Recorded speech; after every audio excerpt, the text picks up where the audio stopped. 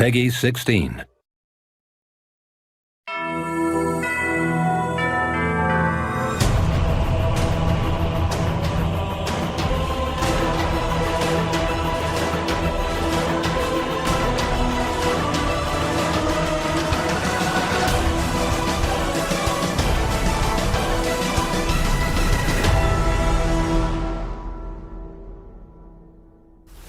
Ladies and gentlemen, hello and welcome back to the Halo Championship Series EU Open Qualifier. Final day, final qualifier. This is it. There's 6 teams currently left representing Europe today. It's time to find out who's the best in the region and time to find out where they all place on the road to Raleigh. We got a hell of a show ahead of us. I'm Shyway, by the way, your host, and I can't do this alone. I've got a lovely lineup of casters joining me. We got Sherzy, Tony, and Wes Clutch joining me on the broadcast. Get in here, boys. How you all doing? And let me just start by saying good morning, Wes. I know you're on Pacific time. What is it? It's 7:40 in the morning. How you doing, buddy? I've got coffee. Let's go. We've got Halo. It's going to be a good day. It's going to be a great day. Tony, how you doing? I'm doing great. I don't have coffee, but I got champagne to celebrate the cartel win, which is soon to come. Just save it for after broadcast, okay? I need you civil for the day today. Sherzy, how you doing? Doing very, very well. And I might be the only resident European person here, but I think after watching North American Halo, I'm very much on your guys' schedule too. Well, I mean, and I know you're staying up later to watch NA as well, so good luck. You know, I respect the grind. You're going to be up very late. We do have a big day ahead of us. Of course, we got plenty of high-level Halo matches, but before we get into that, let's just relive a little bit of yesterday. We had a hot day yesterday. We'll watch some of the highlights and talk about it a bit. And Sherzy, I'll actually start with you because I know you are the expert on the broadcast here. Let's just go over some of the big notes from yesterday. Yeah, I think, well, most notably what's happened when we went off broadcast is actually Mocket lost to Gambit EU. Now, that opens up the door just a little bit for Gambit to sneak into these top 6 spots. Now, they have to finish in the top 2. It's unlikely, but there's a chance. Tony, talk to me a bit about yesterday. Crazy day. Yeah, I mean, you kind of pointed out, you know, Mocket really stepping up, and obviously Gambit EU coming out of nowhere and taking them out during the last game of yesterday. Gambit EU making some big changes, actually swapping out Mista and Shabby Dagger and putting in Za and Creep Easy. And obviously that's worked for them because, I mean, they've made it farther than we've seen them make it before. But you already know me, you know, cartel all day, you know. You can switch up your rosters all you want. It ain't gonna mean nothing when you got to play cartel in the grand finals. Wes, of course, when everything's all done and dusted, all that's left are the top 6 teams, and these teams are looking pretty damn good. I mean, who's really shining for you right now? Yeah, I think for Tony's sake, we had to mention Cartel. They're definitely the bar that's been set in the EU region. What they'll do in North America, we're gonna have to wait and see. But oh my God, for me, it's how good does OEX play and how good does Navi play today, and paying more attention to these 2nd and 3rd place teams potentially in this region, and kind of getting a better idea for how they're going to stack up against the North American teams, because I do think that Cartel is going to be solid. I hope that there's more than one representative that really can make a splash at that Raleigh tournament. OEX, Navi, I'm looking at you. OEX and Navi is a huge storyline today. Like you said, Navi seems to continue, or I'll flip it the other way, say OEX seems to have Navi's number in every single series we've seen. They just seem to edge him out, even if it's close. But today might be a different day. Navi seems to want to come back with a force today. So we got a hell of a matchup there, along with the other top 6 teams that we'll see today on the road to Raleigh. Of course, all of this is for Raleigh. By the end of the day, when it's all done and dusted, we're going to find out who's going to get to go and what their benefits are going to be. But before we get to Raleigh, let's just give you the tease, give you the trailer for it, because this is a hell of an event coming up that you don't want to miss.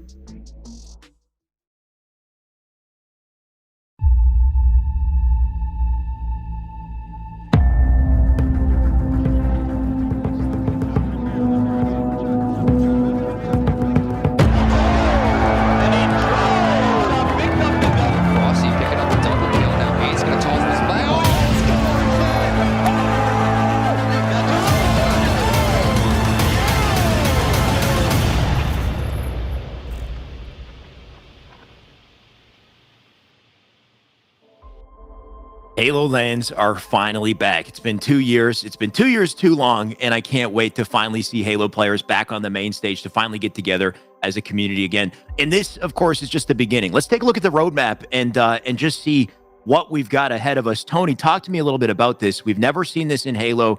This is incredible.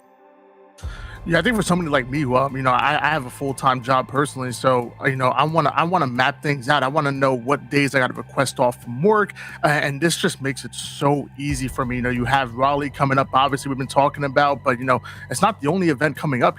We have Anaheim, beautiful, sunny California, eventually going into Kansas City. I've actually never been to Kansas City myself, so I'm gonna be excited going over there. Eventually going to Valencia. I know I'm gonna try to find my way out there. Let me tell you, I want to go across the pond, if you will, and then of course Orlando, Florida, and then eventually ending in the Halo World Championship in Seattle. Unreal. Just to have a roadmap like this and an idea, like you said, if you're full-time, you're busy, especially as a competitor, just to get an understanding of where things are going to go, when they're going to happen, so you can plan out your life for the next year, which is absolutely massive. Of course, it all starts with Raleigh, and to get to Raleigh, we've got a very interesting points breakdown, right? For the European region, only 6 teams get to prevail, get that full access to Raleigh. Of course, anybody can enter. Then you got to fight through the open bracket, fight through pools. If you're one of these top 6 teams, you get special benefits. So, Shurzy, can you maybe give us a breakdown on how exactly that's going to work today? So the way it works, regardless of your seeding points, if you finish top 2 today, so the only team that's outside of the top 2 is going to be Gambit. So they have the chance to finish top 2 to make it into pool play for Raleigh. Next 2 seeds from that also make it to pool play. So first and second from today's tournament will make it to pool play. The second and third seed after that will also make it to pool play. And then we have the final 2 remaining teams will make it and have to go to war in the open bracket. So all to play for today. A difference in 1 or 2 seeds could mean that you push yourself into pool play. So definitely some incentive for these teams. Now, as far as which teams exactly will make it and in what order, I think we're still figuring that out. That's still up in the air. I think the best way that we can get a sense of where that is to take a look at the bracket. So if we can make a quick swap over to the bracket as well and see how that shakes up, because once again, only 6 teams get these benefits. Like you said, the 2 that win today, automatically they're punched in, they got that access. The 2 that have the highest points after that also have that access. And then you have 2 more that need to have the highest points following those 4 teams. And those 2, I think, are kind of in flux right now. But you can see the winners bracket, of course, on screen. We got Cartel, HDMA, and also OEX and Navi, 2 big matchups, one of which we are going to see shortly. And then the lower bracket, and some interesting dynamics have kind of happened there, right? We've got the boys and yet to face off against a team. I believe the boys in Gambit looks like they're likely going to play, unless TBD is a team again, Shurzy. No team TBD this time. They've changed the name to HMDA, and they are in the winners bracket. So they have a bit of a tussle to go down to see what way it's going to shake out. So it's like we say, it's all to play for, and it's touch tight between most of these teams. Seeding points, very little to separate the top, let's say 3rd and 4th seed. I think they're actually level on seeding points with the way it stands. But I think Cartel and OEX just a little bit comfortable with the way they position themselves week 1 and 2. Yeah, Cartel OEX looking good. Mockit, I think, was an interesting dynamic though, right? Because Mockit currently, they seem relatively safe, but Gambit got farther than expected, right? So we have Gambit still in this tournament. Can you maybe tell me a bit about the distance and points there? Is it possible for Gambit to maybe knock Mockit out of the top 6 at the moment? So there's a possibility of a little spanner in the works. See, Creepeasy hasn't actually linked his accounts yet. If you haven't done that yet, folks who are competing at home, make sure you get on that. So we don't know exactly what his seeding points is right now. So if he adds his account and all of a sudden there's an extra 800 points, then it's a little bit more of a nervy moment for the likes of Mockit to see where they stand. But as it is, as the start of play right now, if they lose to one of their next match and get eliminated, and it's not really a big deal. But if they go that one step further, they could push Mockit out here. Okay, well, Mockit, once again, they seem safe for now, but we don't know, and it all depends on whether or not Gambit pops up. So we got a lot of exciting storylines to get to. All of that comes from these top-tier teams, and these top-tier teams, a lot of them have representation in this partner program that we haven't seen before. Navi, of course, being one of them. But you can see these skins on screen here. The rest of them we've seen featured in the NA broadcast, but we've got Fnatic, we've got EU, so many top teams with skins associated, which is awesome to see. Wes, talk to me a little bit about this in this initiative and what you're rocking as well. Yeah, so I mean, we just want to be able to support these teams, right? And I think the teams are acquiring some percentage of whatever you're spending on these skins, and because of it, I mean, we're supporting our players directly, so that's a big deal, right? We've always wanted an opportunity to have a space where we can support our teams directly. Not only that, but showcase some of these sweet armors and represent some of these big organizations as you're playing the game yourself.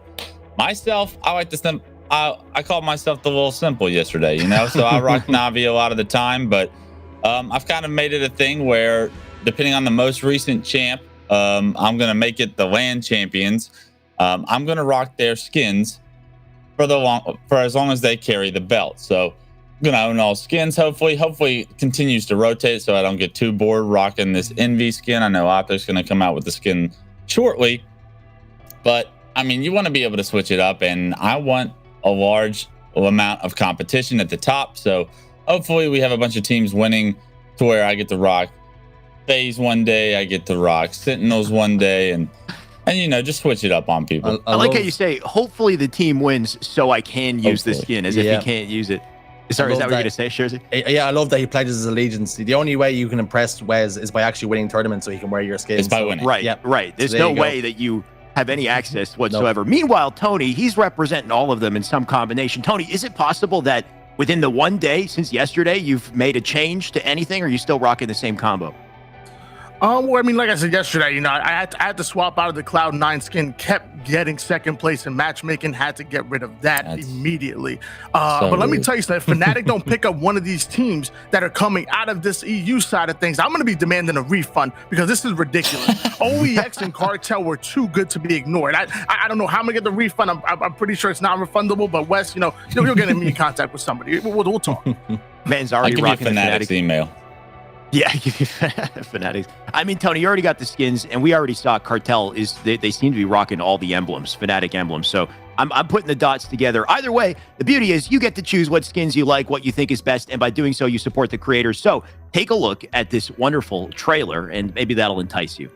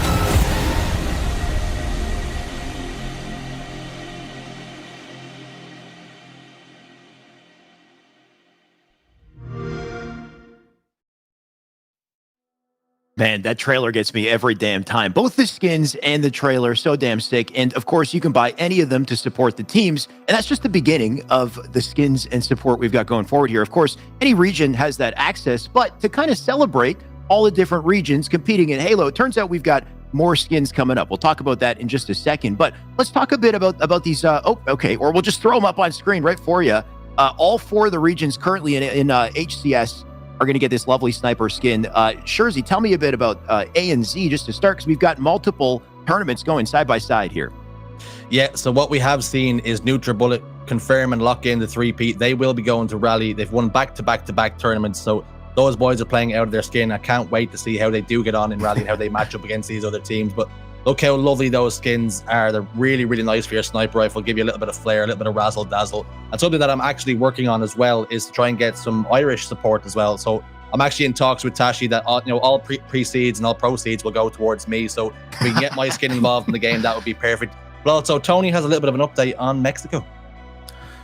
Yeah, very similar to Nutribullet kind of running things over in ANZ. Let me tell you, man, PK, your Pittsburgh Knights, Atso, Drift, Tapping Buns, and Gambino have been running house in the grand finals last week. They actually 3-0'd Leave No Witness, which was that roster featuring Rorsch, Strikey, Laylox, and Lore. So these guys are the real deal, and I'm really excited to see where Nutribullet and PK fall. Are they able to make champ bracket going into Raleigh? Why are they going to be able to make top 8? I'm really interested to see where they lie going into the NA region.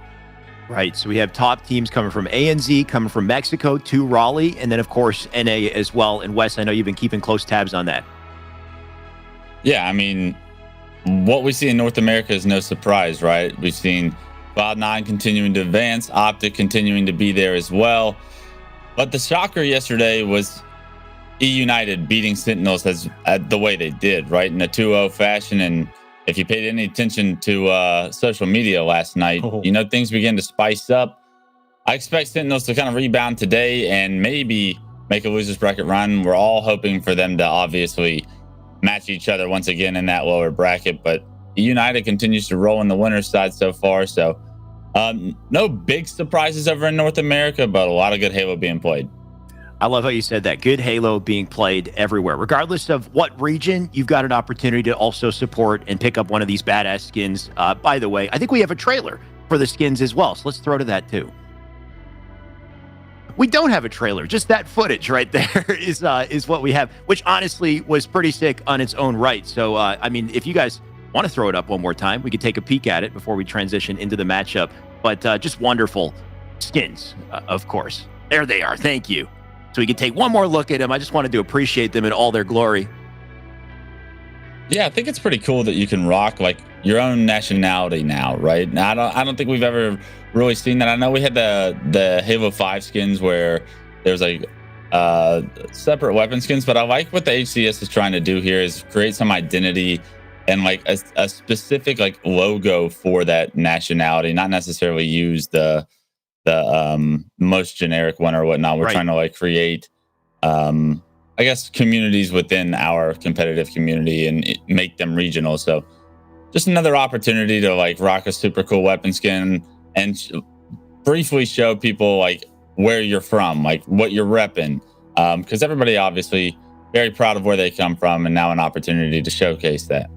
I agree. And hopefully the beginning of plenty more as well, because those are some pretty nice skins. I'd love to see what else they have coming. But speaking of what's coming, let's focus up on the matchup, of course. On the winner side of the bracket, we've got Cartel, HMDA. We've also got OEX and Navi. And today, to start our tournament, we are going to focus on OEX and Navi. Now, this is a matchup we have seen several times already. Unfortunately for Navi, they have not seemed to crack through. And I wonder if today is the day. Now, Shurzy, have you been watching any scrims or anything in between that might give you some insight towards this? Or is OEX just too consistent, too dominant? So what we have seen throughout the weeks is that OEX seem to be Navi's kryptonite. They haven't been able to break the code. And much to the guys on Navi's dismay, they took a step backwards again last week, losing to HMDA. So that their nose will be out of joint. They'll be looking to bounce back here, make a name of themselves, and start or finish strong here for the road to Raleigh. So looking at the game types, Aquarius, CTF, Slayer, Bazaar, Stronghold, Streets, there's a lot of opportunity here for them to cause an upset. Now, that's what it will be at this point, an upset, which is kind of crazy to think about when Navi are as good as they are. Navi in a position where they have to upset OEX, like you said, something that would have been unexpected weeks ago. But OEX, they have been so consistent, so dominant. Tony, tell me about some of the players on these teams. I mean, whether OEX or Navi that you think are really shining right now currently.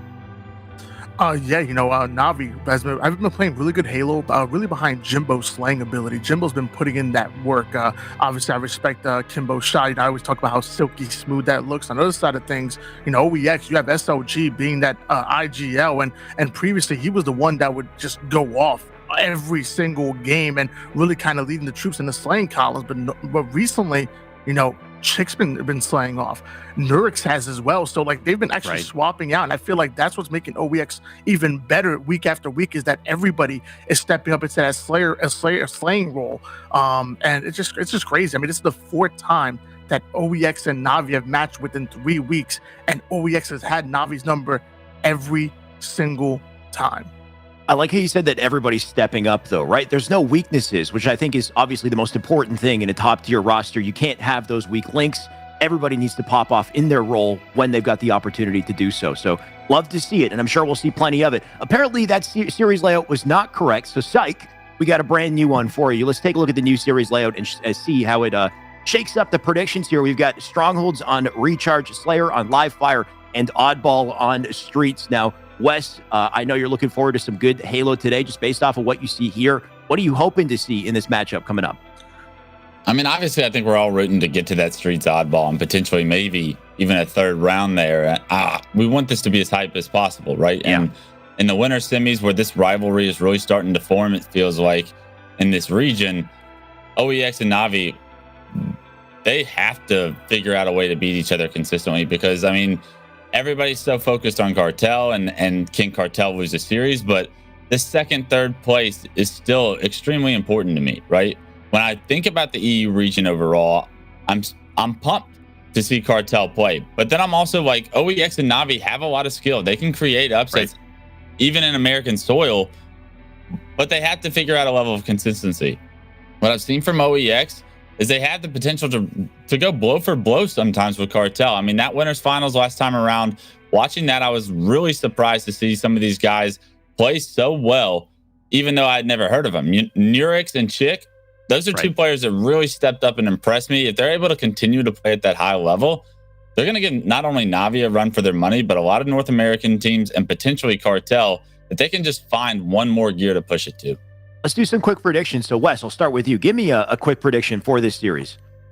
For this series, I think OEX. What they showed me throughout the last broadcast that I watched of the weekend, they look good, man. And if they can play a little bit better, I think they can take this whole thing. For Na'Vi, I expect them to play better than they have. And it wouldn't surprise me if they came out and learned a little bit more about the game and felt so much more comfortable. So I don't really know who's going to win the series. I expect OEX to, but I mean, Na'Vi needs to figure out a way to step it up, and I know they have that potential. Okay, so Wes thinks OEX. Tony, quick prediction. What are you thinking? Yeah, week after week, Na'Vi keep getting better and better. They get more polished, and with that polish, they start to play faster. They get into their setups. They lock it in. Na'Vi get better week after week. I just don't think this week is theirs, and I'm still going to go OEX. But let me tell you, I think this is going to change. Eventually, Na'Vi is going to take their rightful throne and consistently be making grand finals. Like you said, they're getting better, but maybe not quickly enough, Tony. So Tony's going OEX. I'm going to go OEX as well. The matchup is ready to start. So Shurzy, I'm going to throw it to you, and you're welcome to lead in with your own prediction or just carry away the cast, boys. Good luck. Thanks so much, Wes. I don't think we need to do predictions too much, Wes. Let's try and be surprised as possible. I think the issue for me is, on the side of Na'Vi, something that people may not be aware of is that Kimbo's PC actually exploded week 1, and he's been playing on an Xbox ever since then. So I think problems with the hardware, playing on 30 frames per second, I think he's playing on right now. It might be the Xbox One for all we know. So there is issues there, and they might just be happy enough making it out to Raleigh and then trying to make a big splash there. Yeah, I don't want to talk too much about technical difficulties. I know with online video games, you're going to see different pings. You're going to experience different issues as far as technicalities come to play, and that does sound like a major red flag. But to your point, what really matters is getting to Raleigh. When you're at Raleigh, you're all going to be playing on the same consistent tech, so there's nothing to really worry about there. So I know that these guys, as veterans, really want to just get to that land. To your point, we're into game 1 already. We see a few kills go on the board, and it looks like Na'Vi already off to an early start. Game 1, rocking and rolling. Urix was the last man alive for a brief moment in time there, with 4 members now up for Na'Vi, so they can transition this into a little bit of early scoring. Camouflage has gone the way of the boys on OEX. Can he make a big splash with it? Yes, he can. He's going to get that kill. 3 points for Na'Vi, but now we're starting to see OEX go through the gears. Really interesting to see OEX somehow still get camo control and lose the start of the match, right? You're seeing Urix right now already taking over C, already continuing to rotate. And if he's able to put this camera to use top elevator, they could really secure some serious time here. They're going for the trip cap at A. It could be an overextension, but it doesn't look like it because they get the sways. 2-on-1 against Jimbo there. 2Foxy was there briefly for a moment, but unfortunately for him, he didn't have enough shields to really make a good fist of that fight. So we're seeing early scoring now going over towards Cartel as well as that triple cap. They really do enjoy putting the triple cap, putting Navi under pressure immediately from the get-go. Yeah, trip caps are very difficult to continue on, and they're very easy to have the enemy team use it as an advantage against you because split spawns will come in, and if they get around to sways, they're going to flip the map right back on you. You're seeing the trip cap so shortly lived right there. You're really wondering if that's a successful strategy that they want to continue to push for the rest of the game. We were looking at 2Foxy there for a brief moment, but he's gone up in smoke. Nothing but smoke leaving the boots as he sizzles up into a ball of flames. Now we're seeing this fight going down. Respectful. Last man alive for Navi. Needs to just milk a little bit, and if he can get his team to spawn over here towards batteries, that'll do them the world of good. This is such a difficult position for Respectful right now. He's got to try and stay alive as he tries to get B, but once again, they find themselves in the trip cap. He goes down, and trying to get that B stronghold when you're the last guy alive is never going to work. You need to figure out a way to just create space for your team. We're seeing OEX playing like it's a little bit like it's a submission game. They're trying to make you tap out here. That's why they're putting you on so much pressure off the respawn. Constantly going for that triple cap. They've now made it into C. They just keep rotating almost clockwise at times, Wes. Yeah, absolutely beautiful rotations, though. See, I like that they're going for the trip cap, but they're okay with losing one of these as long as they can hold the other two. So far, I mean, taking a look at the stats, you're looking at SLG, someone that I really thought could have played better in the finals against Cartel last weekend. I want to see a lot out of SLG. His consistency is something that worries me, but if he's able to find his footing here today, I think this OEX roster can go the distance. SLG, one of those players that can play on a pure emotion and confidence at times and capable of changing the tide of any real series. Lovely shots from Respectful there, though. Gets a couple of kills and might be able to transition this into a double kill, but he's making a real difficult kill of it is Chick. He milked long enough there that I think that was really great play out of Chick, considering he was a guaranteed death. Yeah, everything I've seen out of Chick is really impressive so far. Having just had the last broadcast really for him to be featured in my eyes, he stepped up, and usually you don't get that good at Halo without me knowing your name, but congratulations, Chick. You've been under the radar, but the coming out party last weekend was great. Let's see if you have that level of consistency. Let's see what you can do for this OEX roster that really does it has that high ceiling, but we're going to have to see everybody play well. 2Foxy putting down some lovely shots there, almost getting the reversal as well, a double kill, just to try and put some more pressure onto them. But we've seen Navi showing signs of life, and they've actually got a triple cap of their own here, Wes. They're starting to score points, and they've actually taken the lead.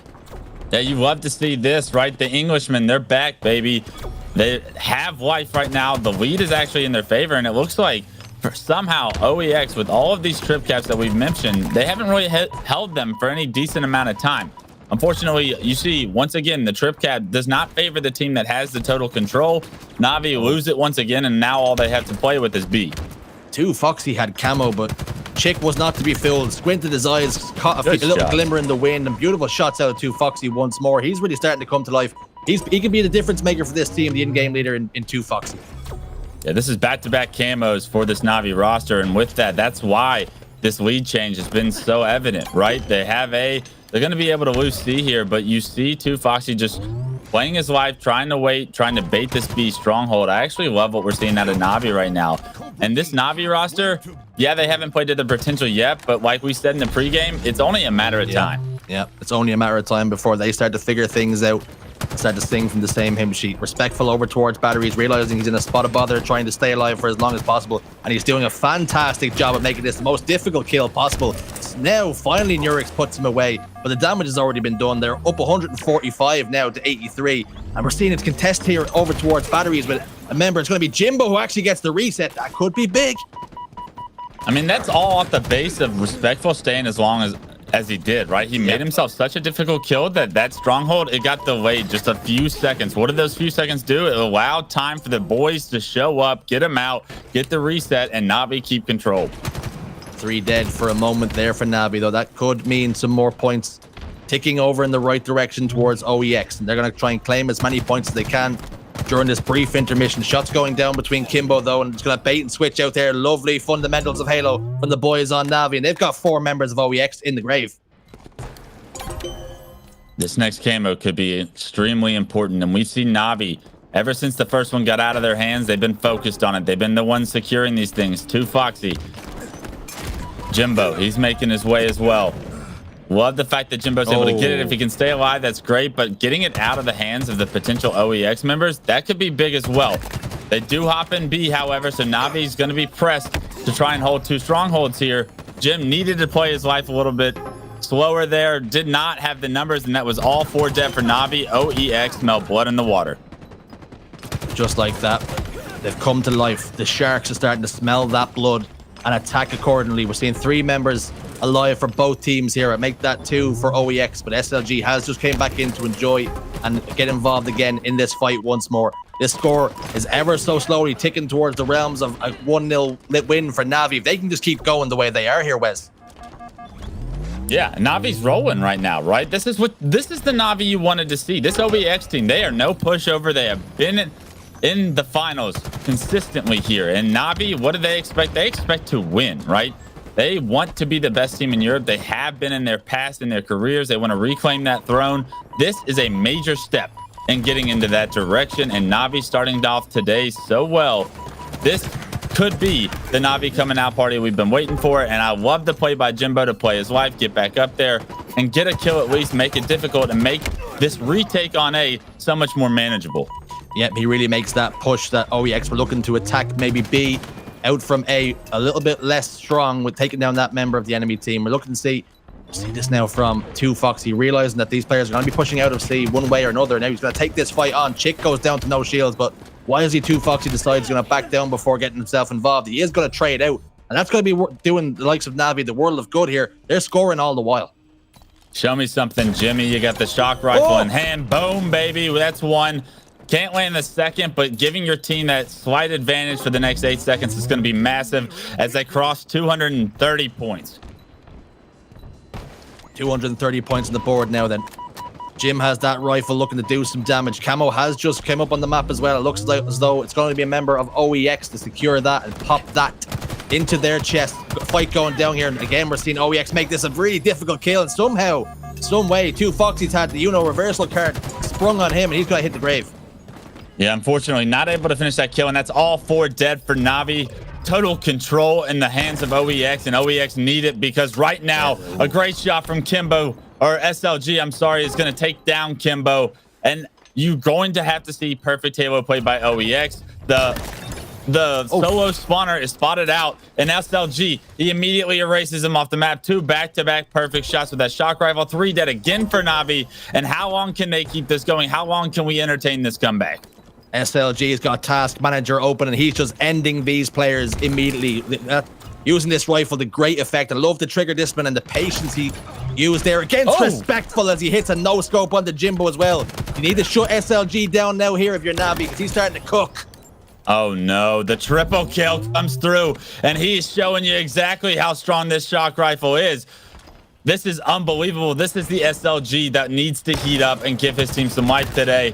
If they can come back, 200 points now, total control still in effect. They have Na'Vi on the back foot here. They're desperately trying to stop the bleeding from this triple cap, but the collapse is going to come through once more. OEX have gotten the damage done. 2 Foxy's down. SLG is down. And perhaps just getting the Frenchman and SLG to hit the grave might be enough to start some sort of a push. Na'Vi only need 9 seconds, but OEX are right back in this. Somehow they fly in and get to reset with the grapple, so it delays everything. B does get controlled, so Na'Vi, if they can get C, if they can get them out of B, Nurex, he hops in B. Unfortunately, you're seeing Na'Vi needing one more stronghold. They do spawn A, though, and because of it, they're starting to score 245. If you're OEX, you have to get in now. One last push, one last throw of the dice. That's all they have here, OEX. They have won the gun engagement, though, and they're going to turn the tide once more. They're hunting for C. Oh my God, respectful stuck back C. They're spawning plat. No one from Na'Vi near any of the strongholds, and I believe actually one just hops in at the last second. 248 to 244. It's all come down to this. Can 2 Foxy transition it over? Yes, he can. They've scored game 1. A bit of an upset goes towards Na'Vi. What a result. Oh my God, the comeback that almost just happened for OEX would have been monumental for their headspace in this series. They do, however, lose game one. Na'Vi get the round of slays, get the spawns they need in order to get 2 of those strongholds at the end, and it could not have been any closer for our first game on the day. I said before we got this game that OEX for much of the lifespan of Halo Infinite has been the kryptonite for this squad on Na'Vi. They're starting to find the solution. They're sorting out this enigma, this Rubik's Cube that is this 4 French roster. They've started to manage the aggression, and they've come out on top here. This is the first time they've won an objective game against one of the French teams. 250 not points. Happy with it. Poppy, not happy at all Poppy's giving with it socks. Poppy is just not happy with the outcome of that game. She's a big OEX fan, apparently. And with that, I apologize. She'll stop here in a second, but there's not too much I can do about it. As you can say, clearly upset with that close loss. But she just doesn't know Na'Vi like that, right? Yeah. We maybe need to get her sent over some Na'Vi team skins, Na'Vi quit, some kit and jerseys. That'd be the sort of thing that Poppy needs to be a real fan. But she's really disappointed with how it's shucking out for the boys on OEX, and she'd be hoping that they bounce back for game 2 here, Wes. Yeah, absolutely. I think Poppy's rooting for a game 5, but just close matches overall, right? Unfortunately, we're gonna have to see OEX now. What feels like the first time I've kind of seen them behind the 8 ball here against Na'Vi in Halo Infinite. Where are their headspaces at? How are they going to be able to rebound?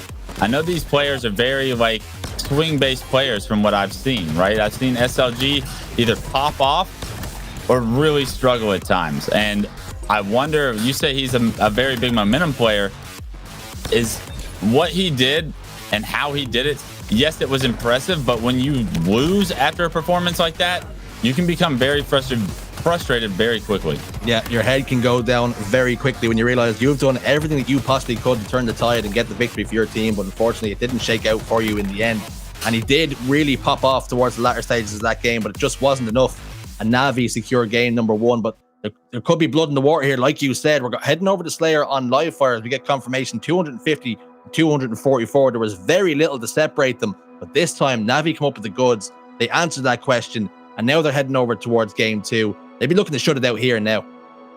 Yeah, I think they definitely want nothing to do with the Streets Oddball game, right? Yeah. I think if you're Na'Vi, winning that objective was that was almost a red flag in a sense, because you were up so comfortably, and then all of a sudden all it took was OEX to get total control that one time, start getting some momentum, and it looked like Na'Vi was not going to be able to find their footing for the rest of the game.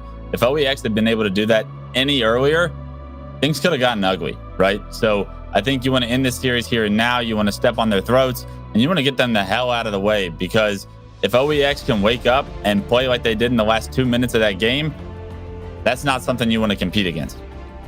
Here we go then, once more into the fray. Winners semi-finals, game 2, Na'Vi versus OEX. Na'Vi up 1 game to the good. If they win it here, they will be in the winners finals for the first time in any of these online cups. Yeah, and they expect to be there, right? These guys are EU champions. They've done so much throughout their Halo careers, and sitting out of EU finals has to eat at them. So It's great to see them step up here, but will they be able to punch their ticket to that finals is the question. As we're watching, Respectful being aggressive, keeping his foot on the gas, getting a few kills while doing so. Early engagements then have favored Na'Vi, but only by a sliver. Camouflage is going to pop up here, but Chick has got the sniper rifle to play a little bit of defense and make sure that they can't get their hands on a heat wave in the hands of the boys on Na'Vi, but 2 players down to no shields. He's going to try and scamper away, and he is going to escape with his life, but Kimbo unfortunately wasn't able to turn tail as quickly as he could. But 5 kills to 4. They've got sniper rifle and camouflage as well. Yeah, OEX, even though it's just a tied game, is definitely in a position to break this one open. You see Nerex with already 3 kills. I love SLG having camo and snipe, but I do want to see him kind of reposition here. Not sure if this is the best location for him to be in, because if he does spot a player and he does shoot, he's going to be in a real tough position to really capitalize. And unfortunately, that's his exact thing I'm talking about. But his teammate right there with the heat wave, able to actually hit the shots, and they get that free kill. They get tower control. And you're seeing Na'Vi kind of run for their lives towards the silo here. Is SLG going to be able to take them out before they can get into house? I actually love what we've seen there as well, Wes. Something a little bit subtle. Chick had the sniper rifle, but he's actually transitioned. He's dropped it for his teammate in SLG, who's had the sniper rifle and the camo combination. Now, he wasn't able to be too productive with it. He tried to just hold outside and wait for 2Foxy to come to him, but unfortunately, 2Foxy was not going to step into that cheese and onto that trap. And Jimbo now, shots go down. He's going to lose his life. The score is 11-10, nothing to separate them. Yeah, but somehow OEX really having the better series of map control there, and somehow Na'Vi going 3-1 right there, getting the snipe out of their hands. Not only that, but 2Foxy now putting that snipe to work. Finds the first body, needs to stay alive, actually wastes the last shot as well. And if you're OEX and you have that kind of map control and you get the power up and you get the snipe, you expect to be heavily in the lead. And right now, only up 1 kill. I would have expected to try and push my advantages further earlier in this game. You have to figure out ways to start pushing these advantages, because when Na'Vi gets control, what's going to happen? We've now seen 2 camouflages be used, one on the side of OEX, one on the side of Na'Vi, and neither one of them really putting it to great use and putting score on the board and getting value, any sort of bang for their bucks. That's going to be a misplay for both teams here, and maybe nerves starting to play a part. Maybe situations just didn't shake out in their favor, but we're going to see another sniper rifle in 15 seconds or so, and Na'Vi want to keep SLG off this. Yeah, they cannot let SLG continue to get their hands on it. They need to actually do a better job of getting that themselves. And I think that that's something they did in game 1, was start securing camos and start putting them to use. I think that's why they were able to run away with the game in that mid-game performance. But right now, trying to get the snipe, and it's not going to work out because 3 members of Na'Vi go down. The heat wave comes in, and Check right now on screen has the snipe. He's dropped the heat wave there. I wonder if he's giving the information to a teammate that he's going for sniper rifle. You take the heat wave. It looks as though it was dropped, but it might still be down in the pad there, so we won't see heat wave being used too much for now. But sniper rifle situated over towards tower. They've got a 5-kill advantage as well here, starting to rotate a little bit, but Kimbo tries to perform a little bit of a backstab and a bit of a pinch there, but Chick was too clever and too wise for that. Yeah, I'm looking forward to seeing what Chick does with the snipe. He was very impressive to me in the last broadcast, and I want to see more of this player. It seems like he has a good grip on how to play good, efficient Halo. I love what I've seen him do in objective game types. I'm very excited to see this snipe, but I would like to see him post up a little bit top tower more often and just hold angles for his team, right? You're not seeing that a lot from some teams that want to play aggressive. A great quick scope to the body, a nice finish with the headshot, and Chick doing exactly what he should, although I'd rather him have that opportunity to be looking power up and brutes with the snipe, but maybe that's just a preference that I have. Yeah, he's been a little bit frantic with it, isn't he? He's not really settling himself down, not really planting his feet and trying to find angles. He's really trying to stay in the move and find some picks, and maybe that's a game plan of theirs. Try to keep the sniper rifle on the move, keep these enemy players guessing. We're seeing the repulsor come through as well, and opting not to use that final shot, relying on his teammate, and his teammate done him the world of good. Yeah, I was very interested to see him push with that snipe out, but he ends up playing chess, not checkers, with the repulsor, and because of it, stays alive. And he's been doing some work. Unfortunately, he's going to be knocked to no shield here and needs to also stay alive. I believe power up was coming up. Not sure who's it in the hands of, but I mean, if we're going to take a look at the stats, Jersey, 2Foxy with 12 kills already. He's doing a repeat of what your brother did yesterday. Yeah, and unfortunately, on the flip side of that, Jimbo seems to be struggling just a touch. -7 for the game here, 2-9, and they're going to need him to turn his fortunes around. Perhaps he needs to play a little bit slower behind his teammates just to put an end to those deaths. That's going to help his cause a little bit. Another kill to add to his tally. Score, though, 36-30.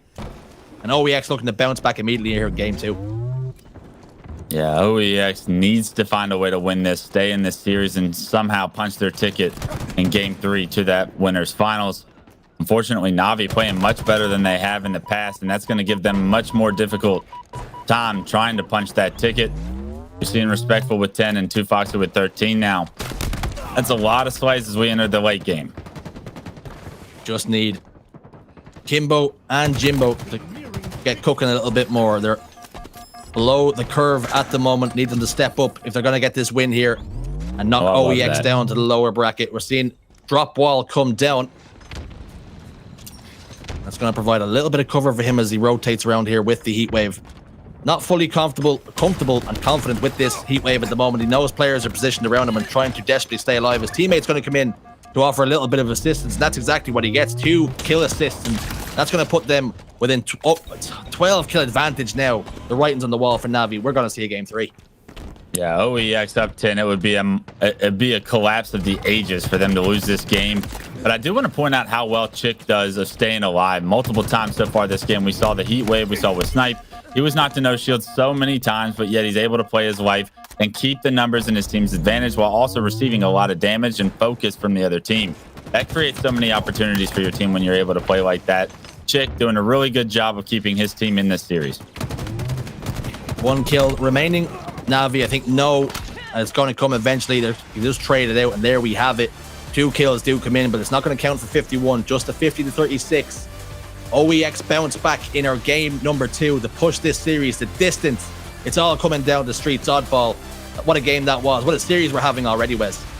Yeah, it's no surprise OEX step up, especially the way that game 1 ended. Although Na'Vi was able to win it, it was on the back of a massive comeback from OEX. So what do we see in game 2? We see that same momentum, even though it didn't end game 1 the way that OEX wanted it to. We see it rear its ugly head in game 2, and because of it, we get that game 3 of this series. If you're Jimbo and you're Kimbo, 6 and 5 kills and a Slayer are not going to cut it. You got to step it up. You got Streets, Oddball, and I feel like they do feel a little bit more comfortable on these objective game types. But as Chick, as Fraggers start to heat up, we're going to see a much highly contested game. And is Na'Vi ready to answer the ring of the bell now? Well, they have no choice. This game is coming at them hot and heavy. Streets, Oddball is going to be our game 3. And what we've seen this historically be a little bit scrappy with teams is now turned to round-based, excuse me. And we're seeing that ball go back station quite often, both in NA and the EU. And it can be a really difficult spot if you're a ball carrier, or even if you're trying to break a setup, Wes. Yeah, it's going to be interesting to see how well they can hold these setups, because I think something that stuck out to me yesterday was we didn't see setups held very well from either side of the teams, right? I feel like it came down to one team would get control, they would set the ball up, and then all of a sudden their setup would be broken, and it was scrappy time that really made up the difference between the two score lines. OEX, what they showed me in the Strongholds game at the end is when they get total control like that, they can hold it if they can figure out a way to find momentum, create some split spawns. If they can replicate that same kind of strategy for this Oddball game, they can have a lot of success. It's all about what is Na'Vi going to do to make sure that doesn't happen. Looking at the highlights package, something Chick done very, very well was he wasn't finding those flashy headshots, Wes, but he was finding the bodies and getting the cleanups with his BR, or his teammate was doing it for him. So playing very, very well, using that sniper rifle very efficiently as well. So there we see confirmation. 1-1 now the series. Score 244 to 250, going the way of Na'Vi. Strongholds recharge. Slayer on live fire, 50-36. OEX bounce back, and they're looking to do just that and carry this and ride that momentum, the wave, into game 3 here, Wes. So far, the teams that have won these games have really controlled the power-ups and power weapons. You have rockets on Streets, Oddball. Those are going to play a very crucial piece into both these teams' successes or downfalls, right? I think when you're talking about rockets being used in such close quarters, I know there's only 2 in the chamber, but as soon as you get that first kill with your for your team, giving yourself numbers advantage can be massive, right? Like, it can change the outcome of a game, being able to get a kill that quickly and transition to the rest of the enemy team. I mean, you cannot put a percentage on how important these rockets are going to be if used correctly in either holding a setup or breaking a setup and securing that valuable time. And we hear a little rough from Poppy. She's ready for game 3 and ready to see OEX bounce and complete the reverse sweep here. And there we have it. Poppy might be a fan of this. The Bulldog in the hands of Chicken. He's looking to do damage immediately. Yeah, unfortunately, he actually gets taken down. Respectful does find one of his own, but he finds himself by himself now. The Stalker rifle, it's going to be strong, but not when you're no shield bottom middle. And you already see rockets went in the hands of OEX. They got used, and now they're going to have the first opportunity at a real setup here. And SLG, if he can get this kill, the reversal, the perfect shot, that's going to allow his team to start getting off to a phenomenal start here in round 1. Jimbo, the last man alive now. 2 Foxy and Kimbo coming up to join him now. Jimbo trying to slow it down, play his life as best as he can over towards this arcade. He's isolated just a little bit from the rest of the team, and we're seeing Kimbo positioned bottom middle, trying to get some angles, but there's not really much doing there for him over towards L now. He's going to be collapsed on by the likes of SLG. Will he get that kill? No, he won't. Respectful answers back and says, no, shuts him down right before he can get himself ahead of steam. 40 points, though, already on the board, and Nurex has been holding this ball all the while. Yeah, they are going to finally get their setup broken, it looks like, but the ball gets played bottom middle, and that makes it so much more difficult for Navi to have any idea of like how they're going to be able to get a setup. They're going to have to replay once again, and that's going to be very difficult when Chick has this shotgun. He does finally go down, but not after taking Jimbo. 2Foxy also puts away SLG to start this push and break this setup. Chick, the last man alive, over towards tower. This could be a kill for Chick, and is, as he gets the finish, but Jimbo scarpering away with the ball, trying to answer back and put some score on the board of his own, and they've got a little bit of a per man setup at the moment. Yeah, I would have liked Jimbo to go into the police department with that ball and just hang out and maybe rack up some time. You're down by 32 right now. He's fighting multiple members and trying to push back the push of OEX, but these rockets coming up and Jimbo going down, that's not a good equation for Navi fans. Jimbo's battle rifle was not discriminating there. He would fight any man positioned over towards bottom palms, and what have we seen there from Fragger, just shooting the ground and taking himself out and putting his teammate down to half shields. I think he was scared by a ghost down there by Neon. Yeah, he actually ended up trading a kill there, but that's not what you want to do with rockets. You want to be able to create an opening, not just trade kills, trade damage. And unfortunately for Navi fans, or I guess that's fortunate for Navi fans, the rockets actually seem like they go to waste. They're able to continue to grab this ball. You see Respectful, he's going to be rotating it away from Chick right now, and Chick in a very tough position because he's down numbers right now, needs to play his life in a great positioning. Catches Jimbo. Unfortunately, Jimbo able to play his life a little better than we would have expected, and now that could be the opening that OEX need. I think Chick, after meleeing Jimbo and then putting a shot in him, just assumed he was going to drop dead, but Jim showing great resilience, staying alive and almost scarpering away and playing his life and just milking that extra couple of seconds, and that could be big for the team, as ball now has transitioned down towards station, and that's not where you want it to be for either team, really. No, I love what Respectful's doing here, though. He's delaying so much. Not only that, though, he actually ends up getting another double, and because of it, he's going to give Navi some life here. He's going to give Navi some fire they need here in round one. 37 seconds then. Navi have the ball in their control.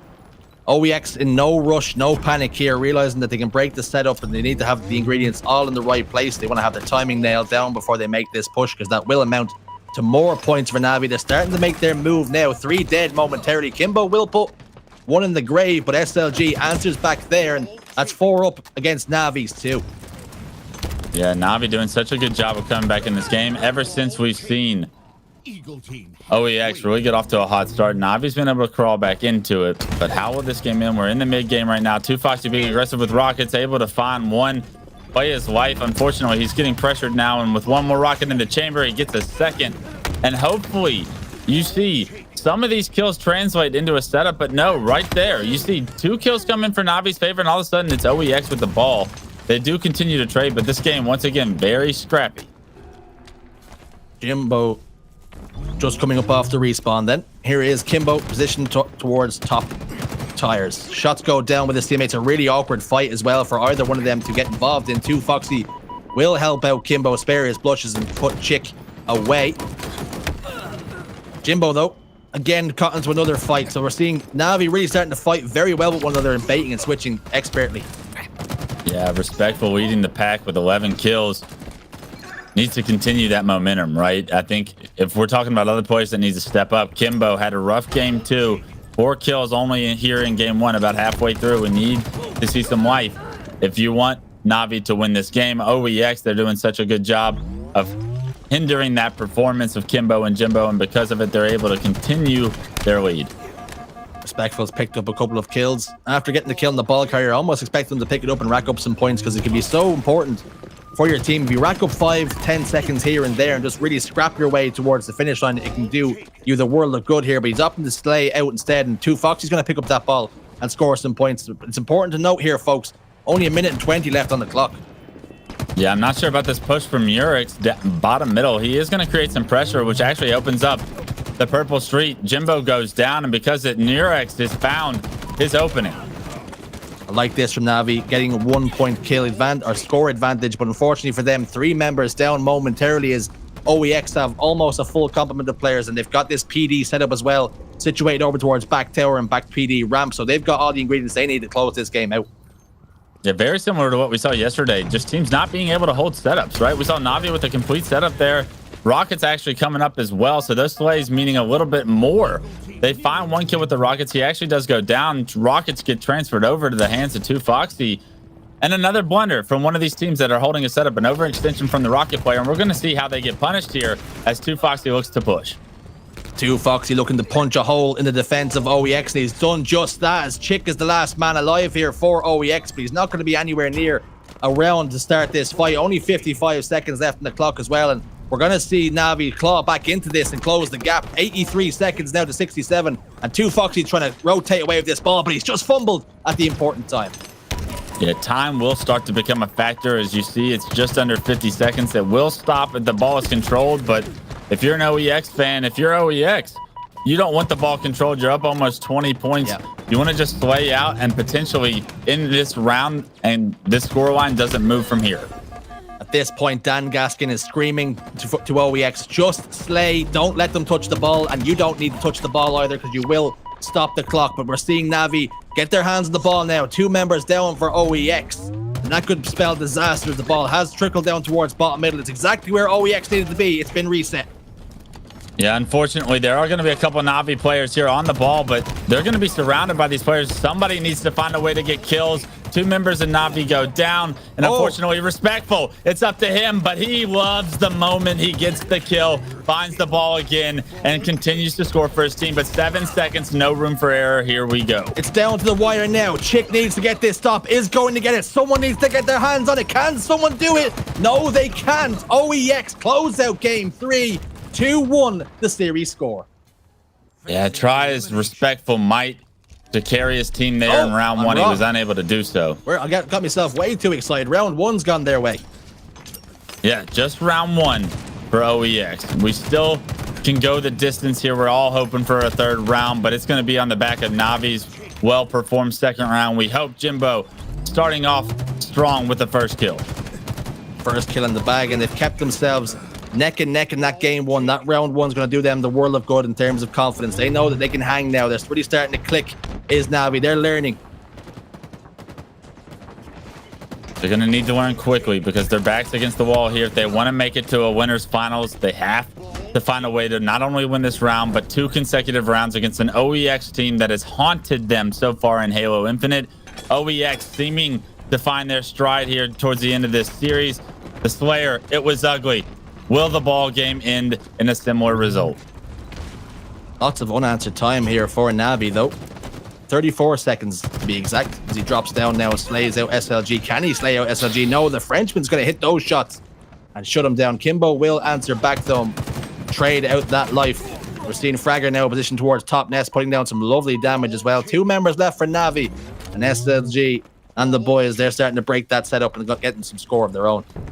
Yeah, it's so tough there, right? Navi wanted to rotate the ball through the street. Unfortunately, they got kind of sandwiched in that situation. Caught out in the open with giving up a lot of sight lines to a lot of different angles. And because of it, OEX get the slays. They get the ball back into Tram. Not only that, but Neurix, he's running rampant with the perfect shots.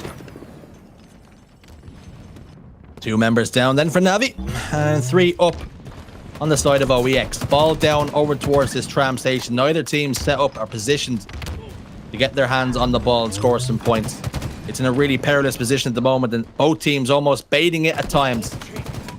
2 members go down for each team, but this time Navi are going to come out on top. Ball in hands now, they're scoring even more points. Yeah, this is big for Navi. This is an opportunity to really blow this round 2 wide open. Get such a comfortable lead that you just have to slay 1 or 2 more times. Right now, over 50 seconds so early in the round. You have everything to play with, the entire map. You get the kill. I was going to question the push from 2Foxy, but it works out. And because of it, he awards his team with a few more points.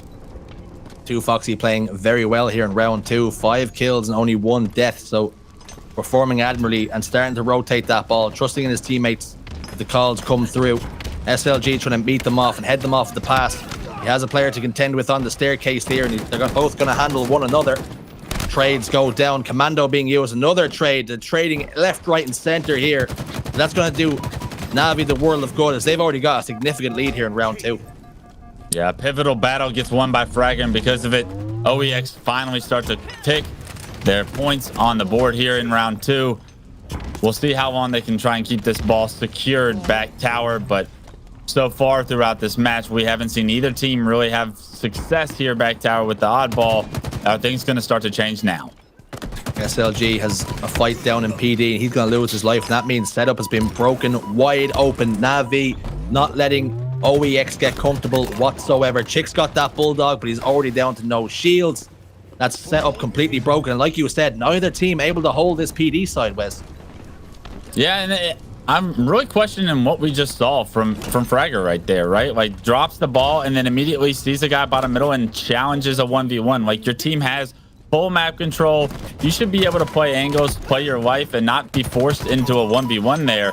Because of it, you saw Na'Vi break that setup immediately after he goes down and continue to score some points. Na'Vi setup not nearly as clean as well, but they're playing with such a comfortable lead here in round 2 that we're going to see it round 3 as long as it continues in this pace. Oh, 2 members of Na'Vi going for the same rockets, and Kimbo deciding, okay, you have the rockets, I'll take the ball. It's not as strong and powerful, but it does mean that we will win the game. If only teammates in matchmaking would do that instead, pick up the ball. That's how you win the game, folks. But either way, 95 seconds, they're going to tick it up, and barring a miracle here, we will see this game. We won't see this game head just yet. No, just 1 point needed. Respectful hops on it. Even though he's got a player in his face, he's able to get a second before he can be taken down. And a very quick round 2 for Na'Vi. Tie this game up, and you asked me at the start of the series what I want to see. I want to see a round 3 oddball. Poppy's been barking about it all series, and here we go.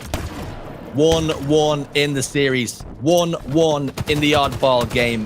It's all come down to this: which team can solidify themselves in the winners finals. Na'Vi have not been there all season long, and they want to make the change right here, right now. And the way that last round went, the momentum's definitely on their side.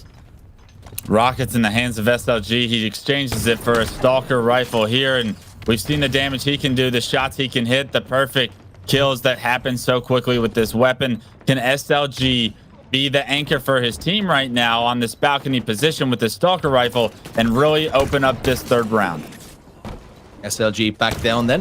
Half shields. Respectful's going to try and get involved, get a little bit frisky, but he's also shut down on the staircase. He had a 1v2 there. Despite SLG being a little bit weak, he opted to fight the wrong player, did Respectful. That's going to be a full squad wipe now for the boys on Na'Vi. OEX will turn that directly into points. Great work out of them. Yeah, I don't mean to sound like a broken record, but another setup broken. Chick's going to have shotgun here, and I don't believe Respectful is going to expect it. But yes, the great play from Respectful to loop around. Maybe he does know. Unfortunately, he doesn't know 2 players are in there, and because of it, he loses his life. OEX now have a setup in the back of Tram. Na'Vi, their backs are against the wall. 2 Foxy waiting to come off the respawn, watching and waiting to see what his team can do to break this setup. 2 members do go down, but Bulldog in the hand of Chick, and that can turn the tide of any fight, and that's exactly what we've seen there, as he's firing at almost any man that wants it. And unfortunately for him, he is ultimately going to get taken down. Only 5 bullets left in the Bulldog as well. Now we need to get some points on the board. 3 minutes and 55 seconds on the clock whilst nobody holds the ball. Still plenty of time for Na'Vi to get back in this, and we're going to see another Rockets. These could be huge. Yeah, Rockets are coming up, and OEX in perfect position to pick these up. Not only that, but OEX trying to sandwich the ball guy from behind. That player gets taken down, and that's a phenomenal job to cut some of the angles the enemy team's going to have off on you. But SLG with Rockets, with Stalker rifle, he's been doing work so far in this game, and already you see him putting those to work. 3 go down for Na'Vi, and once again, OEX look to blow this one wide open. There's an SLG-shaped hole in Na'Vi's defense right now. He's just carved an opening there for his team to secure even more points. Drops that rocket launcher. He's done the business with it. Now we've got the Sentinel beam to microwave. I'm not sure if we've seen SLG use his BR this game, but it doesn't matter. He's killing everyone with every gun, the heat wave, the microwave, you name it, he's using it, and he's burning players alive. Burning players to a crisp. I'm not even sure that the Sentinel beam is actually that strong, but I tell you something, actually being shot by it is just so frustrating. It might only take for like a very little amount of damage. It has so much recoil, but getting shot by it just infuriates me. Yeah, the UI for that is very difficult to try and play through, and I think that's one of the strengths of that gun. It gives it an opportunity. Kimbo with an opportunity with the shotgun to really make a play. Unfortunately, he actually gets taken down. Only one player in SLG was alive on the map for just a second, but now he's surrounded. Na'Vi respectful. That was beautiful. That was a massive kill that gave his team a lot of space here, but Na'Vi have to figure out a way to translate that into some ball time, and unfortunately, so far here in round 3, we have not seen it.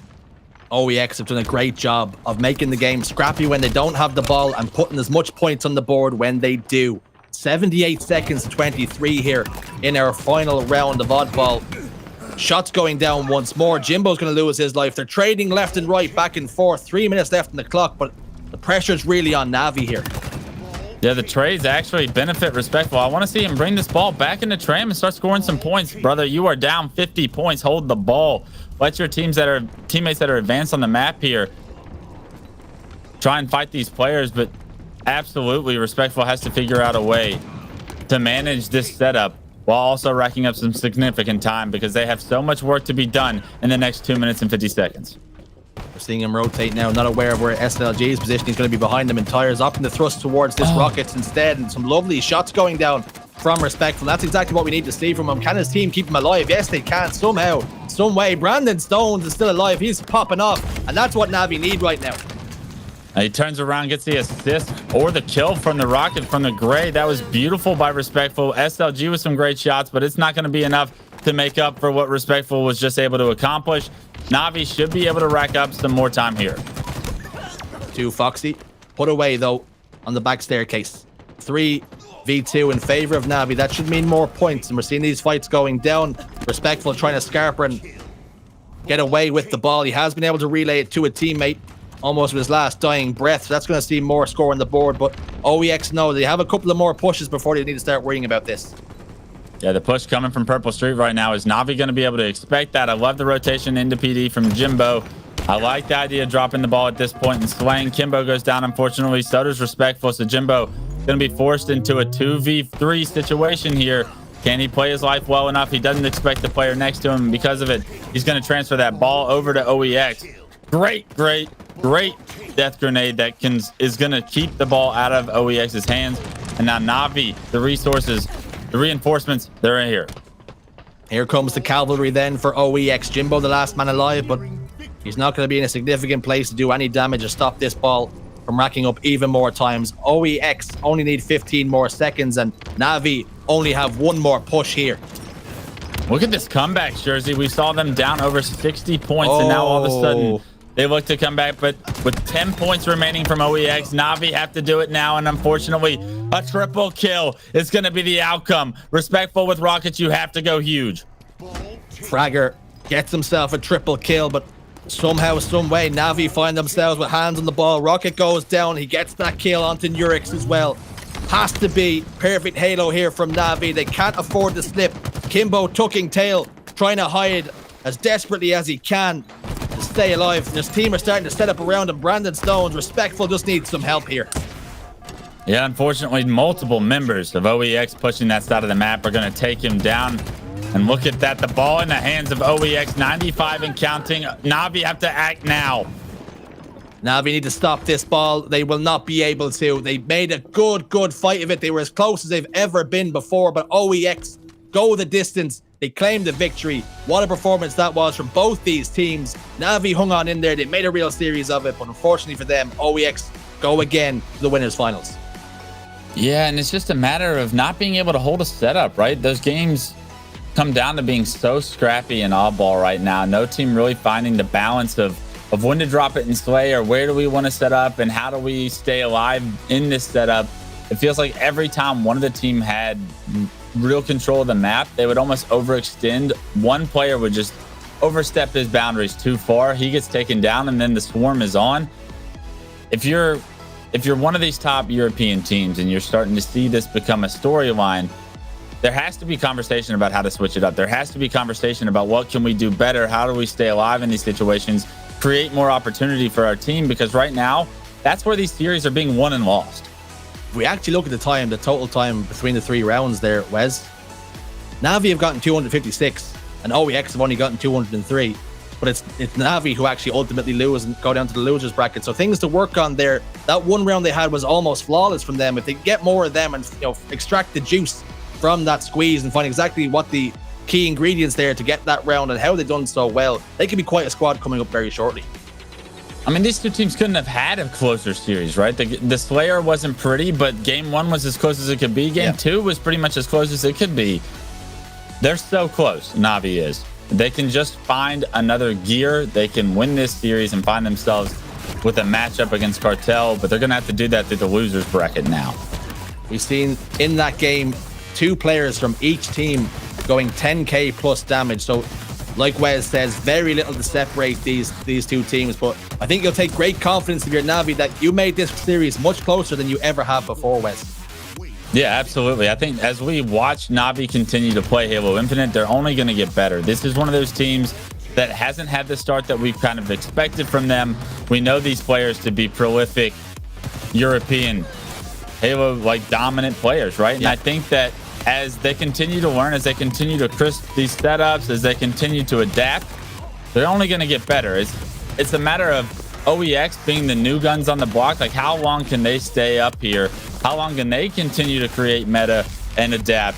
And the fact that we're seeing a 3-headed monster over here in Europe with Cartel being the biggest one, I mean, that's an exciting time for European fans for sure.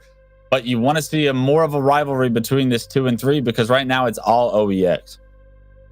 The cream is slowly starting to rise to the top in Europe. We're seeing Navi starting to close that distance onto OEX and even seeing OEX go the distance a couple of times with Cartel. So they're starting to get a little bit closer to one another, and that's what we need to see to blow these series wide open. But Shyway, Tony, that series in the books and what a one it was.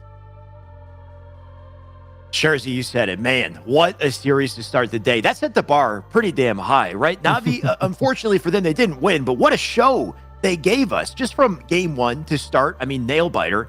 Game one, we thought Navi had it, and then SLG pops off with the shock rifle at the very end there, and it gets insanely close. And that was really just the beauty of Strongholds that I think we haven't seen too often just yet. The fact that you can pause and recapture so quickly and the dynamic that creates. So I thought that was frantic as hell. And then you get into that last game, which was very interesting, right? That ball game went down to the distance once again, but the second round from Navi was so efficient.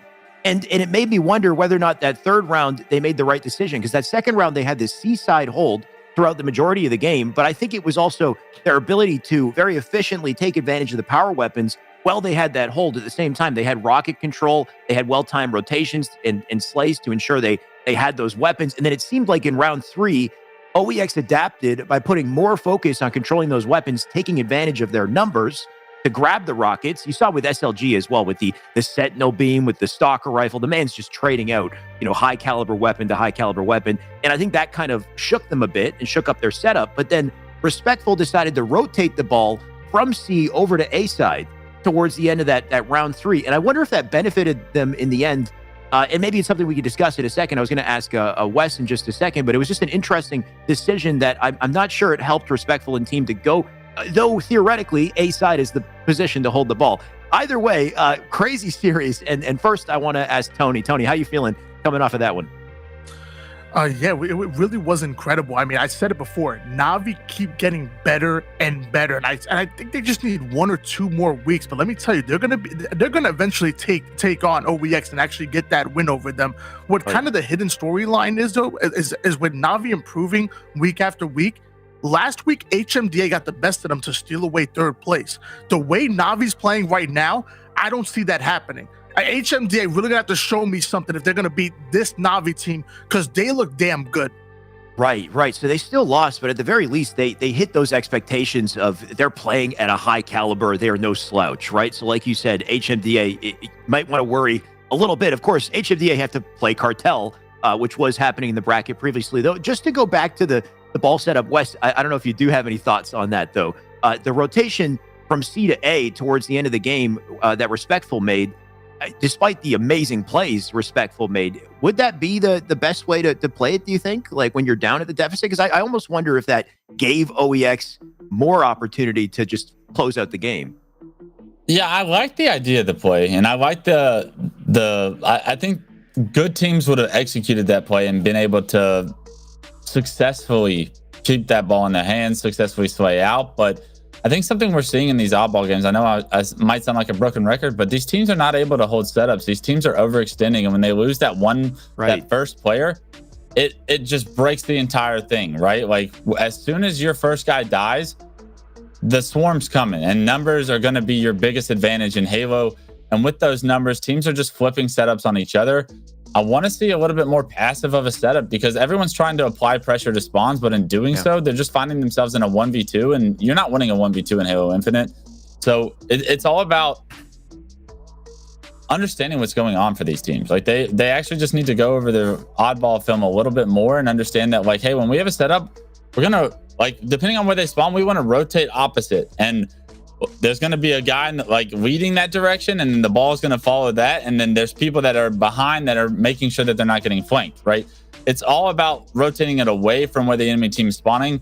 And if you're able to successfully do that, you can rack up some significant time. You can drop the ball and slay with your team, and hopefully everybody's staying alive during these cases, because when you're just getting into a 1v1 and leaving it up to a 50-50 shot of whether or not you get the first 4 shot off or he gets the first 4 shot off, like, these guys shoot too well to just put the game in the hands of 1v1s, right? You want to see the game elevate to teamwork and staying alive and being a nuisance and allowing opportunity for your teammates to impact the game before you kind of decide that, hey, our setup's broken because I overstepped my boundaries. Right.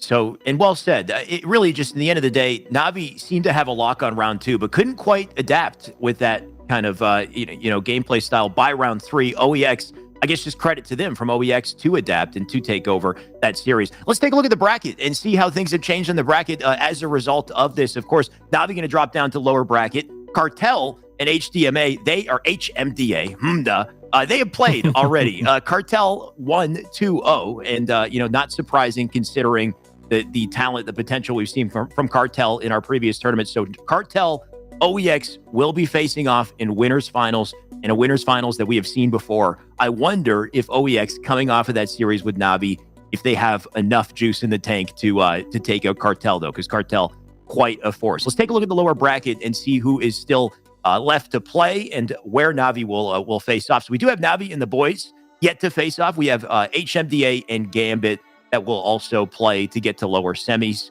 So quite a few matchups left to go here. I believe our next matchup will be HMDA and Gambit when we come back from our short break. Of course, we haven't seen Gambit just yet. An interesting new team in the mix to show on broadcast. HMDA, going to be interesting to see how they're playing coming back as well, especially off of the 2-0 loss with Cartel. But that's after the break. So for now, don't go anywhere. We'll be right back with more HCS.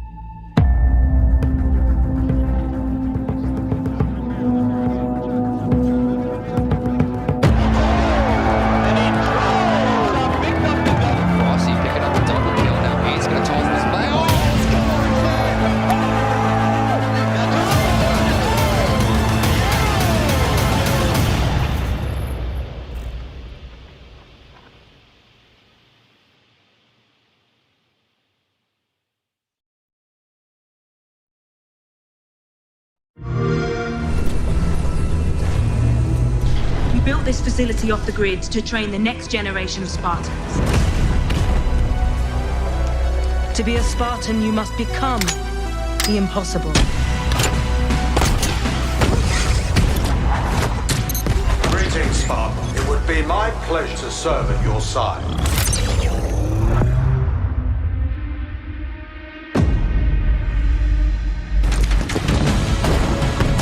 Flag taken. An electric kill.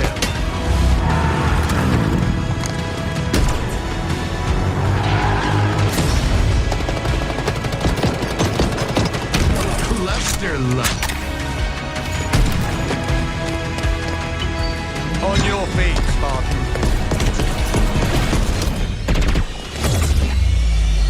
Ninja.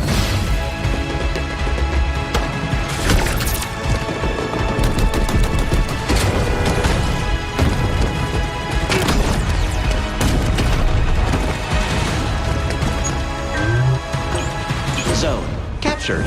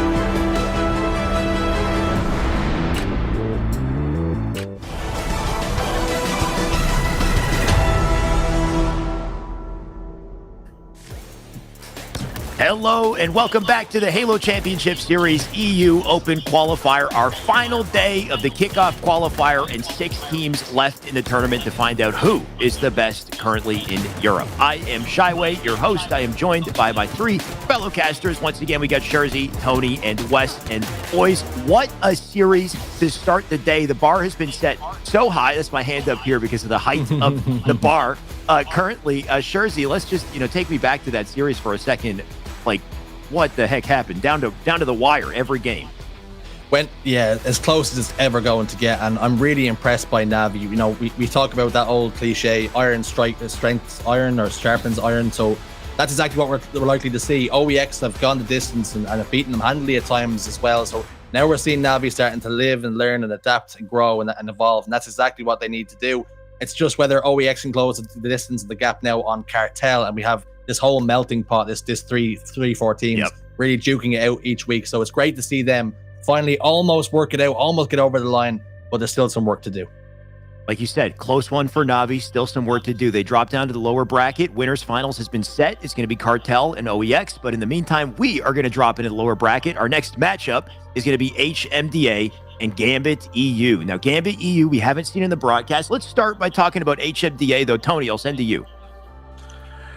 Yeah, I mean, I'm a big fan of HMDA. I mean, what they did last week was incredible, taking out Navi to secure themselves a 3rd place finish. They got Ramirez, who's kind of a been there, done that player, but then they even have some up and coming players like Clonely coming out of the H32's community. So this is kind of like an old school and new school kind of put together, and I'm really excited to see what they do, especially because, as I said before, Navi are looking good. We've seen what Navi are made of, and they're looking good. I want to see if HMDA can impress me just as much as Navi did in the previous series. Right, and unfortunately for HMDA, they're coming off a loss to Cartel, but this, of course, is going to be a very different series. Our layout in front of you, though, Strongholds on Live Fire, Slayer on Bazaar, and Oddball on Streets to round things out here. On the other side of the coin, before we jump into that series layout and predictions or just expectations, Shurzy, talk to me a bit about Gambit EU that we haven't seen on broadcast just yet. Plenty of talent here.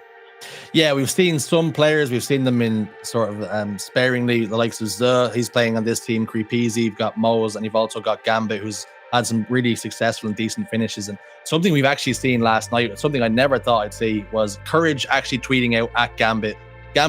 Courage has camouflage. Gambit turns around, gives him the strafe and the crouch jiggles, and absolutely breaks his ankles. And Courage tweeting at him saying that, yeah, you're just an abusive crouch strafer or something along those lines. No. Courage has a couple of shots at him, Gambit with a couple of rebuttals, and then ultimately Courage blocks simply Gambit. So he's all the way up in the head. So I love that from him. I love that Courage took a swing at him and then ultimately blocks Gambit after taking the first swing. So I think Gambit won, Courage 0 there. I didn't realize Courage would get so salty from losing. Yeah, outshot, all right. outshone by the EU boys. Listen, we're going to see it in the rally as well. EU take over. It's EU. Taking over. Gambit apparently taking one streamer down at a time. But today, I guess the real competitor is the team up against him. Wes, we got a peek at the series layout. We got Stronghold's live fire to kick things off. You got any expectations coming into this one? Yeah, I expect HMDA to really make a statement here, right? Like, this is a team that's coming off a third place finish from this past weekend, and I think that they want to try and repeat that. Unfortunately, their winners bracket, it didn't go the way that they expected, but that's why they're on the run that they're on. And this Gambit EU team, like, they're a stepping stone for HMDA. If HMDA want to say, hey, we're one of the best teams in Europe, we can compete with Navi, OEX, and probably not Cartel, but like maybe down the road Cartel, they're going to have to win series like this consistently, right? You cannot afford to be upset. So it's very easily, you see these teams come up in Halo throughout time and they place well one time. And then all of a sudden next tournament, they're losing to like Talent and Lil Seb. So it's very telling to see if they're consistently able to play at that high level. I think this series is like, yeah, Gambit's good, but we're the better team. And I think that they should be able to display that very quickly. Right. So this is a series for HMDA to kind of prove, maybe not necessarily their worth, but prove that they can hang with that top caliber of rosters coming up in, of course, in this tournament. Shurzy, before we jump into the match, what do you hope to see in this upcoming matchup? Well, it's interesting to note, right? If Gambit actually can confirm and somehow get themselves into top 2, they will push Mocket out. So Mocket aren't completely safe. You will say that, 95%, that they have their tickets, they're on the plane. But there is that little element of doubt here. Can Gambit step up and go a little bit further in this competition just to put the pressure on to Mocket Esports? Right. Good question. I mean, Gambit, he pushed Courage out. Now he can just push Mocket out as well. It's the logical next step. So we'll see whether or not Gambit has enough in the tank, whether or not they can hang with HMDA. We're ready to jump into the series, though. So Shurzy and Wes, thank you for joining me. Tony, join me. Let's cast this thing. Yeah, let's do it, and it's going to be exciting. Gambit EU have mixed it up a little bit. They traded out Mista and Shabby Dagger, and they're putting in Zuh and Creep Easy. Zuh, I remember Zuh got top 4 at Gfinity London, and I believe it was the 2017 European Finals for the Halo World Championship. So I've been there, done that player, and I'm interested. Sometimes you put a team together, and you go through that honeymoon phase, like everything's just clicking, everything's clicking, everything's going great, and maybe, just maybe, Gambit EU can pull off the upset. On the HMDA side, though, they've got a little bit more consistency to kind of combat that, though, right? You said Gambit, they're full of very talented players, very, very recently formed. HMDA, you got Flux, you got Riots, Ramirez, Clonely. We saw plenty of them yesterday, Tony, and man, did they dazzle us. Can they do it again in this series? Of course, Strongholds on live fire. We are about to jump into it, and I can't wait to see it. I can't wait to see it as well. A and B being so close to each other, that's a viable setup, but I know a lot of people love that CB setup, sitting over towards top tower, having somebody in nest and blocking all of the lines of sight. If you do end up controlling A, this right here, sandbags, is so important, as we're seeing it actually challenge to a 1v2 player. However, Ramirez is going to go down. Am I seeing things, Tony, or was there a flame behind the slide animation of that player? Is that something I can purchase?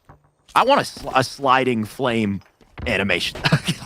Well, you got to finish off your battle pass, man. You got to make sure you're doing those weekly challenges and get yourself in there. Riots rocking the assault rifle, putting that player in the dirt, 2 down. Go Gambit EU. On board with Flux. And he's got something that the enemy team probably want their hands on, the sniper rifle. We'll see what he can put together with it. One already dead, that's Gambit. Down for the count here. B and C hold in session, but C being contested. And Flux, he's going to do his best to take on 3, apparently. There's the second. Snaps on him. Teammate with the cleanup. And one more player down behind that tower. Looks like he might have hightailed it out of there for now. C capture in session. So 21 points and counting here for HMDA. Strong start. And still going, apparently, too. There's a nice body shot to keep these boys back.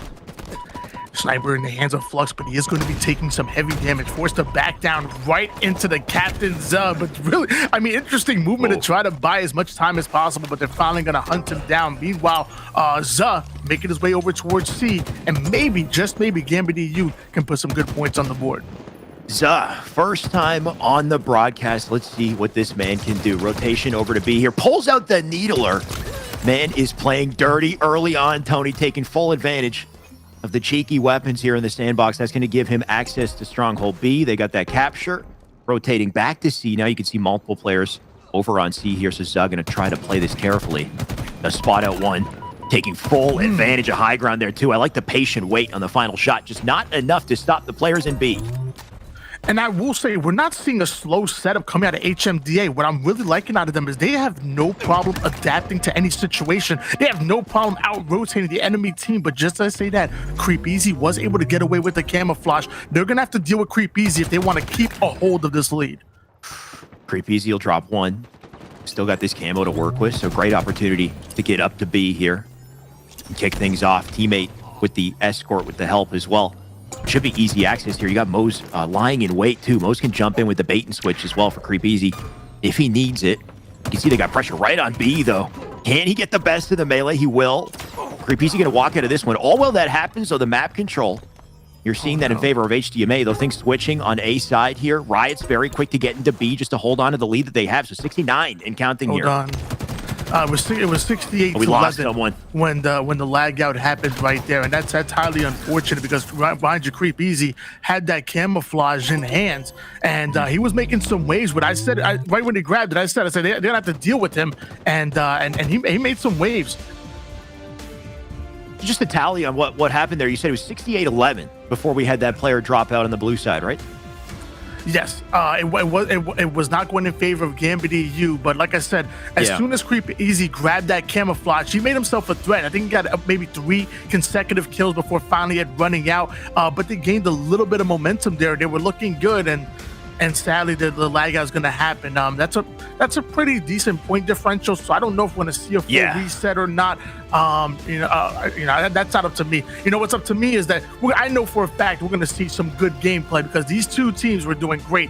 HMDA may have not slowed the game down and kind of like set up on one base or another, but what they did do is always be on the move, always getting those slays and adapting to every situation. HMDA have no problem playing on the offense.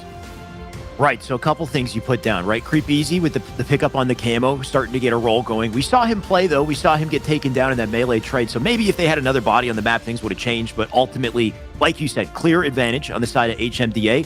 At least, 68-11. We'll see. We're still waiting on the final tally here. Like you said, I assume there is no full replay. We get some sort of point advantage to start the game just based off of how it went. A clear slay advantage at a HDMA to start as well. What do you think attributed to that, Tony? We had the snipe to kick things off, though. I believe this was a snipe in the hands of Gambit, though. No, it was in the hands of HDMA. Flux. I think was the big, Flux, right, making plays to start the game. I think that was a big part of the opening.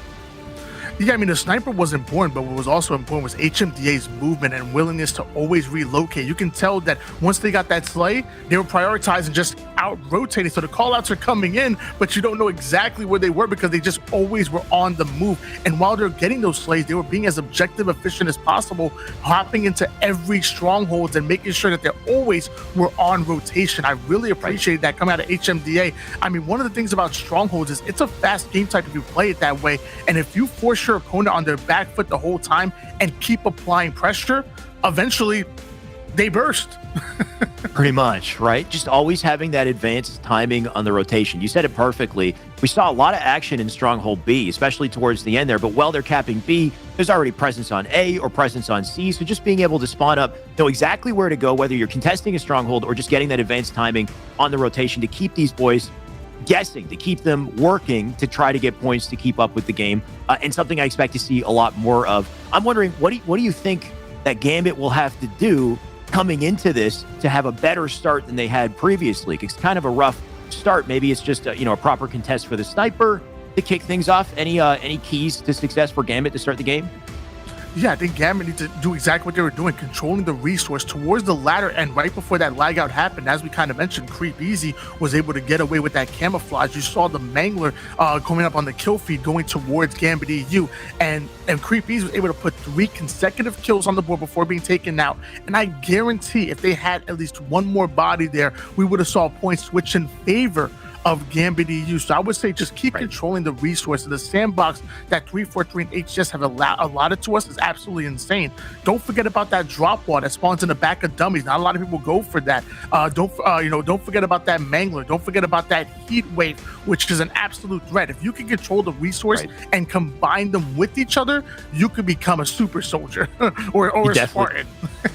A true Spartan, right, Tony? So like you said, the drop wall, the heat wave, the repulsor as well. Interesting play I've seen with the pros with the repulsor, especially in the B stronghold. The beauty of that is that the reflecting nade capability, right? So if you're sitting in B stronghold in the bottom and the base of it, players tend to throw nades in there to smoke you out, so to speak. You can repulse the nades back out as you hold on to control. So really cool little counterattack that players are putting together. By the way, Tony, I got the update.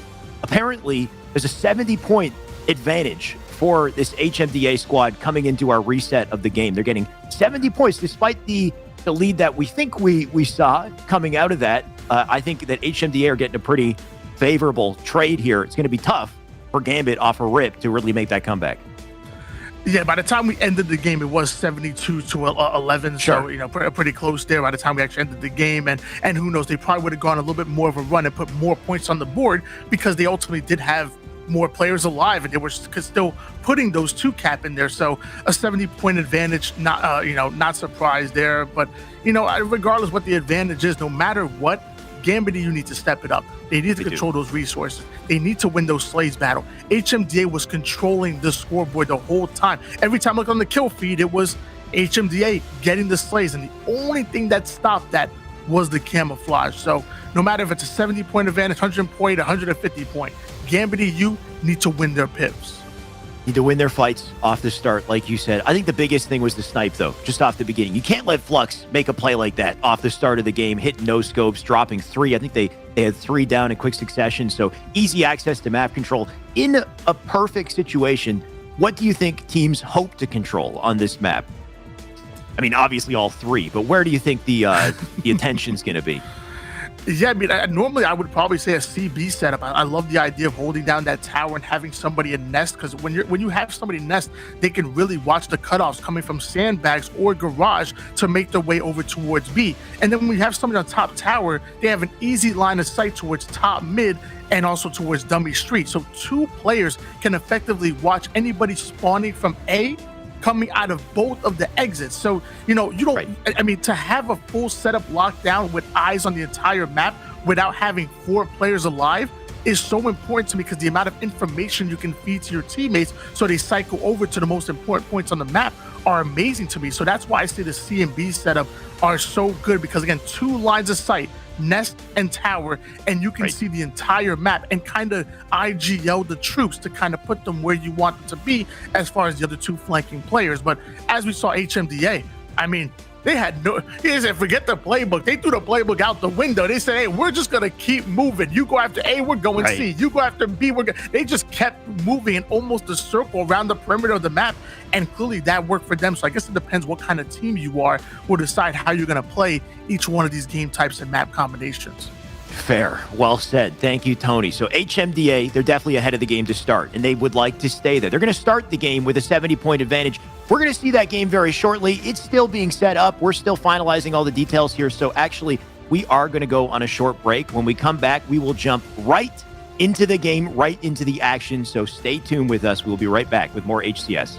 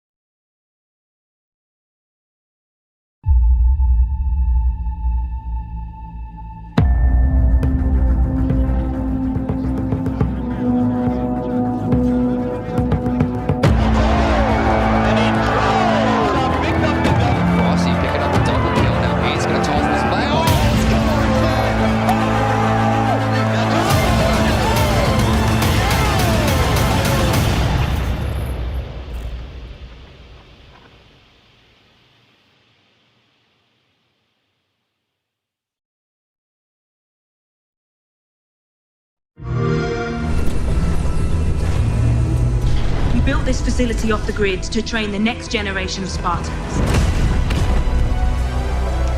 To be a Spartan, you must become the impossible. Greetings, Spartan. It would be my pleasure to serve at your side.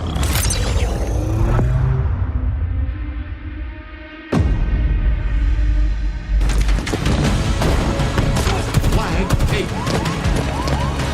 An electric kill.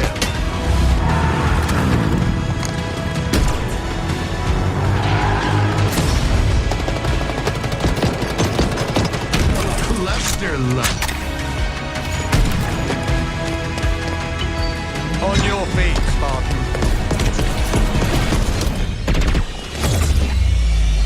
Ninja.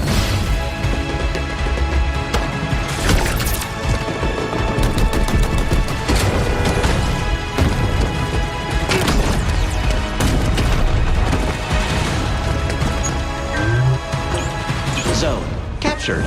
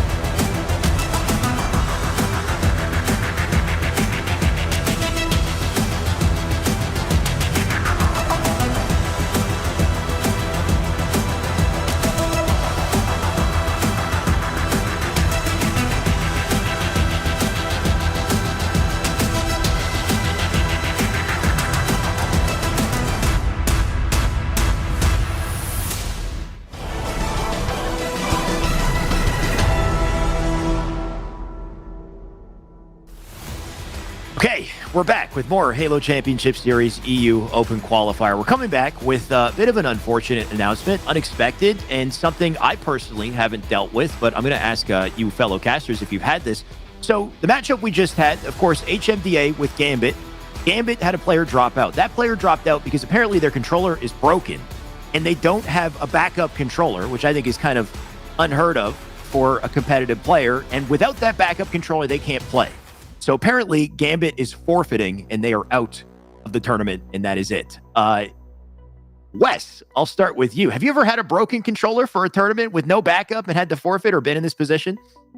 Never to forfeit or never not had a backup, but I have had a controller break during a tournament before, and like during a tournament game, and that's definitely not something that as a player you really prepare for or you think about, but having a backup controller is like absolutely necessary, right? It's like in any other sport, if you're going to have backup cleats or backup whatever gear that you know you're going to use. I mean, especially when we're talking technical things like electronics, having a backup is almost necessary, right? It's just as important as your main. Knowing that you feel comfortable on that is also going to be important, but obviously this kind of threw this player for a loop. So let this be a lesson that everybody can learn from and not just the one player that had his controller break, right? Having that backup controller, it's for a reason, right? It's for these kind of moments where you have to not let your team down. And unfortunately, Gambit, they're going to be let down. They were fighting for a trip to Raleigh. I know it seemed like a very, very long distance shot, but still the way that they have to go out now,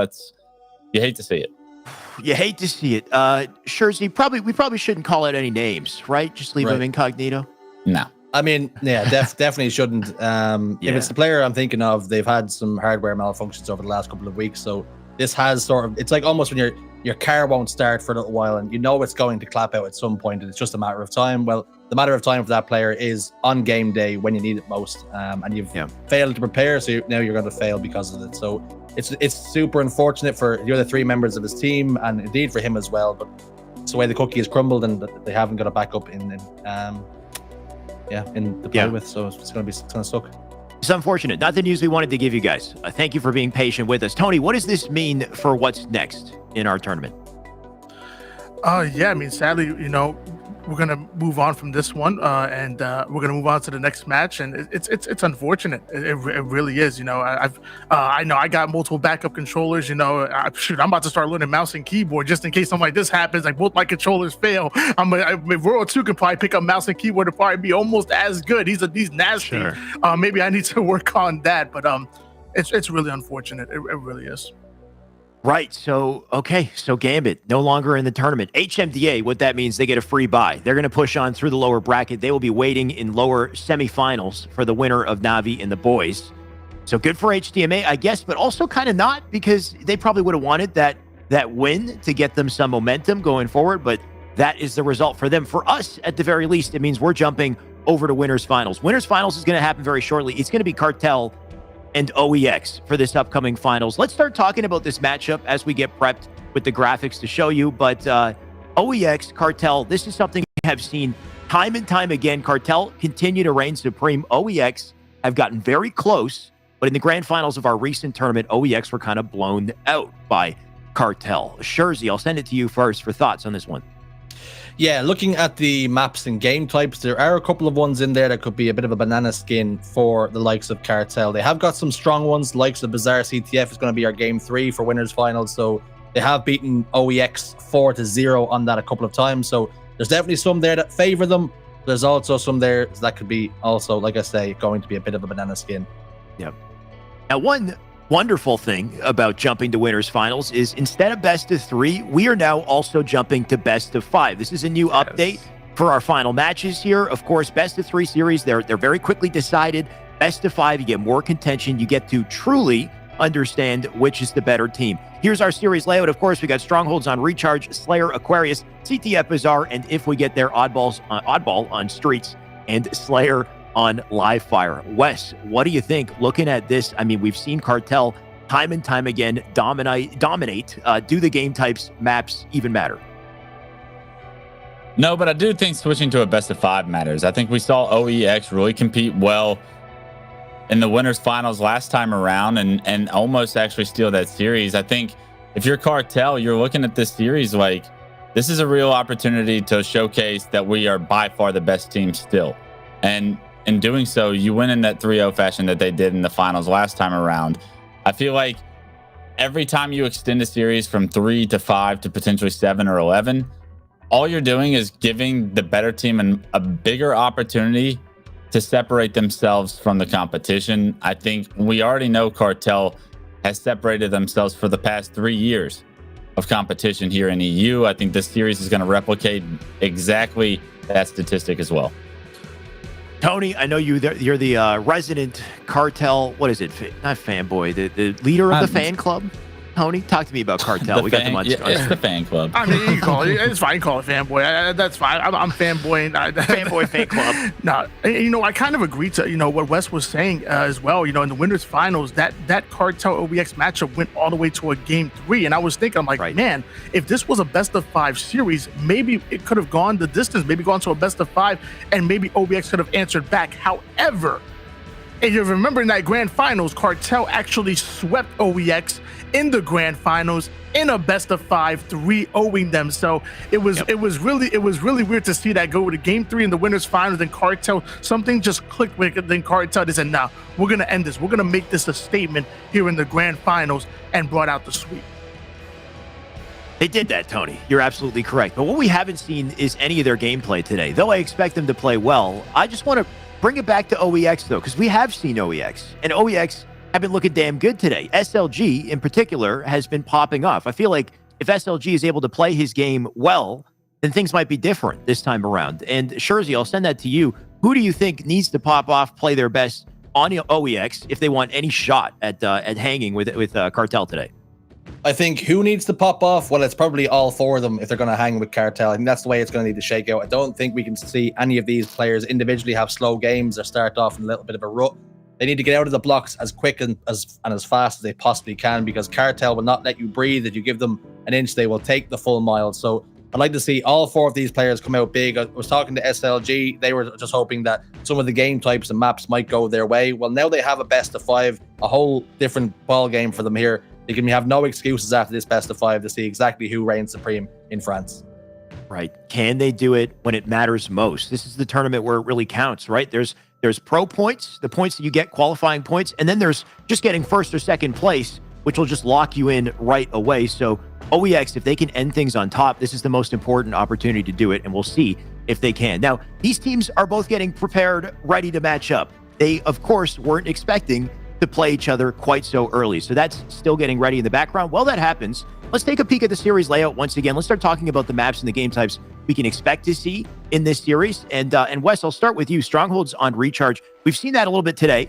Saw a very close Strongholds Recharge game today, and OEX actually lost it to Na'Vi. So maybe a bit of a rough way to start against Cartel if it's one of their weaknesses. What do you think? What do you hope to see in a matchup like that? Yeah, I hope to see a close game. What I think we'll see is a Cartel party, right? And not to quote Why Not's mom too much, but that Cartel party, I mean, I think it's going to be here to stay. I mean, they're going to be good, right? It's just a matter of how good. This Cartel team, I don't think we've even seen their best yet in Infinite, at least when I've been watching. I'm kind of underwhelmed by what I see. Even though they're winning, I expect them to win. It's a matter of what kind of margin are they able to win by, because everyone, when you talk about this Cartel roster, we all have high hopes for them. We all hope that when they come over to North America here for Raleigh, that they're going to be able to really give some of our top teams some hassle, right?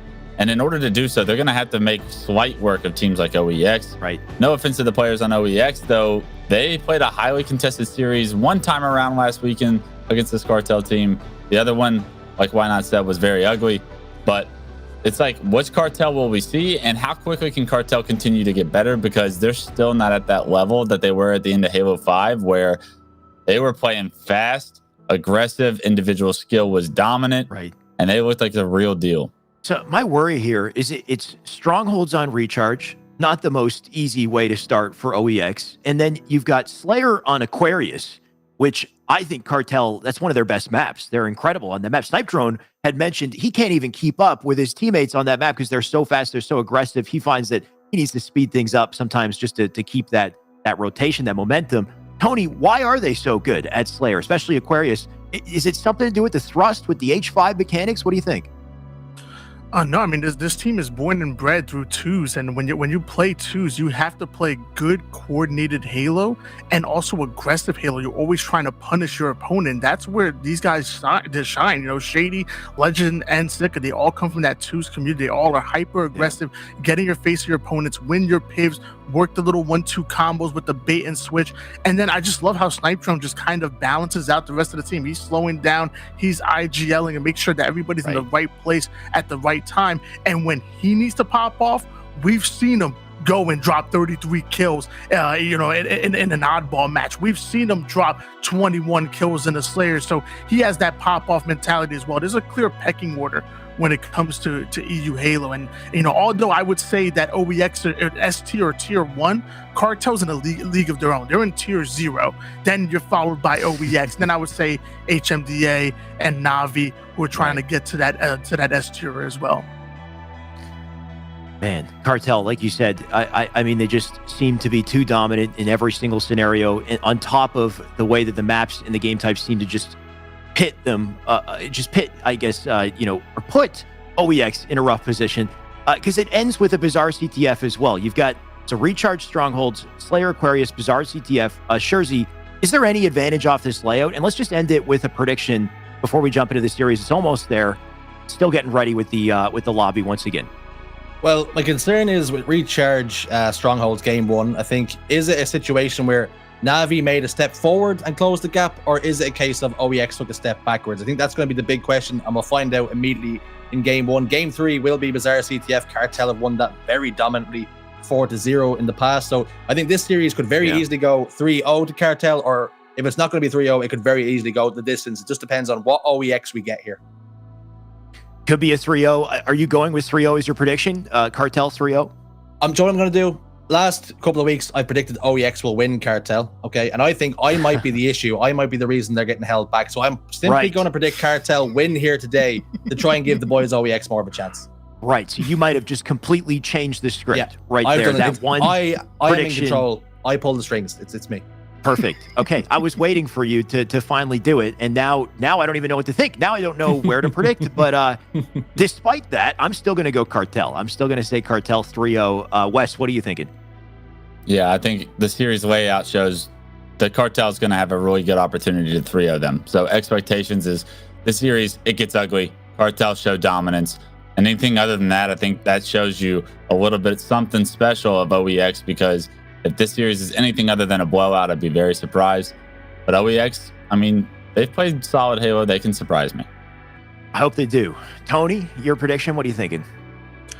You know, I have too much respect for OEX to call it a sweep, so I'm going to call it a gentleman's sweep going in favor of Cartel. We're going to call it a 3-1 in favor of Cartel. I'm going to say OEX pick up at least one game. It's not going to be a Slayer, and so maybe it's the Strongholds game 1, but I'll give them a gentleman's sweep, 3-1 Cartel. Okay, this is overwhelming. The odds are overwhelming for Cartel. OEX, they got a lot of pressure, a lot of expectation on them. But what? I think it's 3-0 across the board. And then Tony gave them a graceful 3-1. The gentleman's 3-1, is that what you want to call it? Gentleman's sweep, 3-1. Yeah, gentleman's sweep, which is it's interesting. Okay. It's interesting that Tony's predicting that they won't win the Slayer, because OEX, historically, the only game type that they have ever won, where being the Slayers, they've won Cartel twice on Slayers. So I think that might be their only chance of securing a map is on the Slayer, and maybe they can squeak an objective, but I still think Cartel are just that little bit too strong. Right, I agree with that too. The issue is it's Aquarius Slayer, which I think out of all the Slayers is the most comfortable Slayer for Cartel. So it's just the odds are forever not in their favor for OEX here. Now they're still getting ready with the lobby. It's almost there. I promise you guys. We will jump in very soon. We are not just talking to talk. We are about to jump into this game, but until it's ready, we will continue to grace you with our wonderful faces. So deal with it until the series comes up. The thing is, Shyway, I actually get paid for every single word. So the longer we have to wait for these series, the more I'm actually getting paid. Memo. Yeah, that's how I work. That's how I roll over here in Ireland. Every word, every syllable that I say, just dollars going up. So I'm counting the money. Okay, well, let's keep making money then. I didn't know that. So we will stay on. We're not even going to have the series. I hope you like. This is actually the HCS talk show. European HCS talk show is going from now till 6 p.m. Unless I just got an update that we got the game. Do we have the game? I'm trying to get paid here. Okay. Shall I keep talking? Jersey, I do want to keep talking, so I guarantee you. But unfortunately for us, the game is starting. So Jersey West, thank you for joining us. Tony, we can finally get back into this. Finally got the update. I want to see it happen. We've talked about it, not quite enough. I don't think we've talked about it enough just yet, Tony. But we'll play the series anyway. I mean, I'm ready for it. I want to see Cartel. I want to see Cartel do what they do. Like you said before, we saw OEX, and OEX looked good against Na'Vi. I think Na'Vi looked really good, in my opinion. But we haven't seen where Cartel was at this entire tournament, so it's going to be really exciting to see them. I want to see a dominant win going in favor of Cartel. Again, 3-1, and even some of you guys even predicted a 3-0. So I want to see what happens. One thing I can say for sure, which is going to make this series so damn exciting, is this is the highest caliber Halo we're going to see in the European region all day. I'm pretty sure, right? Unless Na'Vi has a second win and they pop off and they fight through losers and they get to grand somehow, I think this right here is the highest level European Halo we're going to see, Tony. And this is some damn high level Halo, to the point where I'm very curious to see how things go on NA side, especially with Cartel, right? Cartel and their dominance, the gameplay from them is top level NA caliber of play, which is a big statement and something we haven't seen for a long time in the European region. So I can't wait to see this series just off of that. You've got the series layout on screen once again, and once again, just good Halo. Yeah, I mean, but one thing I will recognize, as the leader of the Cartel fan club, the one thing I will recognize is that Cartel haven't been on LAN yet, to my knowledge, besides Snipe Drone. Snipe Drone has a very long list to them, but when you look at Legend, you look at Shady, these are fairly young players. OEX, on the other side of things, 3/4 of that roster placed top 12 in the 2017 Halo World Championship. Again, not just regional, the World Championship, including NA, including ANZ. So that's really impressive to me that 3/4 of that roster have been on LAN. And I think it's going to be important. Like, I'm not going to lie. Like, I walk around here like I'm tough stuff when I'm playing matchmaking online, but I'm also in the comfort of my own home. The moment I went to a LAN and I actually had people sitting behind me watching my gameplay, not even the tournament, just watching me play 8, it was a different feeling. I had people watching me, and not like on stream, people physically there, and it was a different feeling. So again, I'm not trying to say Legend and Shade are gonna crack under pressure. I think they're gonna do amazing at Raleigh, but I think that's something to mention, that it's much different when you're in the comfort of your own home around your walls that are familiar to you than when you have people literally sitting right behind you watching you every moment as you play. It's a really good point. Even for myself, just to bring this to personal experience, if I live stream and I'm playing Halo, and just being there on stream is pressure in itself. You want to play well. If you don't play well, then people are just sitting there looking at your bad gameplay and your dumb face at the same time. And it's a lot of pressure, right? So for these players, a lot of them, they will stream and they're comfortable on stream, but they don't stream with their webcams, right? Like, I don't think I've ever seen Legend or Shady with their webcams, which is one aspect. And then you put them on a stage. You put them in front of a crowd. You give them an audience and way more pressure to perform. And that, like you said, could make them crumble. Though, ideally, it doesn't. The beauty of that is sometimes that stage, that spotlight, can have a reverse effect, can make you play better. Some players, I find, tend to play even better on the stage. Shout out to somebody like Roy or somebody like Snipedown. Tony, let's shift gears, though, because I am so happy to see this map fly through. We are finally about to jump into our Winners Final Series Recharge Strongholds. We've got all these goodies on the map to take advantage of, but let's see which team can do so better. Yeah, I've talked about before controlling the sandbox, and this is the ultimate map where you can do so, because not only do you have those goodies around the map, but you can combine them with each other, combining that grapple with the sword, combining that repulsor with the stronghold, and knocking somebody off the map or even out to get the reset. Lots of things that can happen here, including OEX going 3 down. Yeah, including the Legend camo pickup and the stronghold cap and the kill to start as well. So like you said, OEX going 3 down, but now getting spawn killed a little bit. Also a full 3 cap temporarily there. Pressure on to see Legend in position to do something about it, but does get tagged up. So he opts to change lanes and wait to plan his attack here. Let's see how he does this. No more camo to work with. OEX, they do have a bit of a setup off of the C grab just to try to get something started here. But Legend, you could see he was looking to break it. Can't do it from bottom mid, though. Yeah, definitely a non-advantageous position, and OEX are too good to not hunt the player down over towards bottom mid. Both teams actually going 2 down. OEX a momentary 3 down. Numbers early going in favor of Cartel, and it's reflecting in the scoreboard as well. Back on board with Legend. Honestly, Tony, we could stay on this POV all day if they want to just keep with Legend, because I know for a fact this man's going to put up great gameplay here at the moment's opportunity. Still holding on to B and C, though, or A and C. Well, I say that. Nice shots into that doorway just to keep that player back, slow them down on their child. He's got a full shielded teammate who can just run straight in. Look at the cross. All the way into bottom mid here. Sicko with a great positioning to help Legend for this. No chance for that player in the hallway. That's Nervix who goes down without a fight. Nurik's not able to get away with his life, and another 3 down go OEX. Legend with the Mangler in hands, but the early damage action to go towards that OEX player, and now 3 down go Cartel, and OEX might be able to flip this on them as they're winning their individual gunfights. SLG got a moment of him on screen. They do have a couple caps to finally get some points here, but already 83 on the board for Cartel. Pressure right into C from Snipe Drone as he almost manages to pull off a double. They will get back into C to get some form of capture here. You can just feel the relentless pressure OEX are experiencing right off the rip on this one. 90-6 lead going in favor of Cartel, and Legend having the camouflage in hands, getting right behind enemy lines, but he is going to be spotted, forced to drop down into bottom mid, and I believe Chick is trying to hunt him down, but not able to do so. All this happening. Meanwhile, a trip cap going in favor of Cartel, so Legend distracting multiple players on the OEX squad, while Cartel are just capping bases. It's beautiful coordination coming out of the boys in red.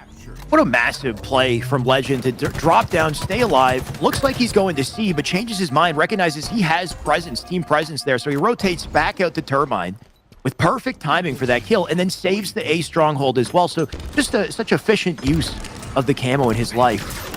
On top of the sword in the hands of Snipe Drone that just makes things so damn brutal for this blue team. OEX, they have yet to really give an answer to any of this pressure. 133 and counting at this point.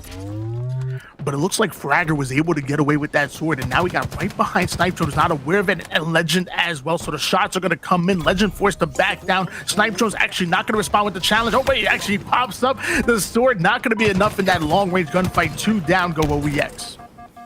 Aboard with Shady, just trying to live bottom control here. Sika right above him to help out. Those nades, though, looking deadly. Sika in trouble.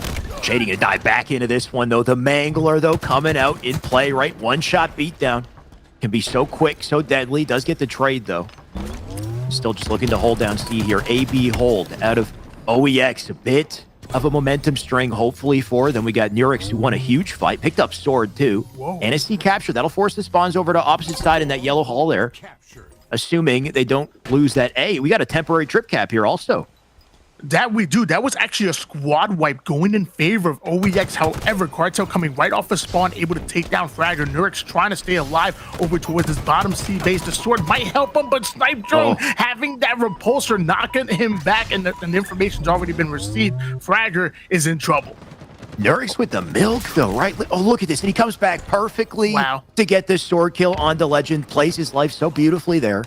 And because of it, ooh, hits a nice little slide, too. Perfectly timed slide on that box. It'll launch him right up to the stairs. A little too far, though, right, to reach with that sword. Unfortunate for him. And Shady going to take advantage, start capping C. And mind you, I mean, there was a 100-9 lead in favor of Cartel, and OEX have seemingly come out of nowhere, but finally Cartel are going to bounce back and stabilize here. They have 2 caps on the board, but OEX looking to change that. That's the beauty of a high-level team like OEX, is despite, you know, being under that relentless pressure, looking like they got no shot, they will come back immediately, start to even this game. Now passing the 100-point mark here. Snipe Drone doing what he can cross map, does get tagged up immediately, though. SLG gonna find him. SLG gonna find another with the back smack. Beautiful. That gives them both A and B, and tell me he's got a little more in the tank. Sika tries to challenge. Man's got no chance. And SLG with the quick escape, too. Sheesh, that boy SLG making some moves and now gonna get himself a shock rifle as well. Do not count OEX out just yet. There is too much time in the scoreboard to call this early. OEX gives us a game, Tony. It was looking rough for a second, but man, finally they're cooking. Legend got to run with his tail between his legs here. Can he come back into B? You can see he's got a teammate coming up that hallway to help. Fragger locking down A, all while that happens. Chow comes in, Fragger. He's ready for it, though. A little scary with that melee, but just enough damage to follow up and get the kill. That's a reset onto A2. Chick going to try to get out of dodge in yellow. Coming back for the melee here. Shady with a big win, though. Shady might have a chance for A. And there's already one player iced out for OEX, so Shady wants to get aggressive on this, wants to play the numbers, but Stick is going to go down as well. Luckily, there's a player over towards top A. That's Fragger, who shuts down the push coming out of Cartel, and another multiple down coming out of Cartel. OEX are really starting to up the tempo, and Nurix has the camouflage as well. OEX starting to pop off, Tony. We saw Legend with the first 2 camos. Nurix completely changing the script here. And he's got the Mangler to boot as well. Nice little shield drop onto that player. Immediately changing angles over to C, but the moment he snaps back is the moment he gets tagged. So unfortunate for him. SLG doing all the work to stay alive in B, though. Can't quite get the cap. It's contested by a player right there. It's Shady, who does take him. And unfortunate for SLG, who put so much effort into that cap just to be snuffed out last second.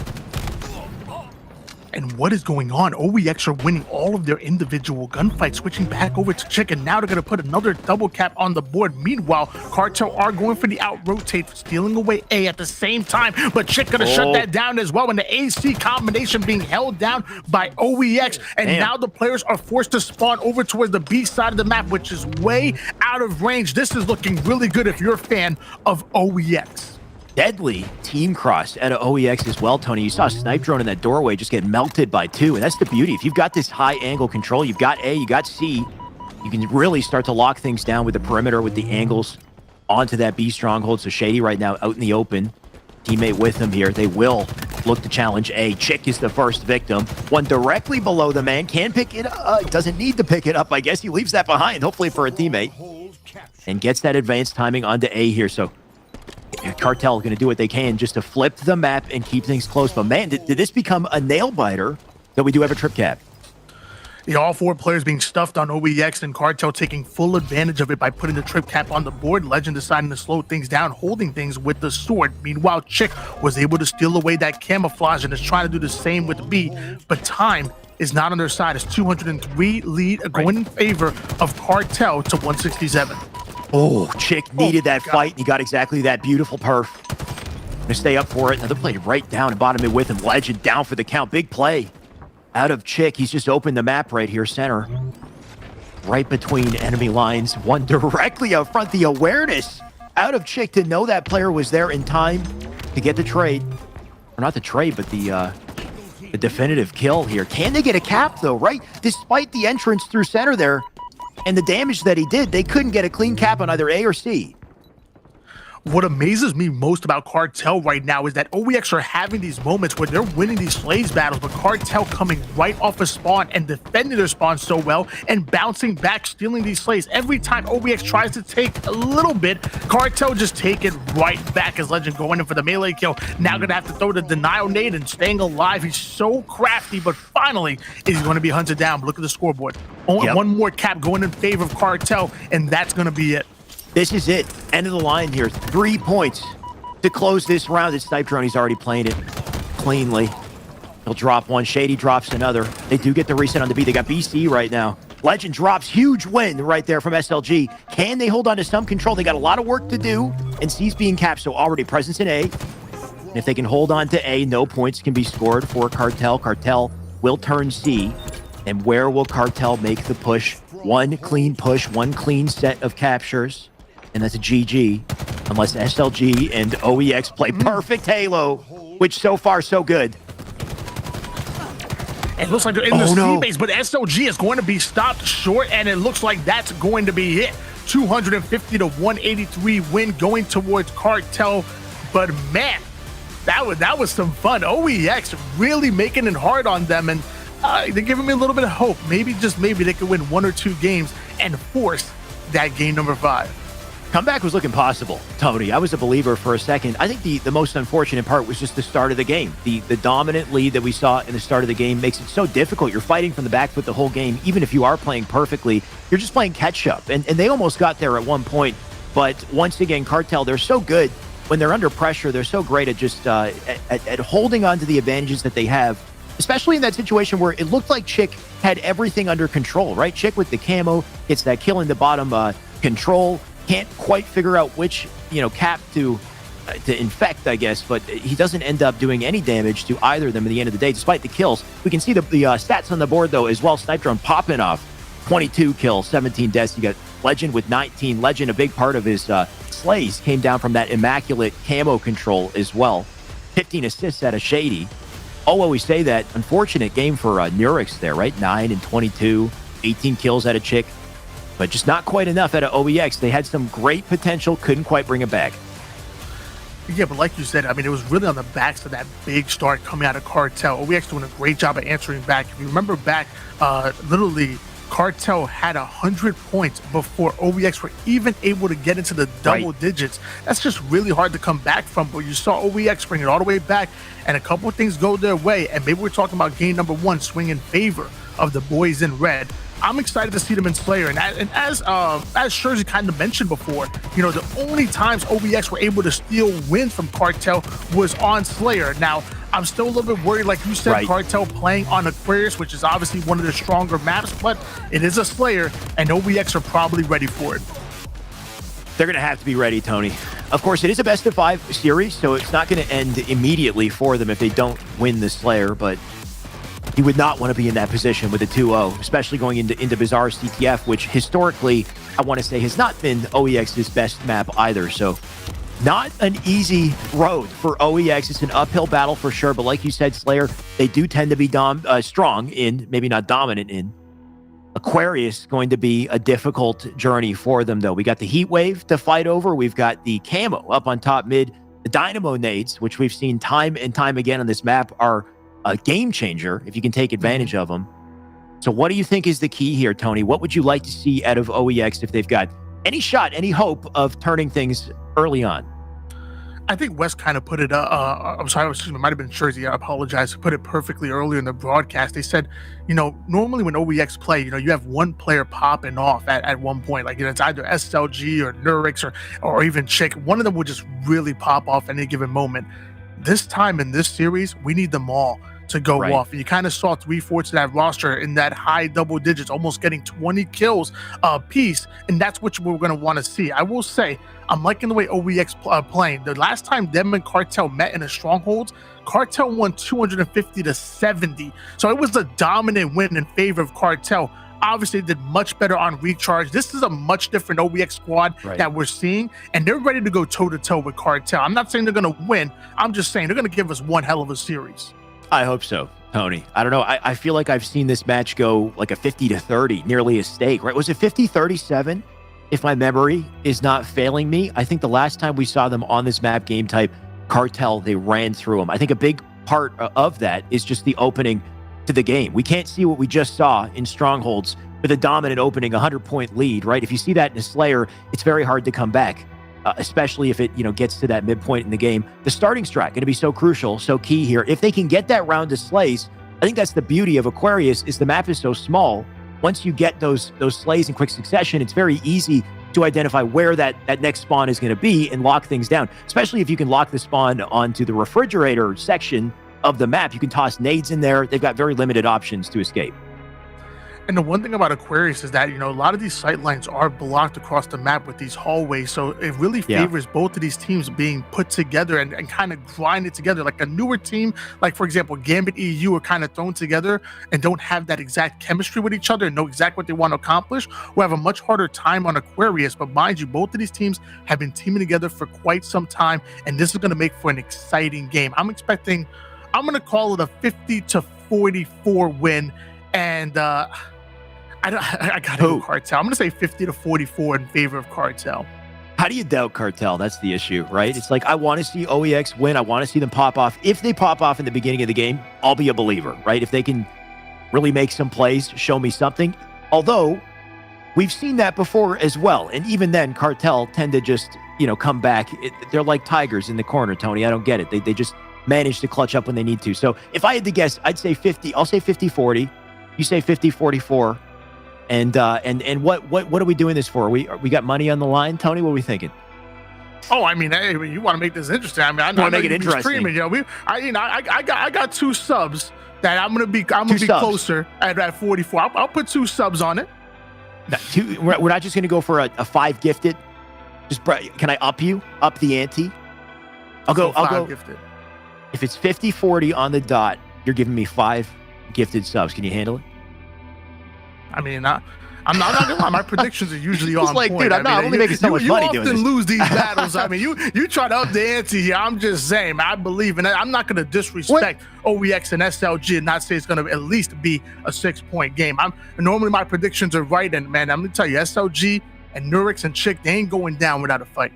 What happened last time? Did I lose last time we did this? You always lose. The predictions? I always lose. I do not always lose. 100%. What happens is you flip it on me last second. You change teams. You're a traitor is what happens. Just like you are with Cartel. You're a Cartel fanboy.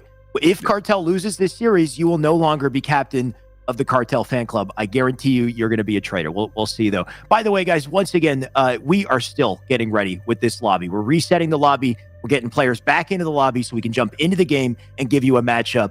Tony and I are doing all of this for you to just keep you entertained until we get that matchup ready, which will be very soon. But like Tony was saying, he tends to lose in these prediction situations. I tend to win. Right?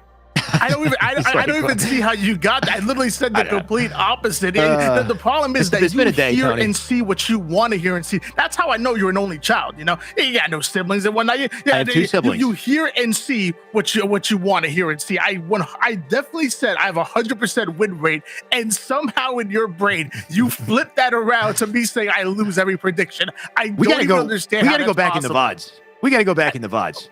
I remember last time I think I put a protein bar on the line. We've been gambling some weird stuff. we got to follow through at some point. Either way, this series will come up shortly. I do have siblings, by the way. I don't know where you got the idea that I was an only child coming into this one, Tony. But hopefully these players got siblings supporting them. About baby to family. Okay, I'm not the eldest actually. You're wrong on all counts. You know what? If this is any indication of your prediction game, then it's looking good for me. To be honest, I can't wait for this series because 50-40 is sounding real nice right now. Yeah, no matter what, though, I mean, we both have Cartel winning, and they've definitely have been that dominant week in and week out. It's really hard to go against them. I said 3-1. Just kind of wanted to show some respect to OEX, but I mean, last time we saw them in the best of 5 series, which was the grand finals on Sunday, it was actually a 3-0 sweep going in favor of Cartel. I say it over and over again. They're in the league of their own. Luckily, just like I say about Navi, it seems like OEX are getting better and better. I kind of talked with SLG after week 1, and he said that their communication is one of their strong suits. However, because the game was so new, they felt like they weren't on that same point of communication. And week after week, as they're getting those call outs down, as they're getting their their routes and everything situated, how they want to accomplish things, they 100% are getting better with that communication, which is ultimately leading to them getting better and better every week. Cartel are scary, Tony. We've said it time and time again. It's only a matter of time till they play against NA, and then we can truly see where they stack up. Because I think if there's any wild card team in the roster here coming into Raleigh, I think Cartel is that wild card team, and I think it could surprise people. And who knows? We're looking at Optic, we're looking at Cloud9, some of these top teams. Maybe Cartel is somewhere in that picture, which is very exciting to consider. If we are still waiting for the lobby to be built, and hopefully nobody's controller is broken, Tony, because that's the last thing I want to hear after this. But let's take a peek at the stats again. Can we bring that back? Do we have stats highlights? I would love to bring up some more info on screen that we could just play with, just to tease what's coming up next, give us more insight on players to watch and expectations coming up in the series. What's that? Well, as an order series layout, I definitely wanted to kind of tease layout a little bit here. And looks like we do have the series layout, which we talked about Slayer Aquarius. So no matter what, we have Cartel winning this, regardless between the both of us. And then we talked about Bizarre CTF, and the last time being 4-0 lead for a win in favor of Cartel. But again, I really want to point out that same squad that got 4-0'd by Cartel in the past also got 250 to 70 in strongholds. And we're seeing OEX do a lot better. So this is not the same squad, or at least not the same mentality that was going in the last time these guys matched up. They did a much better job in strongholds, including coming back from a triple digit to single digit deficit in the beginning of the game. And I can promise you they're going to do a lot better in Bizarre CTF as well. We are not going to see a 4-0. Well, a 4-0 is impossible. So you're correct, Tony. We will not see a 4-0. There's no way in a best of 5 a 4-0. No, I mean in CTF Bizarre. Oh, in the CTF, yes. Which would be a 5-0. We're not going to see a 5-0 in the CTF. Either way, you're wrong once again, Tony. Let's do this. We finally have the game in front of us. My God, it is amazing to see. Cartel, OEX, they're going to jump into Aquarius Slayer, and we'll find out whether or not OEX has a shot in what I want to say is the most comfortable map or Slayer game type that we've seen for Cartel so far. But man, just give me the gameplay and let's see these boys put it together. And it looks like we're going to start on board with the player on Cartel, making his way already towards the Hydro side of the map. Going to challenge that player, ends up getting the double shot, goes in for the melee, but Shady ends up being put down. All right, well, good to see a Cartel member drop early, though. Unfortunate for that OEX team. Snipe Drone already has a double on the feed here. Snipe Drone looking for a little bit more. Does spot Chick.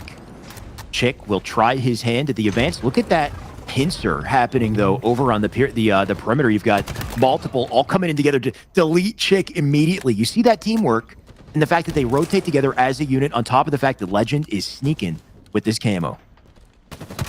Multiple players have gone down on OEX, and Legend adding one more to the black screen, keeping his camo alive. And I'm surprised the information didn't come in from OEX to try to throw some nades over towards that bottom pump side of things. But Legend able to stay alive, but he loses Sika. Can he work a little 1-2 combo now that his camouflage is taken out?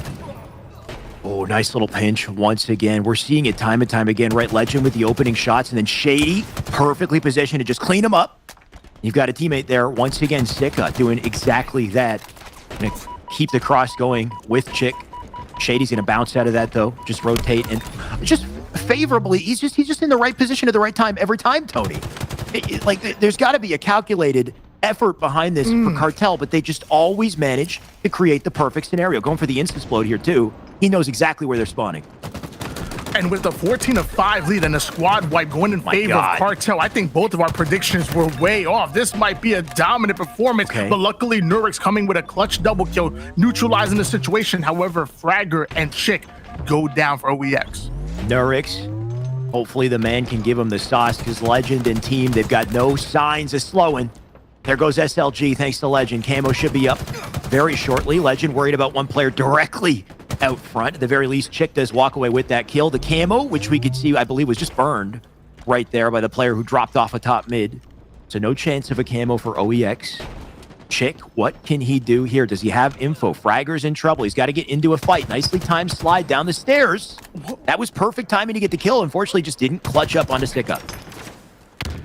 And once he shot his gun, he let everybody know exactly where he is on Cartel. Like, you already know how Cartel play. They're going to hunt you down. The moment a call out comes in that you're one shot, they are on point. And mind you, on the screen, I just look at the scoreboard.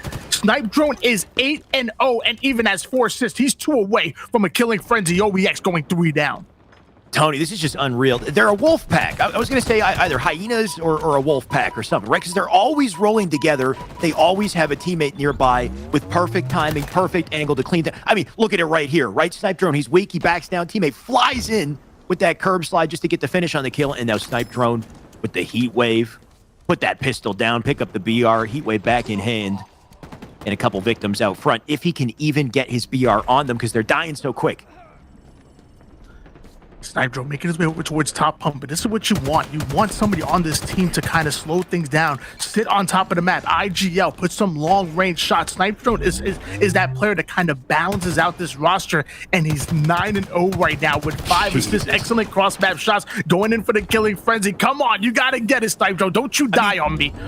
You got to take notes on how he plays this, though, right? He never overcommits. Of course, he got flanked on. That wasn't really him, so to speak.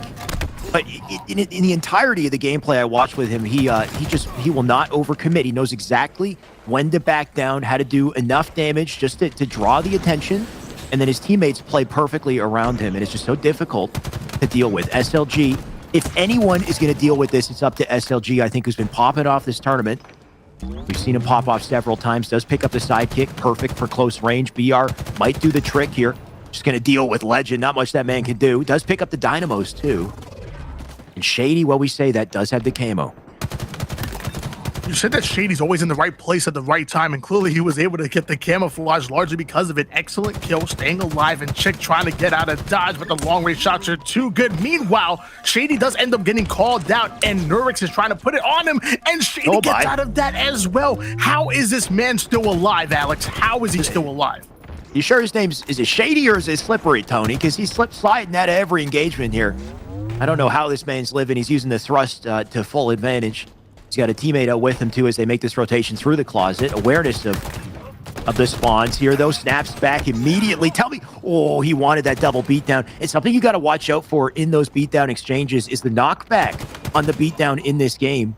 If you're not careful, that first melee will knock you out of second melee range. You got to be so ready to land the kill shot instead. Snipe Drone.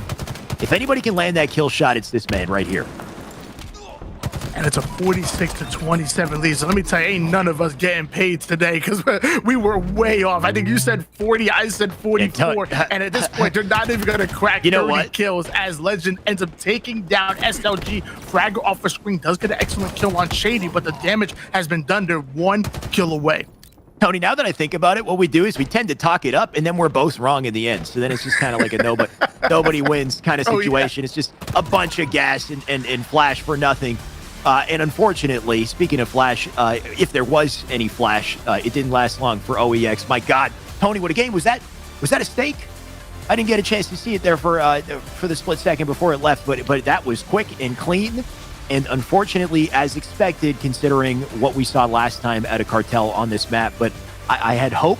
I had held out hopes. We had hopes. You were generous, 50 to 44. So was I, but man, not even. We're off by a long shot. Almost a mistake. I mean, we talked about OEX, having the edge on them and Slayer in multiple maps, and that was the only game type they were able to win. But we also countered that with how good this team is on Aquarius. It doesn't matter what it is. What's that scoreboard telling you, man? 15-3. Yeah, you know what? This is one of those games where it's like you go back and just watch Snipe Drone. I just want to see what he did the whole game, and I think a big part of that was just his ability to know where to be and when to get out of a situation that's not going to look good for him. And he gets out early enough that ensures that he lives, right? And his teammates, they're so quick to play around him in those situations. The only slip up we saw was that one on screen, 1 kill away from a frenzy when he turns, right? And he had the perfect back off. Teammate bait and switches with him, but the teammate left from that perimeter and a flank came in, and then he got himself caught a little bit with his pants down. But I mean, Snipe Drone, he's so aware. He's got to be, I believe he is the IGL, right? Like I feel like he's dictating this in some way, playing it slower than the rest, but earning so much presence, so much effectiveness off of it. This team is just so good together, and I know I said a 3-1, but I'm sorry. Levi Dickinson in 1797 invented the broom, Levi Dickinson.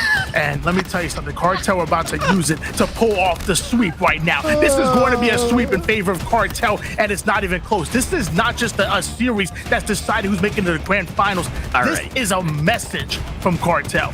All right, Tony, give me a link to the Google Doc with all these quotes, because there's no way you just pulled Levi Dickinson out of your head out of nowhere. There's no way. You wrote that down somewhere.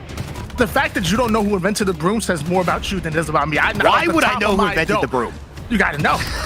You got to know, because the Cartel about to use it. Cartel about to use it. Tony, look at this. Look at the 2 games. Cartel has been sweeping. They've been sweeping already. The floor is clean at this point, and OEX are about to slip on it at this rate unless they can't do something, unless they can do something in CTF Bazaar. Do you happen to have a wonderful motivational quote maybe for OEX that you can use to pump them up and give us a series? Yeah, I mean, you know what? You'll face many defeats in life, but never let yourself be defeated. By Maya Angelou. And I'm gonna pass that over to OEX as you make your way over to the Warriors elimination bracket. Okay.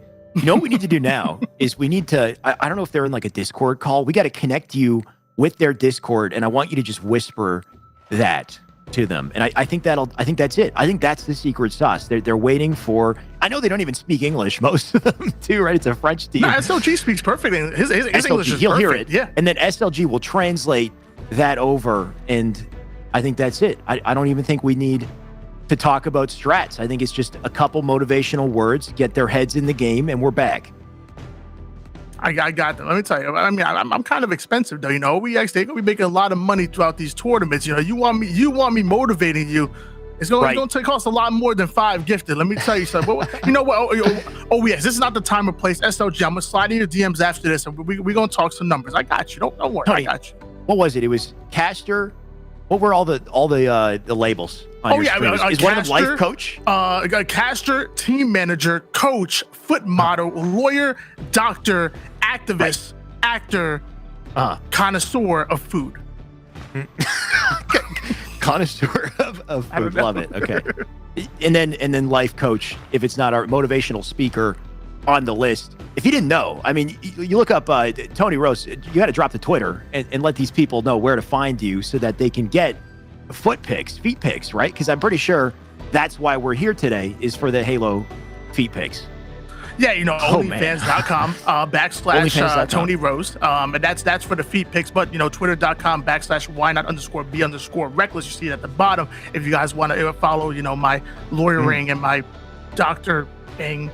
And also twitch.tv / /whynot_be_casting. You just told me to plug my stuff. I'm gonna take it. No, I mean, you offer all those services with without fail. So I just figured I'd put that forward because that's more important clearly than the match coming up. I know. Did you come to see Halo? I heard that maybe you came to see Halo. Well, turns out we're talking about feet pics right now. No, let's take a look at the bracket real quick. We are still getting set up with the lobby. Of course, as soon as the lobby is set up, then we will jump back into this game, this series, and find out how it goes, which so far looking a little lopsided. But here's the upper bracket, just so you can see something on screen that's not our faces. Cartel, OEX, facing off in the winners finals. Currently, they have fought diligently to get here. Na'Vi had a close series with OEX actually just previously. Na'Vi got knocked down to lower bracket, very close series. So if anyone is to come back into the fold here and shake things up, maybe Na'Vi is the team to do it, because OEX right now, they look like they're out of answers. Tony, what are you thinking? Let's drop to the lower bracket. Talk about that. I mean, Cartel is so good, and we obviously expect them to win. The question is it going to be a 3-0 or a 3-1? And eventually, OEX are going to drop down to that lower bracket, which you're going to see here, in my opinion. Now, Na'Vi and HMDA, I think that's an interesting matchup in the losers semifinals, because you remember the last time they matched up against each other, HMDA got the best of Na'Vi in a grueling game 3 that sent them into the losers finals and in that top 3. It was really surprising to see Na'Vi sit outside the top 3, but I have to say, this is a different Na'Vi squad. They're playing way too good and way too polished. I don't know if HMDA have enough firepower to deal with this Na'Vi, in my opinion. Na'Vi looking too good. HMDA is in a tough spot, right? HMDA had a series with Cartel. They also got beat down. Everybody's got a chance to get beat down with Cartel, apparently. Actually not sure if Na'Vi's had that shot just yet. That's why I think it's going to be a very interesting matchup if it does happen. HMDA has an interesting position, though, because they got knocked down to lower, and then they got a bye, right? We had a forfeit at a Gambit earlier on, so they got an automatic 2-0. So what I believe they would have wanted was a bit of a momentum opportunity to beat that team, show that they're clearly, or hopefully definitively better, and then to use that energy up against, that next team in their series. Now they don't quite have that opportunity. So HMDA, they have been a star performer. They have upset Na'Vi in the past. Might still happen, but seems like pressure's on against them as opposed to Na'Vi. Actually, no, Na'Vi have lost too. Maybe it's an even playing field. Tony, I think either way, we're going to get to see some high-level Halo, some close matchups, and hopefully sooner rather than later. Yeah, and to kind of, talk about that forfeit as well, and obviously they want that momentum and they want to stay warm, as long as possible. Also, as a competitor, that was a good game, and that was about to be a really good series. And as a competitor, it doesn't feel right winning like that. You at this level of competition, you want to earn every win, and you want to prove that you belong there. And I know I'm a former competitor myself. I compete at the highest of levels. Y'all didn't never heard of me, but we were in the underground league somewhere. You wouldn't know. But no, it was as Little Poison was your tag, right, Tony? Little Poison, you were a child prodigy sensation. Yes. Absolutely. If you didn't know, that is not true. I'm sorry, Little Poison. I'm disrespect. He still games. I apologize. That is not true at all. That man's an animal. But no, but just seriously though, you don't want to win that way as a competitor. That doesn't feel right. So I know that HMDA are chomping at the bits to go at Na'Vi and to prove that they can get top 3 once again, and that's going to be a really exciting series. And I think it's a good point that you brought that. Actually, you know what? I take it back. Not a good point, Tony. It's a great point. Let's get into this game, right? Because that's what matters most here. We got our matchup, our fly-through on screen, so it sounds like we are finally ready to go. Bizarre CTF, remember, it's a 2-0. Cartel, OEX, their backs against the wall in this best of 5. If they can't win this game, it's curtains for the winner's bracket. And here we go. We finally got the gameplay on board. We're going to start on board with Cartel, making the way over towards the Rocket side of the map, immediately going in for a challenge. But OEX getting the 2 down, make that 3 down right off the rip. Okay, OEX, I see you. That's the kind of start we need to see at OEX. Tony, you said it. Finally, they're popping off to kick things off here. Of course, they got the OS on the body of Chick with the flag as well. So he's going full in, taking it through to the alley here too. And a bit of an unfortunate fumble, but hopefully no time lost. You can see that Cartel, all while this happens, have overextended. They're going to look to stop this flag and also maybe get a counter pull. Deleted immediately, though. Chick up in that BR, didn't get a chance to throw the flag out. Maybe a bit of a blunder here, right? That flag, can they get to it in time, especially considering Cartel are back on the attack? Yeah, Shady going in for a weak side flank, able to take down Fragger, and that's 2 down, going in favor of Cartel, but they need at least one more round of slays before they can really pull it, and SLG and Nurix are going to hunt Shady down. SLG now working his way over towards his respective palms. SLG just barely living. So did that opponent. Oh, as he peeks around the corner, though, there's a player just ready to snap him right up. That's just a testament to the coordination of Cartel we've seen all day. They're so quick and so aware. Oh, will I say that Chick is sneaking into the base. You can see all of Cartel have committed over to the other flags. Chick will reveal his position by doing that damage, but does lead to a kill assist. Can he get more, though? What a perf out of him. The Mangler coming back into play, and you love to see it. This is an opportunity for Chick. I'm going to be honest with you, Alex. You know, I hit the 1-shot melee. I'll hit a 2-shot and switch to the BR. That's the first time that I'm seeing a perfect kill with the Mangler. That was too nasty. And now Chick getting that flag all the way across the map, but he is going to be stopped short by Snipe Drone. I so badly wanted to see him hit another perf, but like you said, that's the beauty of the Manglers. It's so difficult to hit that 3-shot. When you do, it's so satisfying, and it will kill faster than a BR. But if you find yourself in that 4-shot position, then sometimes it is better to just swap the BR, get the headshot. Either way, the play was clean. The man got through. 1 flag on the board for OEX. They managed to start out strong. And as we talked about before, the last time these two teams matched up, it was a 4-0 win on CTF Bazaar, and OEX already putting the first cap on the board. I said it before, this is not the same OEX that we saw previously in the grand finals. They're looking so good. Legend trying to hunt down Chick. He's going to go down. That's another 2 down for Cartel. Snipe Drone, what can he do from this position? Mangler out. Both players have the Mangler there, but the beatdown just a little too swift out of Snipe Drone. He will drop, though. Nice pickup out of Fragger, ready to do it. And can they take advantage of that position to keep the pressure up here? Fragger's still going, does get the kill assist. Drops a nice nade up into top rockets. Can he get out, though? Slip and sliding his way out into rocks just to stay alive. And perfect that he did so, because now they got an opportunity here. Oh my goodness, excellent double kill coming out of Fragger right there. And they're just, that 1 rocket already cleared out the base, and Chick is on the move with the flag once again. Sadly, it is going to be stopped short on the bridge side. Fragger going in for a long range rocket. Nobody home on that one, but he's going in for the flank as well, Alex. He's going in for the flank. Did he get to the flag in time? He didn't touch it.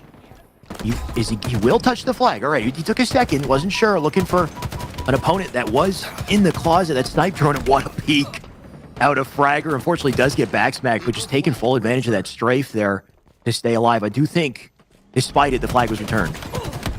And that play was so smart by Fragger right there. He knew that Snipe Drone was trusting for the return to go in automatically. So what he did was instead of grabbing it, which would have gave off an audio cue to Cartel, he contested it for a second, let Snipe Drone get all the way over towards his library, and then got the pull. Very intelligent play by Fragger, but sadly it was not enough because the flag is going to be returned in eventually, and Cartel are on the offense.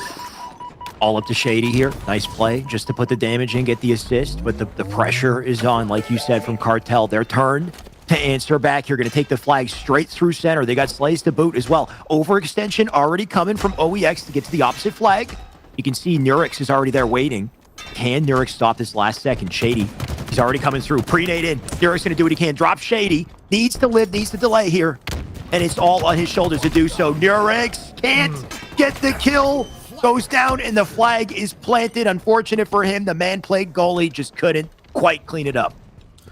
Yeah, it was a great job by Nurix for getting the first kill, utilizing that thrust to stay alive, and he goes in for the second one, but sadly, Legend was able to stop him short. But you always got to be ready for the counter cap potential, and SLG already faking the flag over towards BR, then going in and walking it towards Big Door, kind of throwing them a little bit off guard here, but multiple players going down for the boys in blue. And a good point to consider, though, right? Even if Nurix can't quite clutch up that fight, as long as they are there with timing, they can clean up the kills. They can potentially go for a counter cap. Though, as I say that, we can see that the flag was returned once again by Sika. So Sika going to take full advantage of grapple here to just tease the angle here. He'll take it on round 2 just to get up to BR. And a great vantage point just to lock it down back base. You can see he's lost a teammate, though. Look at the pressure out of Sika, though. He's going right in, despite being down numbers. Almost turns 2. And now we're going to switch gears over towards Snipe Drone. Is in a little bit of a bad situation in the middle of the map. He recognizes that, so he's forced to back down, going after SLG. Excellent shot. He's sitting bottom mid and making it look like a power position, but finally, Nurek's going to come in, but Snipe Drone going to put him in a blender. Reversal, double kill, 3 down. Go OEX. No way, he's still going. Rockets now picked up because of that play. Dude, Snipe Drone just exposed the entire team right there, and the man is only just getting started. Spree and a double with the rocket into the banister. The dude is popping off.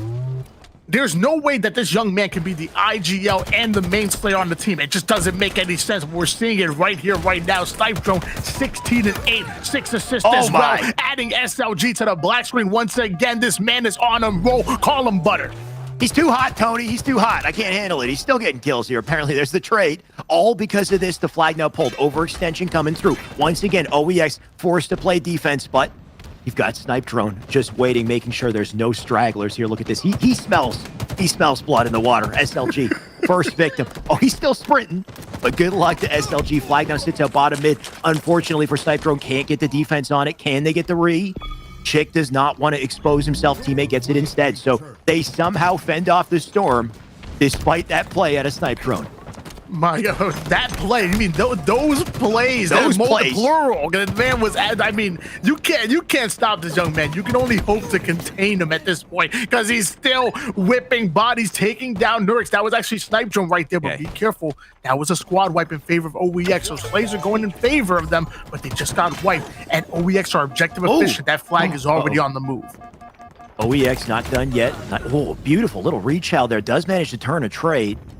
Just not quite enough to do anything with the flag. Unfortunate that we saw that little fumble, and that will stop their run. That's the difficulty with Bizarre CTF is you need to be so clean, so efficient when you pull that flag. Any delay in timing could completely ruin the opportunity. Chick, though, taking full advantage here. Second nade in, gonna reposition himself very quickly.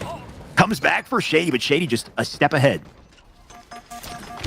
He's going to go down. Snipe Drone going in for a great melee, but he was one shot so easily taken down. Multiple players going down for OEX. SLG was able to get away with the overshow. Now he's going to hunt down Legend, who's being ever so elusive. Oh, almost scared for the ninja coming in right there, but the assist does come in. They need 1 or 2 more rounds of Slays before they can play a bit of offense, and SLG aware of it, but man, Snipe Drone shot coming in too good out of the big door.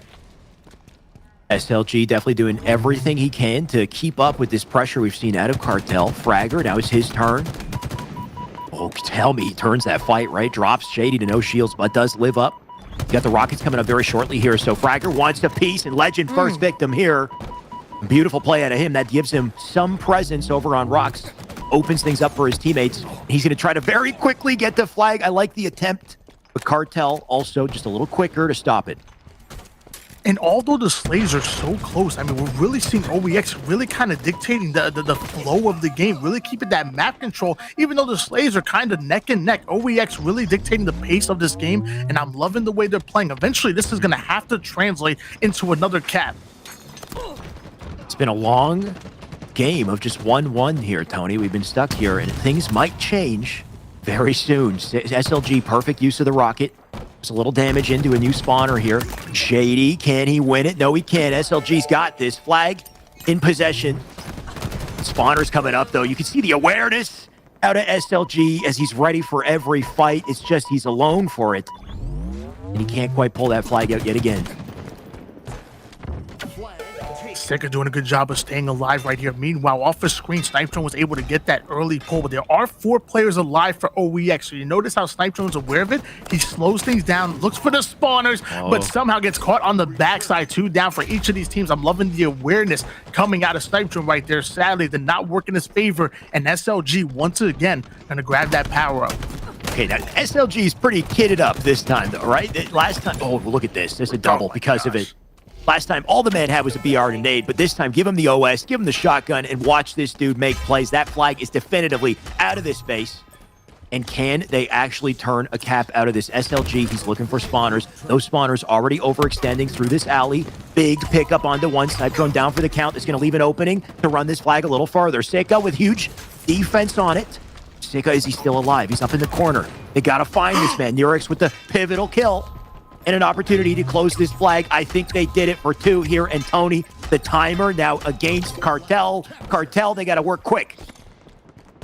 I said it before, this is not the same OEX that we saw last week. Again, they got 4-0 before, and now it's 2-1 in favor of the boys in blue, and they're still winning their individual gunfights. Sika's gonna go down as well, thanks to Nurix. Nurix now gonna make his way over towards the double doors, trying to create some offense here, but there's multiple players spawning up over towards Thruster. OEX playing this like their backs are against the wall, and their backs absolutely are. Nurix with consistent pressure, another flag out yet again. Nurix going to try to lend in some defense, can't do it just yet. I believe they dropped both those players, so that flag does sit there. Not going to make any progress anytime soon here. SLG with the Commando. We don't see enough of the Commando in competitive, so hopefully we do get to see a little more. But SLG, knowing that the BR is consistent in the end of the day, it'll do the work. SLG doing a good job of staying alive right now, but 2 of his teammates did go down. Overshield should be coming up very soon, so SLG not only has to defend his base, but then try to gain some map control and get ready for that overshield, as 2 players are going to go down for Cartel. Shady going in for the challenge with only 1 second left here. We're going into a sudden death, but if the return comes in, that might just be it. OEX might have just won this game, and wow. Not only did they win this game, but now we're going to see some momentum going in favor of OEX. Maybe, just maybe, we can see a game 5. Tony, we have a series. Against all odds, I thought there was, just based off of the first 2 games that we've seen, I thought there was no shot. Tony, I stopped being a believer, but they completely changed the fold. The script has been rewritten, and just because they won that game, I think everything's up in the air now. When you look at the last 2 map game types that we have in our series, it doesn't look as bad for OEX, I think, now than it did previously. Of course, we'll walk into that in just a second, but OEX, they've opened things up. They have given us a whole new ball game, and I'm pretty sure the stats are going to tell that tale very well, Tony. So let's take a look. And to me personally, it's not even just about the scoreboard just being a 2-1 win in favor of OEX. To me personally, it was about the amount of control that they had. You notice that on all times in the map, except for the last maybe minute, you saw OEX always playing offense and putting it on the line against Cartel, where Cartel were always on their back foot. The amount of pressure that OEX were able to put down is the likes that we've seen of Cartel. It seems like OEX to kind of flip the script like you mentioned before, and now they're the ones creating that constant pressure. And first of all, it's amazing for us to watch, but it's also good winning Halo as well. Just looking at that board, Tony, Fragger went 27-9. What a performance out of him. You talked about the relentless pressure out of OEX. That's exactly what we saw. We saw pressure after pressure. Even, they would pull one flag. Maybe they wouldn't succeed with it. Whether or not they succeeded with the flag they pulled, they were always right back at the double doors. We would switch POVs, and there'd be like Nurix just sitting on double doors, ready to go again. You'd have Fragger with the rockets, by the way, on screen here. I think that was him who popped off mid-game, made massive plays, and then all while that's happening, you got SLG who is just pestering you. SLG was in their base. He would try with the BR. He'd come back with the OS and with the shoddy, just to keep pestering them. There was one moment in the game where Cartel really showed some signs of dominance, and it was down to Snipe Drone. But after that one series of plays, they could not wake back up. Yeah, it's crazy to me how Snipe Drone was popping off so much. I think it was this like one 16, here, like 17 or 8. Yeah, oh my gosh, that was dirty. I would but love he just kept it going, and I think it was only a matter of time before they cap another flag. But throughout all the slaying that was going on, they were never able to pull the flag. OEX kept answering back, and eventually they stabilized. Snipe Drone had that beautiful awareness in that play, though, where he was bottom mid, an unfavorable position, just sitting crouched, waiting for the re-challenge with perfect placement. It's that type of, just that discipline, that prediction, that player, who's up there, assuming they have the advantage because he's down bottom mid. They don't think he's going to hold the angle, but Snipe Drone, he's one step ahead. He's got it, right? And he's got perfect timing to execute the kill, and then he'll turn around, jump, like 2-shot melee Nurix, who's just left flailing. So plays like that are scary, to be honest. And if Snipe Drone pops off like that in this 4th game, then OEX, they'll have work to do to bounce back from it. But OEX, all of a sudden, the momentum has shifted. All of a sudden, I feel like OEX have a chance in this series. Tony, we may potentially see a game 5. Of course, we first need to see a good game of Oddball on Streets. What are your expectations? What do you hope to see with this Oddball Streets? You know, I'm going to be honest with you. I'm so happy that game 4 is going to be oddball streets. You know, in the first 2 games, like for example, in Cartel, you know, they were exerted their dominance, always being on the offense, always creating that aggression in strongholds, constantly rotating and making things really uncomfortable for OEX. They did the same thing in Slayer Aquarius, constant pressure. We saw OEX flip the script. We saw them create that constant pressure and always controlling the map by always being on their opponent's side of the base. Now, it's going to be a little bit different. We're going into oddball streets. You're going to have to slow down the pace of game. You're going to have to set up. You're going to have to play good fundamental Halo where you're going to have to get into a spot where you can watch those alleyways, give off that information, count on your teammates to get the slays, and make sure that you're always on point. In a 4v4 situation, when you have that setup, if you're the first player to die, you're putting your team at a disadvantage during the setup. So it's going to be really important and really different than we've seen in the first 3 games. And I'm going to be honest with you, Alex, I don't know who has the advantage. What do you hope to see, though, as far as control with the oddball in this map? Because previously we did get to see Streets oddball. It was Navi in their series up against OEX, right? Very close series with OEX. OEX did actually win it. And I think a big part of that came down to that C-side control. But also A-side, of course, with that high ground, you can do quite a bit of damage with it as well. Tony, we might not have time to talk about it, though. Thankfully, we are jumping directly into this. You've got the rockets out center. You've got the Stalker rifle in that C subway station space. A lot to work with, a shotgun as well. I expect some big plays from these boys. Yeah, you know, whether we see a C-side setup or an A-side setup, to me is not important. What I want to see is that discipline. You know, after you get your setup locked in, keeping a second or even a third round of slays and keeping it locked in. And we're starting on board with OEX, opening up with a squad wipe, going in favor of the boys in blue, and early points going towards OEX. OEX with a beautiful opening start once again, and they've earned the rockets because of it. They've earned a ball setup too. Look at how quickly they navigated that ball back behind A, and they've got the perimeter lanes set up too. Rockets just going to make things so difficult for Snipe Drone. Does clean it up too, so Nurix with a big opening kill. He's got Chick covering the opposite perimeter, does make the rotation here. It looks like they're going for a 3-man push through that alley, so Nurix, he wants a piece, and perfect timing for a double. He's going to clean up shop with the triple. And an overkill possibility too. Oh, the man is so close to it. But he will play for the ball, and a smart play by Nurix.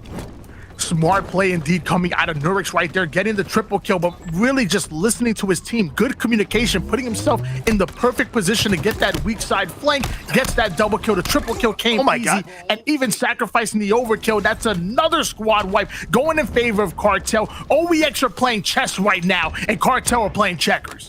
I mean, OEX are brawling, man. Those melees we just saw, but just clean, coordinated, you know, answers to these pushes that we've seen at a Cartel, whether it's 2 men, 3 men down the alley, they seem to just win their exchanges. Snipe Drone going to drop in a flurry of bullets here as well.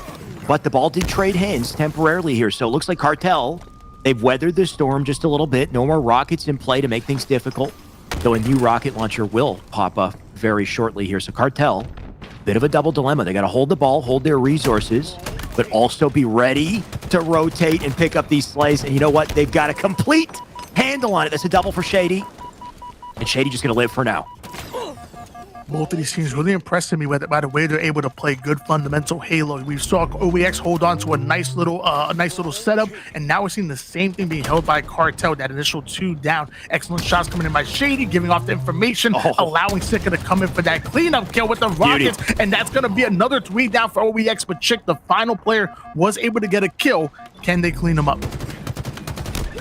Can they is the question. Apparently not. Chick living through all odds there, making it work, just holding down the entire side of map here. Got the Stalker in the back pocket.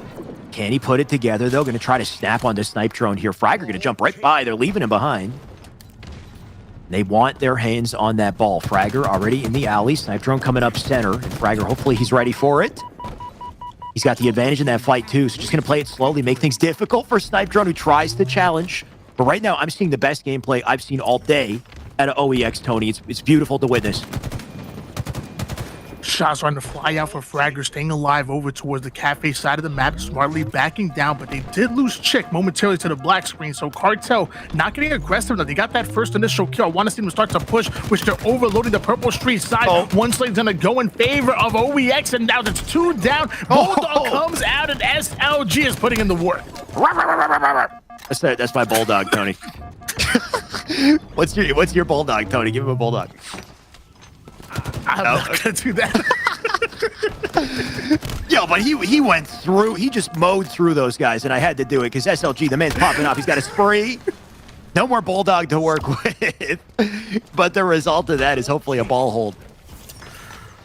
Yeah, sorry, I have a Shih Tzu. It won't sound as aggressive as that. That's because staying alive over towards the A side of the map as Rockets are coming up real soon. Legend able to get that ball over towards back A, and now slowing the game down. It's 59-65, going in favor of OEX, but not for long.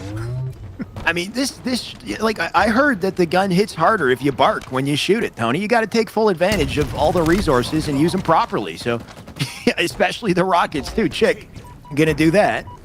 They got the ball in hand now too. Sika gonna try to rotate it. You know, despite the slays we've seen out of OEX all game long, this is a nail-bitingly close match. But SLG looking to extend things just a little bit. Well, he's got too many guns to work with. Which one do you want? The Rockets, the skewer, the shot? He's got them all.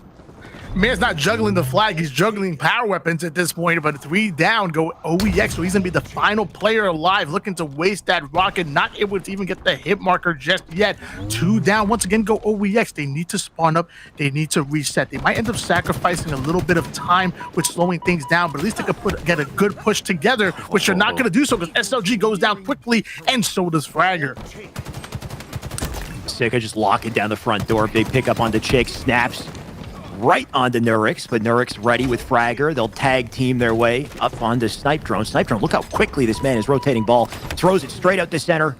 Gonna make it very difficult for OEX to get hands on it without revealing themselves. OEX, they've got a different initiative on their hands, just worried about cleaning up shop here, and Fragger doing exactly that. Nice shots into Legend. He can get the cleanup from Chick. They can't get the ball just yet, though. The fights are still scrappy here, Tony. That they are, but OEX kind of winning the scrappy gunfight battle. Another 2 down, going in favor of them. They're icing up when it matters most, and Chick has the ball over towards the C side. There's somebody blocking off the angles with the Stalker rifle. Things are looking really good if you're a fan of OEX. They might be just moving to the grand finals through the winners bracket if they keep playing like this. Excuse me, sir. Just, walking on through your sniper. No way. Oh, man, he wants the triple. The plant is in his way. He will get over it and live a little longer. But Snipe Drone, what a series of kills that's given him a chance for the Rockets. He's already got intel on 2 players up on B stairs, got the shotgun to lock the door down, and teammates at Shady, who I believe has picked up Rockets. So look at this. He doesn't even need the Rockets. They had so much control, so much pressure in that moment that they succeeded in locking out the game despite that strong opening from OEX. That's a round 1 for Cartel. Yeah, I don't know, maybe we had OEX maybe more on the screen, but throughout that round 1, I felt like, OEX were kind of in the lead in that one. Ignore the overlay glitch at the bottom. Mind you, Cartel are up 1-0 in the series. There we go. It actually just fixed itself. Yeah, first time I've seen that. You know what? Take it back. It's right back. It's back on screen, Tony. We do know Cartel, of course, they won the first round. OEX, they look good, though, especially in the Slays department. So I want to say there's a shot here. But they got to coordinate. They have no more opportunities. Of course, they lose this, they are knocked down to lower brackets. Nurix, not going to think about that pressure, just going to focus on the game plan. Which is to die, apparently. Oh my God. What a flank.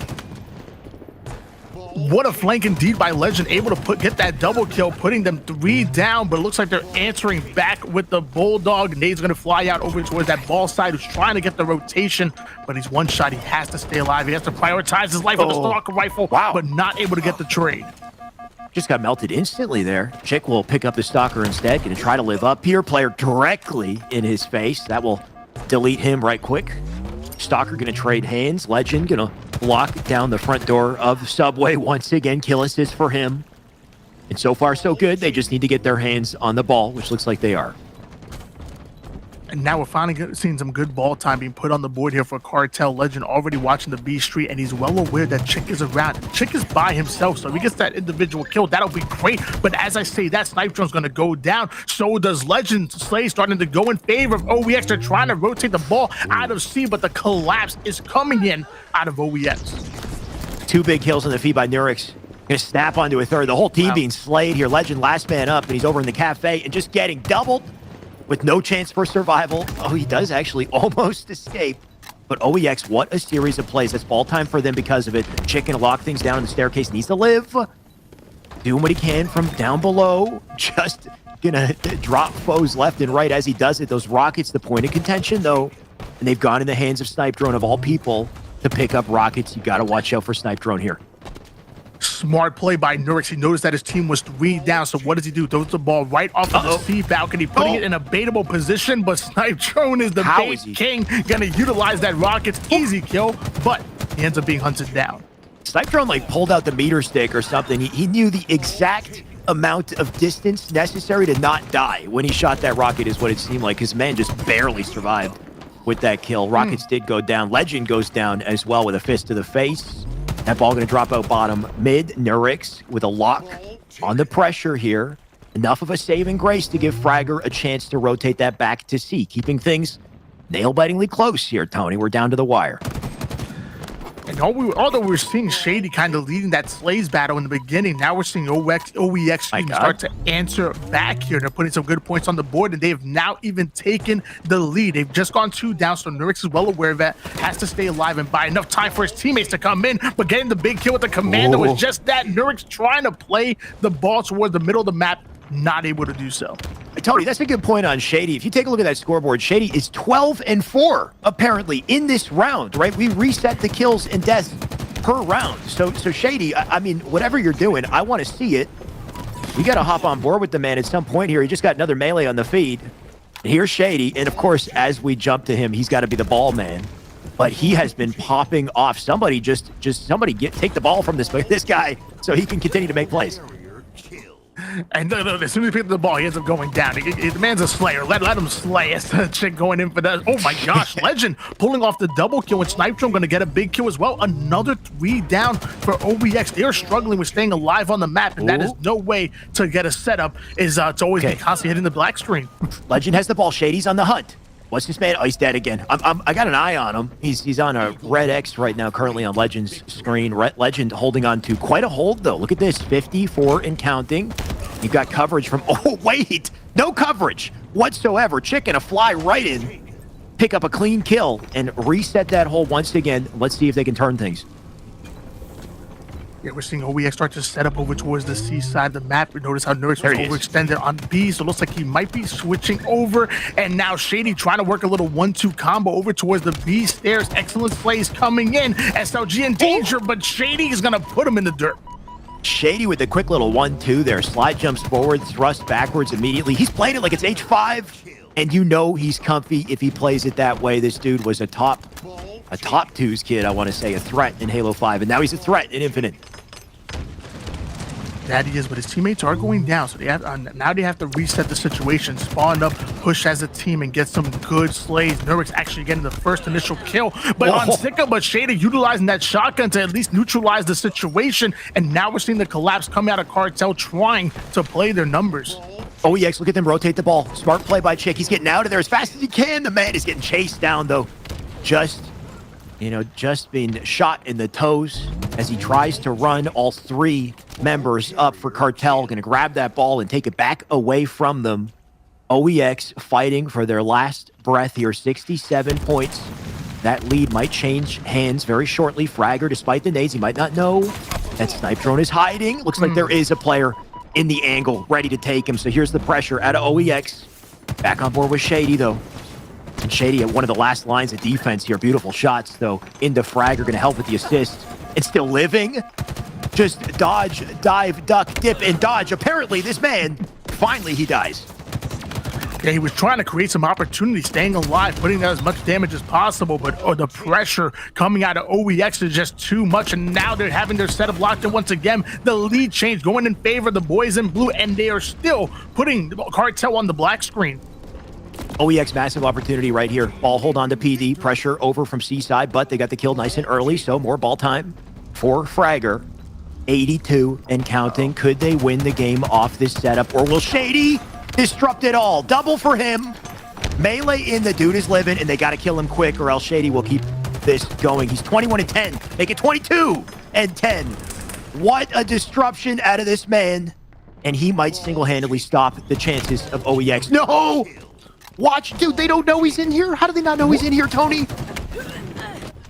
He's still Less going, than finally. 1 minute of the second round of this oddball. As Chick actually utilizing that assault rifle. Excellent shot. Smartly going to back down and stay alive. At this point, he needs to put down as much damage while taking as little as possible. But 2 down go OEX, and Cartel on the move.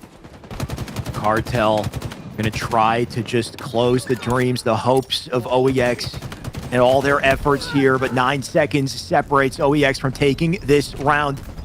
And it might be over here. 95 and counting. Chick turned the corner. And I think turning the corner was just enough.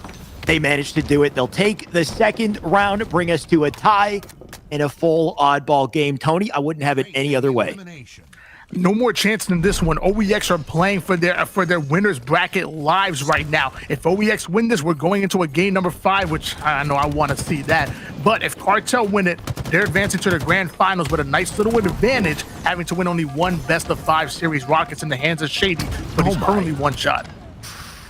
Shady still gets a kill from the grave. Just excellent use of the Rockets. They're going to drop those down center map. Nurix does want his hands on him, but Nurix, a bit of a dilemma here. Shots into snipe drone. Nade in, getting stuck on the damn ATM machines. They just don't work like intended, Tony. God damn it. And that's 3 down going OEX right here. Cartel gaining the advantage. Snipe drone staying alive with this ball, even dropping and put down some extra damage as well. Staying alive, holding on to the C setup. I'm liking this, Alex. Cartel doing a great job. They clearly want to win this game. And the Bulldog in the hands of Snipe drone. We saw what he can do with power-ups before. Let's see what he can do now. What a cheeky position right there, just hiding under the plants. Gonna make it so difficult, taking full advantage of the weapons at his disposal too. He's got the perimeter locked down, ball behind him in C. All members of OEX looking like they plan to coordinate a push out through the driveway, but knowing that, you see how quick Cartel is to take that ball and rotate it to the other side of Subway, just to keep it farther away from them and reset the setup. And Snipe Drone in a perfect position to impact all these options here, and the shotgun in the front door will do that. Can he get 2, though? Not quite. So nice little 2-pronged attack here from OEX, and just in time to get the ball, though. 38 seconds they've lost because of it. And with Rockets coming up in about 20 seconds, this can be big. If Cartel can grab this, they can really put some separation in the scoreboard. However, if OEX get advantage of these Rockets, they can really use it to bounce back and recover in this game as the ball is starting to move over toward the B street. It looks like they're trying to get an 8 setup going, but 2 down once again go OEX. And now Shady is going in to take out Nurix, and that's going to be almost a squad wipe. Cartel playing really lights out. They already have a big lead. They're looking to add to it. Oh my God! You would think it's just somehow that man was living a little longer than 10 here. Shady just being so difficult though, right? I didn't get a tab on his exact score in the last series, but he had to have at least 25 kills so far. He's 6-5 to start. Chick having a bit of a round himself. He narrowly gets out with the Rockets here. Still got some to work with. And can he put this to good use? They're running out of time. Big pickup on the Sika. Right down the hallway for the double. And Legend, you better run, because Chick is after you. And this was exactly what I was afraid of for Cartel. I knew once the Rockets go in the hands of OEX, they can utilize it to create some advantage and create some opportunity here. But Shady and Cartel bouncing right back, getting the slays, and now they're once again in their setup and putting the slays on the board. Shady just going to lock things down from the bridge here. Fragger does take him, though. They're just doing such an excellent job of holding the ball despite the slays that we've seen, right? Chick just kind of blew through the base, took out 3, but they got no time for it. They're so quick to just come back to the hold. And Fragger, look at the play out of him. Gonna drop a nade into the corner there. Does delete Sika. Shady gonna come and drop Fraggers. Trades across the board. Here Shady, late to this party, but that late is perfect timing, assuming he can take Nurix. Not quite. Nurix going to delete him off of the map, while Legend now over towards the bottom C. Legend going to be taken out as well. So multiple frags going towards OEX, but now the ball guy's got the challenge. Luckily, he has the Bulldog in the back pocket. I was not ready for that one. Whew, okay, OEX, maybe, just maybe, they're not out yet. Similar to what we saw with Snipe Drone, right? Chick is in that same position. Actually, Bulldog and Stalker is a combo that I haven't seen many times. And maybe it'll work out for him. How will they play this? So Cartel playing very slow. They're waiting for the Rockets. I see. Cartel wants to make sure they get hands on those Rockets. And what a kill with the Stalker at a Chick. Snipe Drone does get the Rockets because of the patient play. And they're going to use the artillery to just go straight into the subway here. Saves the rocket for the perfect opportunity, though blows himself up with it. Is that enough for Cartel to disrupt the setup? 70-30 Oh, that was nice. win in favor of Cartel, but the reversal kill coming out of SLG not going to be enough because he's going to be hunted down. Legend getting a big double kill before he's getting taken out, and Cartel once again winning the kills battle, and it's reflecting in the scoreboard as well. Slow and steady, but OEX are clawing this back, Tony. They got 40 points to make up for. Chick does not want to grab the ball just yet. He knows he's going to be in trouble. Takes one, can't take two. Teammate there to hopefully get the trade, and he does, but Legend will clean up the rest. And Legend can now can get the ball, but once again, why would he? He's the last man in the base and needs to keep holding it down. He is going to be taken down at that, and Chick winning an individual gunfight of his own, and now holding down that C setup for just a little bit because Cartel are making a push, but there's a player over toward the B side getting right behind enemy lines. Flanking is Nurix, so that's going to be really good for them, but Fragger not able to get away with his life. Nurix is going to be spotted, and Cartel continue to slay out. What a scrappy game this has been. Just trades left and right in this subway station. Teams take turns just collapsing on it, trying to earn the better of the trades of the slays here. And so far, Cartel, they continue to pull away. New rockets coming up shortly. Time is of the essence here as well, Tony. We're running out of it. And Snipe Drone, not going to win that exchange. Chick, knowing he's running out of time, looks like they're playing a little faster. Is it enough? Yeah, OEX getting really aggressive right there, but you notice that the ball was smartly played by Cartel over towards the middle of the map and in a baitable position. Shady now gonna get a beautiful double melee right there. The first play is going in favor of them. I always say in a 4v4 situation, you cannot be the first player to die, and it looks like they're gonna be able to take Shady down, and that's gonna be 3 down for Cartel. Big trade onto Shady. Nurix still up, gets the ball immediately, rotating it out to A, can't take it too far. All 4 members of Cartel in hot pursuit of that ball. And Snipe Drone just going to play it slow from center. He's in a great vantage point. Look at him sneak his way through to A. If he gets through here, he could completely break things. Ball picked up by Blue. They saw him, and that is huge for info, but the Rockets is the perfect coverage that Snipe Drone needs to help clean this up. Shots into Fragger. Ball being rotated through that alley. Try to get it back to C. OEX somehow fending off the pressure here. Snipe Drone will lock down one. And that ball's still in play here. I believe it's Nurix who has it. Snipe Drone. Can he find him? He can't get the timing. And there it is. Patience pays off. Snipe Drone just being ever so patient indeed. He pushes over towards the back A, but doesn't overcommit to any gunfight, and he's now taking down 3 players on his way, going in for the 4th, and that's going to be a killing spree and a beautiful double kill coming out of Snipe Drone. Is that Snipe Drone or Snipe Down? I can't tell.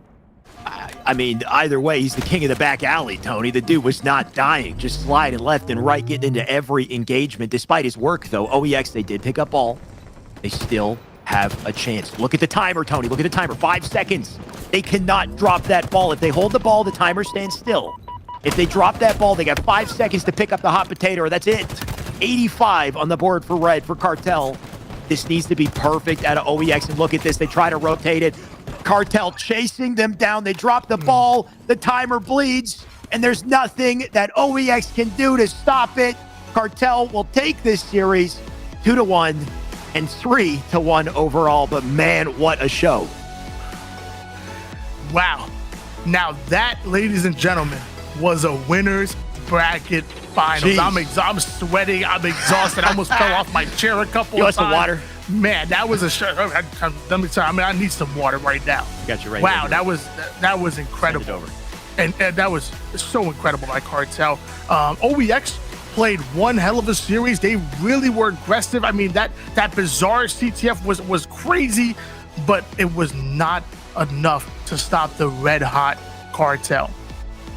It really wasn't. Like you said, that bizarre CTF was crazy. Some of the best gameplay we've seen from OEX ever, and they followed that up with an incredible oddball game. Look at the board, dude. 54 kills out of Shady, and that's how you know that was just a hell of a long game. But 54 kills, 31 Snipe Drone, 40 Legend, 32. But Shady just far and away doing the damage. And a big part of that, round 2. Half of his kills were in round 2. I think he had 25 at least, Tony. But my God, you look at the slays on the opposite side, and it really wasn't lopsided. An unfortunate game for Fragger. Did have 28 assists, though, to kind of make up for it. But upwards of 40 slays for the entire team. OEX, they played that very well. Yeah, and mind you, I mean, out of all these matchups that we've actually seen these guys go at it, we never actually saw them play oddball streets before, so it was a bit of an unknown. And you notice how, I feel like both of these teams were kind of trying to feel each other out, try to find out what the play style was, and eventually Cartel got super aggressive in that round number 3. You pointed out the stats really just absolutely going off, especially Snipe Drone. I need to see some of these replays. The triple at Endurix here. Oh, I love this play, right? Because he, I mean, obviously he was too far to truly chase down, but just the fact that he backed that player off, decided to go for the ball, play the objective despite getting that triple kill. Somebody else might have wanted the over if you're really feeling yourself, but in the end of the day, the win's what matters most. And that was the focus for Nurix, though, just the competition too steep. That it is, but you know what? Something tells me that this is not going to be the last time these two meet up in this tournament. I have a feeling that OEX going to want some payback, and it's going to be tough. They're going to have to make their way throughout the elimination bracket finals to get there, and you know they can run into a red-hot HMDA or Navi, depending on who won that matchup. But I have a feeling that OEX, they want their payback, and they play damn good. I think by the end of this series, OEX showcased that they could hang for sure, right? They came back. They gave us a show in the last 2 games. The first 2 games, a bit of a blowout, though, right? They got kind of ran over game 1, game 2 to the point where we were starting to give up hope. We thought it was over, and they turned the tides on it. So maybe it's kind of map game type dependent. That might be a contributing factor. Either way, OEX, they do have a chance. They showed some life, but I guess they better hope that they get favorable maps and game types we don't see. Slayer Aquarius, for example, because Slayer Aquarius never has it gone well for OEX against Cartel. So depending on what we see, things might be different. You also have to remember that Navi is hot in pursuit, right? Navi want to defeat OEX. They haven't done it quite yet. With OEX dropping down a lower bracket, the chance of Navi finally succeeding is once again a possibility.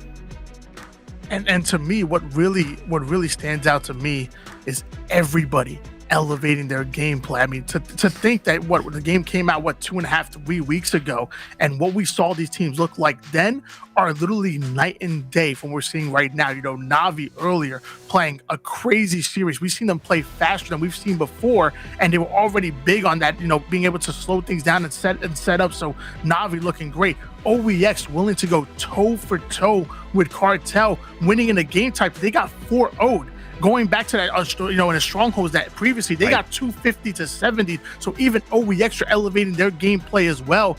And man, I mean, just imagine what it's going to look like in a couple of weeks when we're at Raleigh. Thankfully, the game came out earlier than expected, right? Tony, like you said, everybody's leveling up. And what does that mean for Raleigh? Raleigh's about to be crazy. I think especially for Cartel. Cartel is that one kind of wild card team that have consistently dominated in this region, to the point where I want to see them in NA. I want to see what they're capable of. I also want to see what West and Jersey think of that last series, because one hell of a series that was, quite the marathon to cast, and hopefully you guys enjoyed it from your position. Just opening thoughts, Wes, what do you think?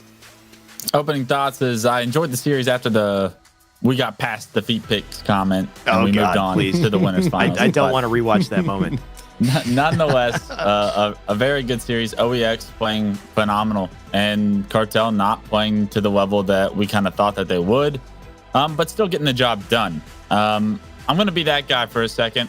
Everyone in the Twitch chat can roast me about how negative I always am or whatever, but you're in winners finals.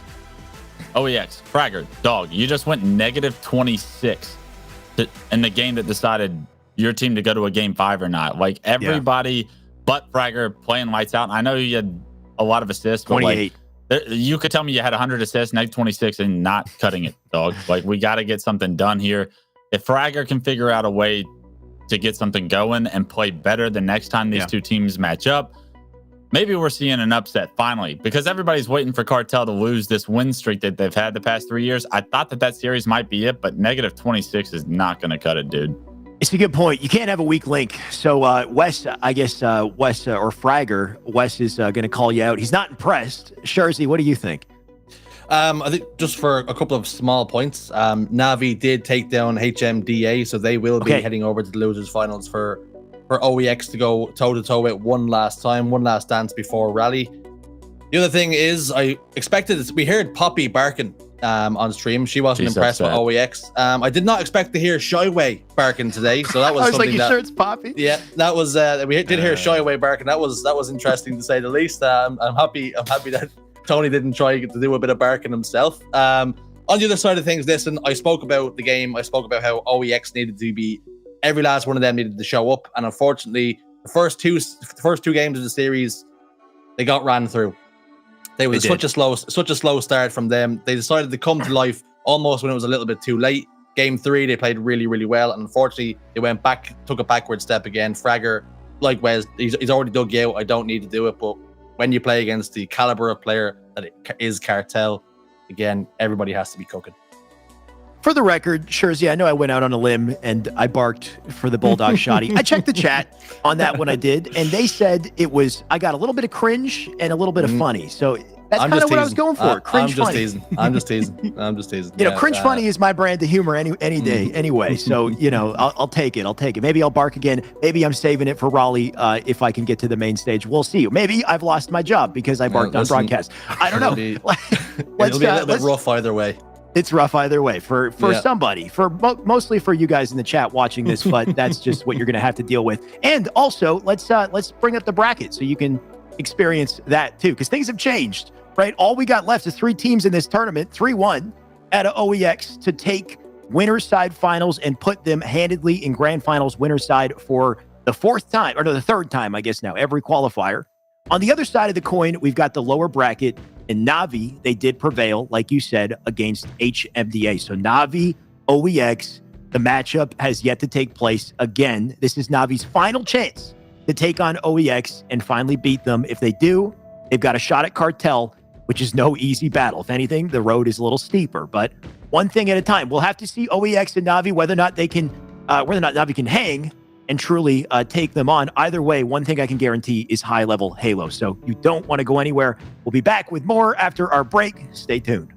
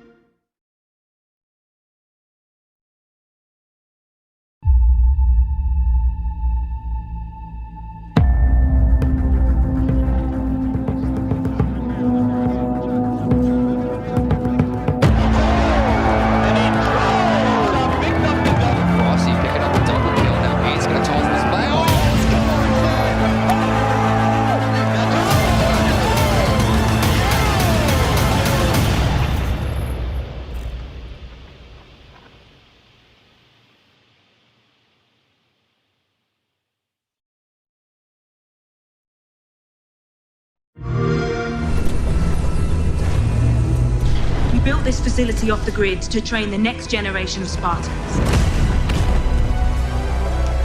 To be a Spartan, you must become the impossible.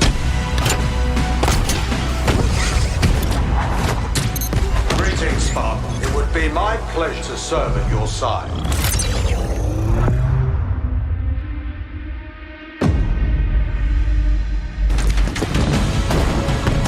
Flag taken. An electric kill.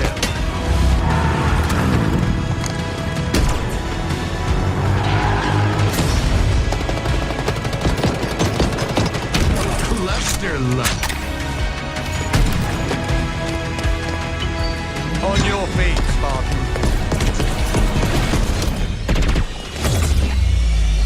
Ninja.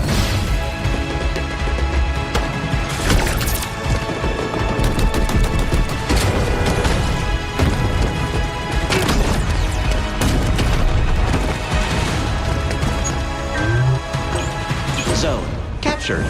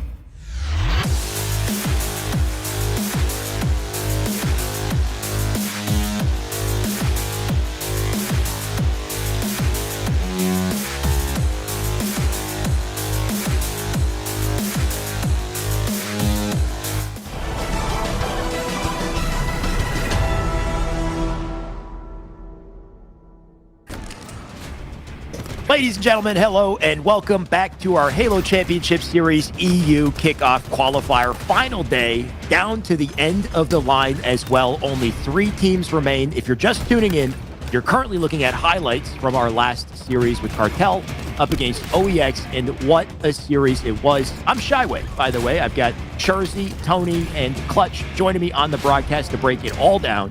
And Wes, I'll just start with you, just to reminisce a little bit about that last series. Yeah, it was a highly contested series, right? I know it only went to 4 games, but both these games, or all these games, especially the last 2, were very close. 1-0 for OEX in that game 3. And the fact that they were able to win that game 3 showed me a lot about OEX, because just on that same map, same mode, last weekend, they got 4-0'd by Cartel. So it was a big step-up game. We thought that it was going to be a sweep once it got to that game 3, and Cartel had that 2-0 lead. But OEX really stepped up in that game 3. Got some control, got some momentum. Game 4 was interesting, but they didn't have enough in the tank. And not to harp on it too much, but Fragger's got to play better than that in game 4 to get to a game 5. But I'm sure he knows that by now. You can't beat yourself up over it, though. If you're a professional player, you got to be able to move on, because the most important game is always your next. Right. Thankfully for Fragger and OEX, there is a next game, a next matchup. Let's take a look at that next matchup that we'll be jumping into. It's Navi and OEX coming up next on the broadcast. We have seen this several times already, and every time we've seen it, we've seen a closely contested series, but Navi just could not clutch up. And this time, can it be different? Will it be different? Jersey, you got any hope? Well, I think this is the closest we've seen Navi push OEX in any of the series we've watched before. They managed to take a game off them and looked very, very good in patches. They played really well during spells, but unfortunately, OEX had a little bit more steam than they did getting over the line. And there's a look at your series layout. Aquarius CTF, Slayer, Livefire, Oddball, Streets. Of course, this will be another best of 5. So if required, Strongholds, Recharge, and Slayer Bazaar will round us up. I think something also important to talk about is we do now know our 6-seeded teams that have qualified for Raleigh.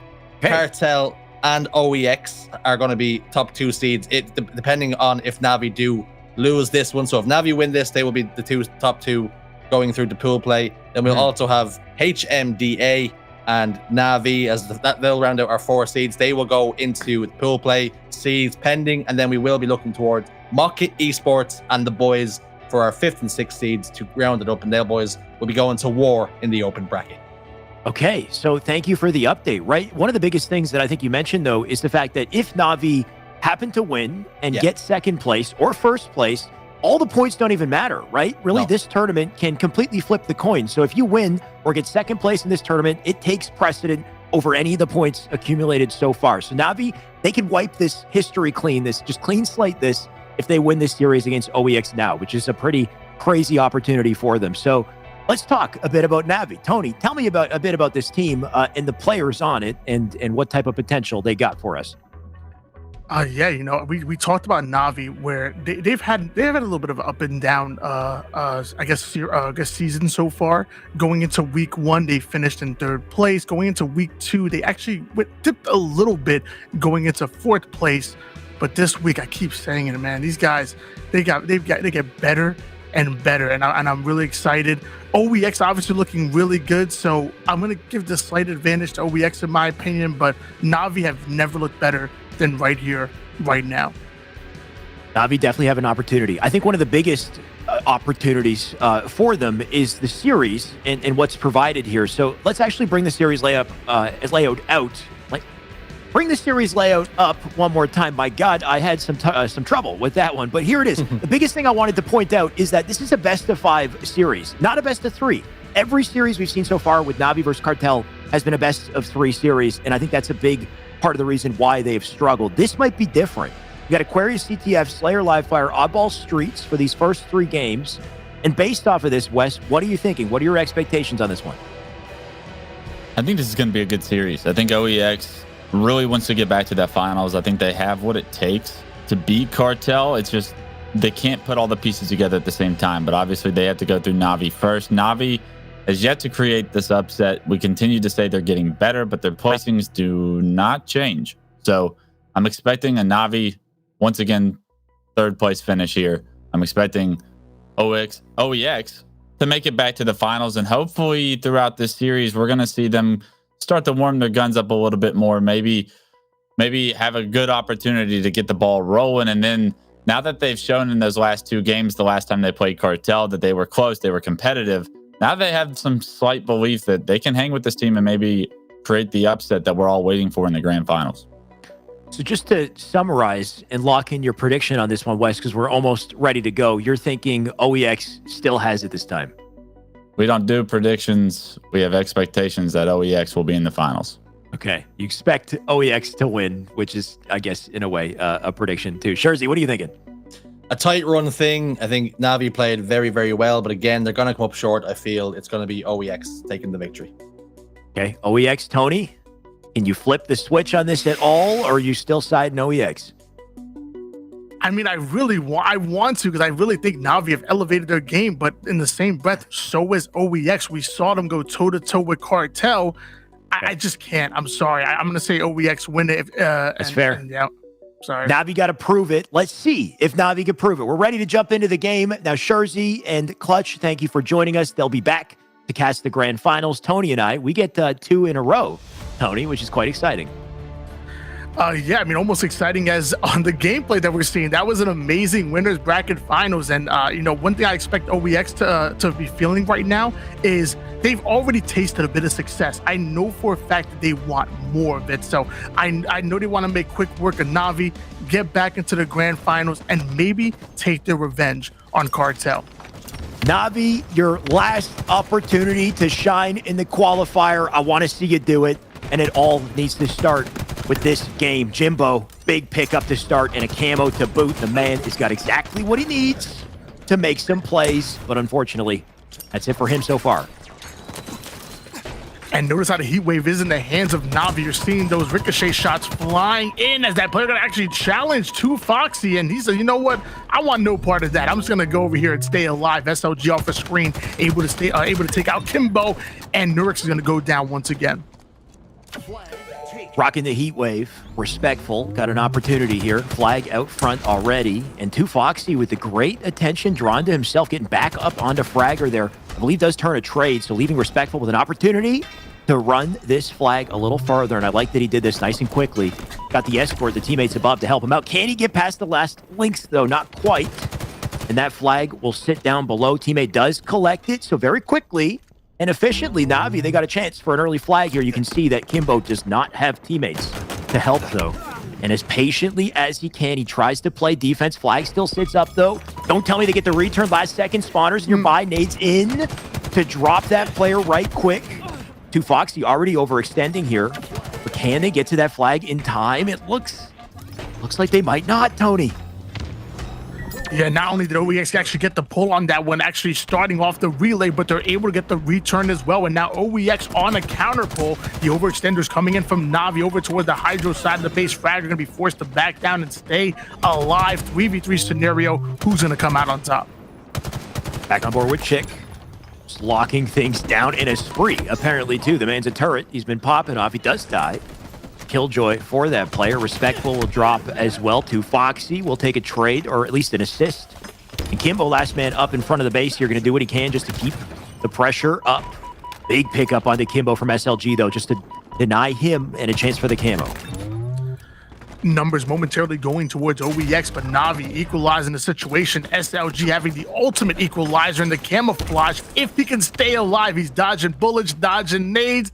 And looks like he might have been able to play his life, and he's going to get the back smack on Kimbo. Uh-oh. Oh, that's not what he had intended.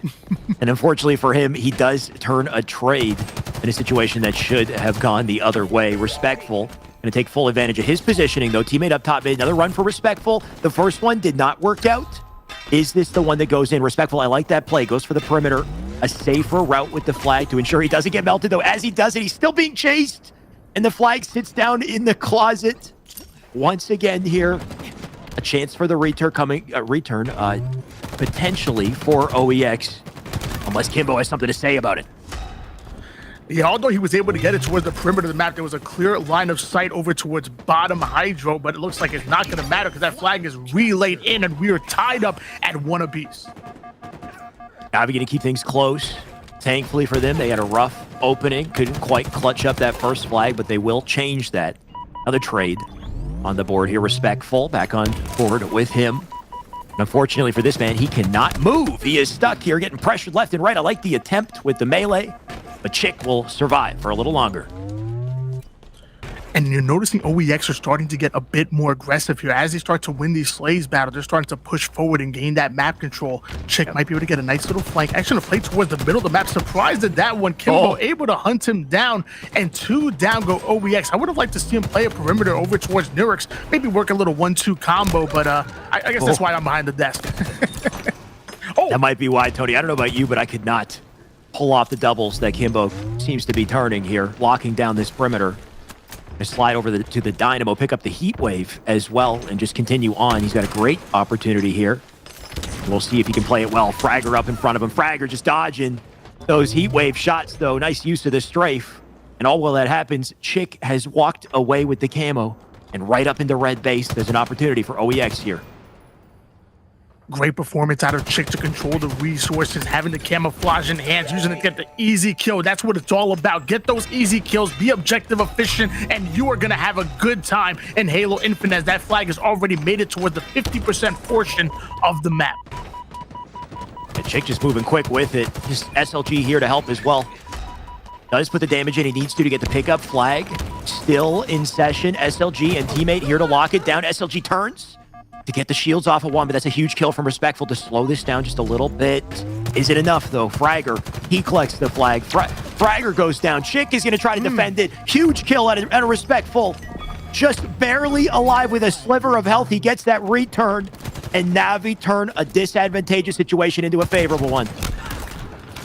OEX may have a fragger, but my man Respectful is fragging out right now. Beautiful frags going in favor of Na'Vi, and we're seeing Respectful start to up the tempo here, going in for another challenge, making that player one shot, and the cleanup comes in. This might be another flagpole going in favor of the boys in red. To Foxy all the way behind enemy lines. What can he do to delay, draw attention to himself, and give his teammates a chance to help him out? Unfortunately for 2Foxy, not quite in melee range. Defense comes through from Nurix, and Nurix with a quick little curb slide off the ledge there, Tony, just to rotate quicker. And I know that Camouflage came up, but Nurix had to win that individual gunfight, or maybe not, because Chick's on the other side already pulling the flag. Maybe they don't get the cam on this one, but at least the flag has made it towards the 50% portion of the map. And notice how Chick also having a heat wave, utilizing it. Beautiful plays coming out of him. Slays are now starting to go in favor of OEX, but the nade is going to stop him short. And not ready for the nade, and the immediate return, I believe, coming in, but a pickup to deny it. Nurix here to potentially collect the flag. He's got a teammate ready to help him out with Jimbo. So Jimbo goes down. Fragger will take the flag and plant it in for a 2-1 advantage on the side of OEX. OEX looking real good right now. Fragger now makes his way over towards top pump, staying alive on the top perimeter of the map, but he is going to be spotted here. And Jimbo going in for the challenge, getting really aggressive, forcing Fragger to back down. Surprised at that one. Jimbo normally being a lot more methodical with his play, but he saw Fragger and he said, I'm going in for the challenge. Oh, well, there you go. Jimbo's just fighting fire with fire, right? He locks it down for bottom mid, using the thrust to stay up. He's back down below as well. SLG does not opt to chase him. Instead, he'll take the perimeter. It's right up behind, I believe, Kimbo. But just going to hold on to his position, his advanced position in the closet, which is huge. Kimbo just barreling on through, gets a pickup on the Fragger. Trade for him. Chick in the base, playing defense. Shots into Jimbo. Flag already out, opposite side. So Chick, important position to make things very difficult on the overextension for these boys on Navi. And now Chick actually going to be trading out his VR, having the sidekick in his back pocket. Excellent shots across multiple players from across the map. Earns himself a little bit of a double assist here. And 2Foxy already making headway. 2Foxy repping the monster skin. Not too many people pick that one up. And just flexing it on us right here as he rotates into blue base. Sneaky play out of him. Perfectly timed collapse for the kill too. And the flag is out through the closet. But look at this. His teammates are in trouble. Taking pressure. Flag pulled opposite side. Big pickup to take him down. Slow and steady. And a slight fumble on the flag. Tony, we've seen the fumbles. Look at this. He doesn't even juggle. Just going for the sprint as he goes through the low height hallways to make sure he does not fumble again.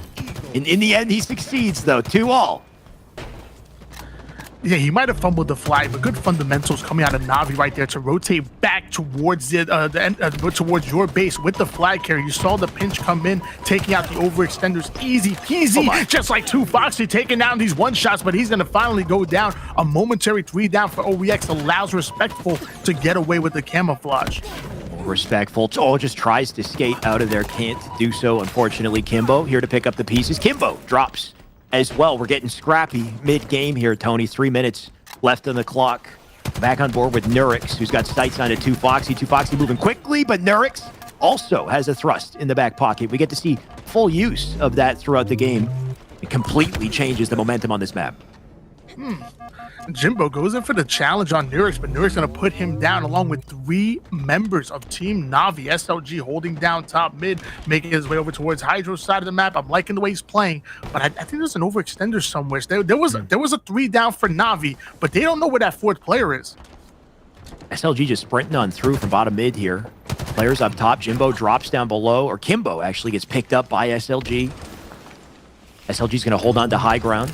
Nades coming in to make things difficult, but great positioning from him if he can take advantage. Gonna need some teammate help in a second, though. Drops down to stay alive. And can't quite escape here. Navi turning that kill might be the opening they need. You can see they already have presence on the opposite side here. Kimbo looking for the flanker. Can he take Chick? He can. One more player, I think, below him. Oh, no. And there he is to get the trade. All will I say that Respectful does have a pull. Unfortunately for him, he is down, and it's up to Jimbo to defend. Yeah, much easier for us to see him with the overlay right there. Sadly, I just wasn't able to see that second player. Respectful is going to go down, and so is Nurix. Meanwhile, Navi able to move the flag a bit. We're tied up at 2 apiece, but maybe not for long. 2Foxy looking to pass the baton. He's still got the heat wave, though. Last thing he wants to be is the flag runner. Instead, let him play defense. Flag still going through the closet here to the last doorway. Respectful does die with it. Jimbo deleted instantly. Flag pulled opposite side. And what could this mean? They did collect the flag. Flag still in play for 2Foxy here. Navi doing what they can to defend it. Fragger with a big kill. Can't stay up. Trade comes through thanks to Kimbo. Flag still sitting out center. Chick doing what he can to deny it. But the flag was returned to Tony. OEX pouring their numbers through the closet, picking up a double on the way. Nurix has turned this situation around, and maybe we got a counter cap. And that's what it's all about here. OEX spawning up and playing the defense and now turning that into a counter cap. If you dedicate all your resources towards the flag, you better cap it. Damn. Otherwise, these great teams are going to make you pay. And another squad wipe going in favor of OEX. Nurix taking advantage of all that slide tech to rotate back to center quickly. He's got the thrust, too, just to keep the movement up here. Just drop Jimbo because of it. Shots cross map into Kimbo. Kimbo going to fire back despite being one shot. That was beautiful, honestly, out of Kimbo to keep him distracted. And then Respectful came in to close the kill because of it. Respectful now has made quite decent stride here on the map. He's got to live for now, though, in delay. And numbers were momentarily going towards Na'Vi, but Respectful trying to find out where that player went. Decides to ignore him. Going into the base. Excellent kill by him. There's one more player over towards the flag side. Able to take down OEX. A momentary 2 down. Nurix sitting towards the top perimeter side of the map. Putting down those long-range shots. Stopping the push. But it looks like that's not going to be enough. They weren't able to get it into that sudden death. That's a 3-2 win for OEX. At timing, you got to pay so close attention to, Tony. When we get down to the wire with that, just how fast-paced the game is, sometimes you don't see that timer. And I like the attempt there that he went to grab the flag last second. Of course, if he had grabbed that flag, a sudden death timer activates, and as long as that flag stays in play, there's still a chance for Na'Vi. But Na'Vi, just a second too late to the flag, couldn't save it. And because of that, OEX, they walk away with a narrow advantage for game one. Let's take a look at the stats. Wow. Let me tell you, I mean, we predicted that OEX were going to win this, but man, Na'Vi putting up one heck of a fight. If they maybe we got that flag just a split second sooner, maybe they could have put some good points on the board. Either way, 22-15 coming out of 2 Fox here. Beautiful 15 assists out of Respectful with 21 kills to match. On the other side, we have Chick really leading things off. 22 kills, 12 assists. Great job by Chick and OEX. What a close game, Tony. You look at those stats and you see a pretty damn even matchup here. Just came down to the timer, if anything. If we had one more minute in that game, I think it could have gone a completely different direction. And that's the beauty of this high-level matchup. And also the heartbreaking reality of Na'Vi and their plight, their journey here, Tony. They keep losing by a hair's margin here. You look at the damage stats, too. And it's just, it's still so damn even across the board. Of course, a slight advantage here to OEX, and that slight advantage is really all that's edging them out in this game. But of course, this time is different, Tony. This time is a best-of-5 series, and that could just lead us to a whole new reality. We'll see. Yeah, I'm gonna guess that Fragger might have heard West in his post-winners finals analysis, because I mean the man dropped 6,200 damage, so definitely making his presence known and making it felt throughout Aquarius, and we're gonna see if he can carry that over into game 2 in a Slayer, where obviously every kill matters. So many pivotal opportunities here. This was a massive play from Respectful, like a bit of a game-saving play to get those slays, get the return. But at the very beginning of the game, we saw a nearly captured flag, right? We had a beautiful opening strat at a Na'Vi, a flagpole, and the flag that was literally just a meter, less than a meter away from capping. And the last player alive, I think it was Kimbo, who did not plant it because his teammates were dead, and he knew he was going to be in trouble. The attempt made sense. It was a smart attempt, but unfortunately for them, like it's moments like that where they can't quite execute. The opportunity is right there for the taking, and they are just, milliseconds or meters away from victory. All well, I say that, Tony. The series continues. You can see the layout in front of you. We got Slayer, Live Fire, Oddball, and Streets. At the very least, we will see those 2 maps and game types. But if you're hoping, like I am, I hope this goes the distance. Definitely. Live Fire, a lot most like Recharge, I wasn't a fan of this map when I first played it in the beta or the technical preview, if you will.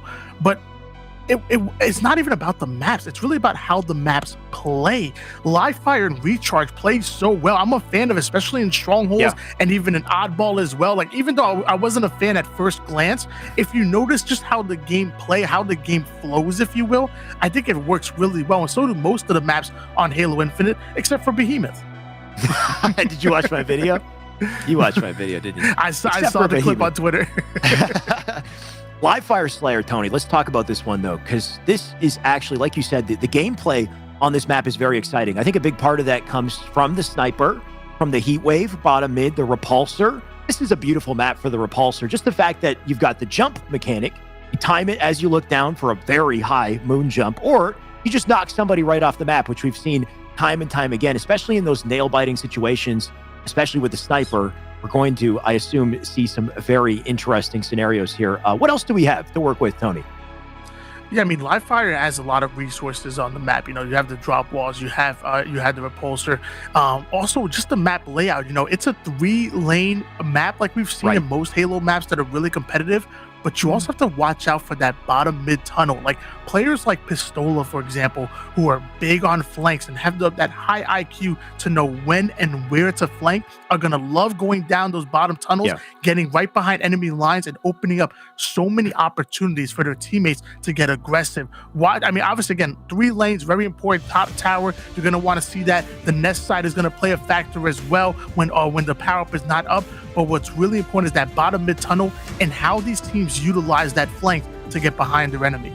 Tony, you talked about that 3-lane setup, though. This is a very non-traditional Halo map design, though, right? It's asymmetrical. There's no top mid. There's a very closed-off center with no sight lines. And because of that, players have to react and play accordingly, especially with that sniper that rules the center. So we'll see what they can do off the rip to take full advantage. But you can already see on that scoreboard, Na'Vi with 2 dead already. And the pressure's still on. That gives them advance opportunity for the snipe, assuming they get away with it. Kimbo has it. Sniper rifle in the hands of Kimbo right now. Going to try to stay alive here, watching for that bottom mid flank. You always got to be aware of it, that we kind of talked about before. Oh, no. But somebody actually getting back towards tower. That's actually going to be Nurix able to take down Kimbo, and multiple players going down for Na'Vi, but Jimbo with the camouflage and the heat wave. Uh-oh. He who controls the sandbox wins in Halo, Tony. And so far, if the snipe goes down, there's always a player on Na'Vi ready with the rest of the resources. In this case, Jimbo's got it all. Heat wave, camo, beautiful shots, too, on the fragger for the opening kill. Who is next to go down? You got Kimbo and team with him. Shots in the backside. He's aware of it. How will he play this? Going straight down the bottom mid. He wants to get right up into the action, and honestly, looks like a good idea. 11-3 run going in favor of Na'Vi, and they're not slowing down whatsoever. Heatwave still in the hands of Jimbo. Excellent shots going in. That player is one shot able to get the trade, which was actually Chick. But meanwhile, 2 Foxy still having the long gun. 2 Foxy looking to pop off here. Doesn't hit the no scopes. He will stay up. Still got 5 shots to work with. A ton of potential here. Rotation coming out through B side for OEX. So this counter from 2 Foxy. Great way to stay out of the fray here and hold angles. A couple shots into Fragger. Marks that down for Kimbo to pick up.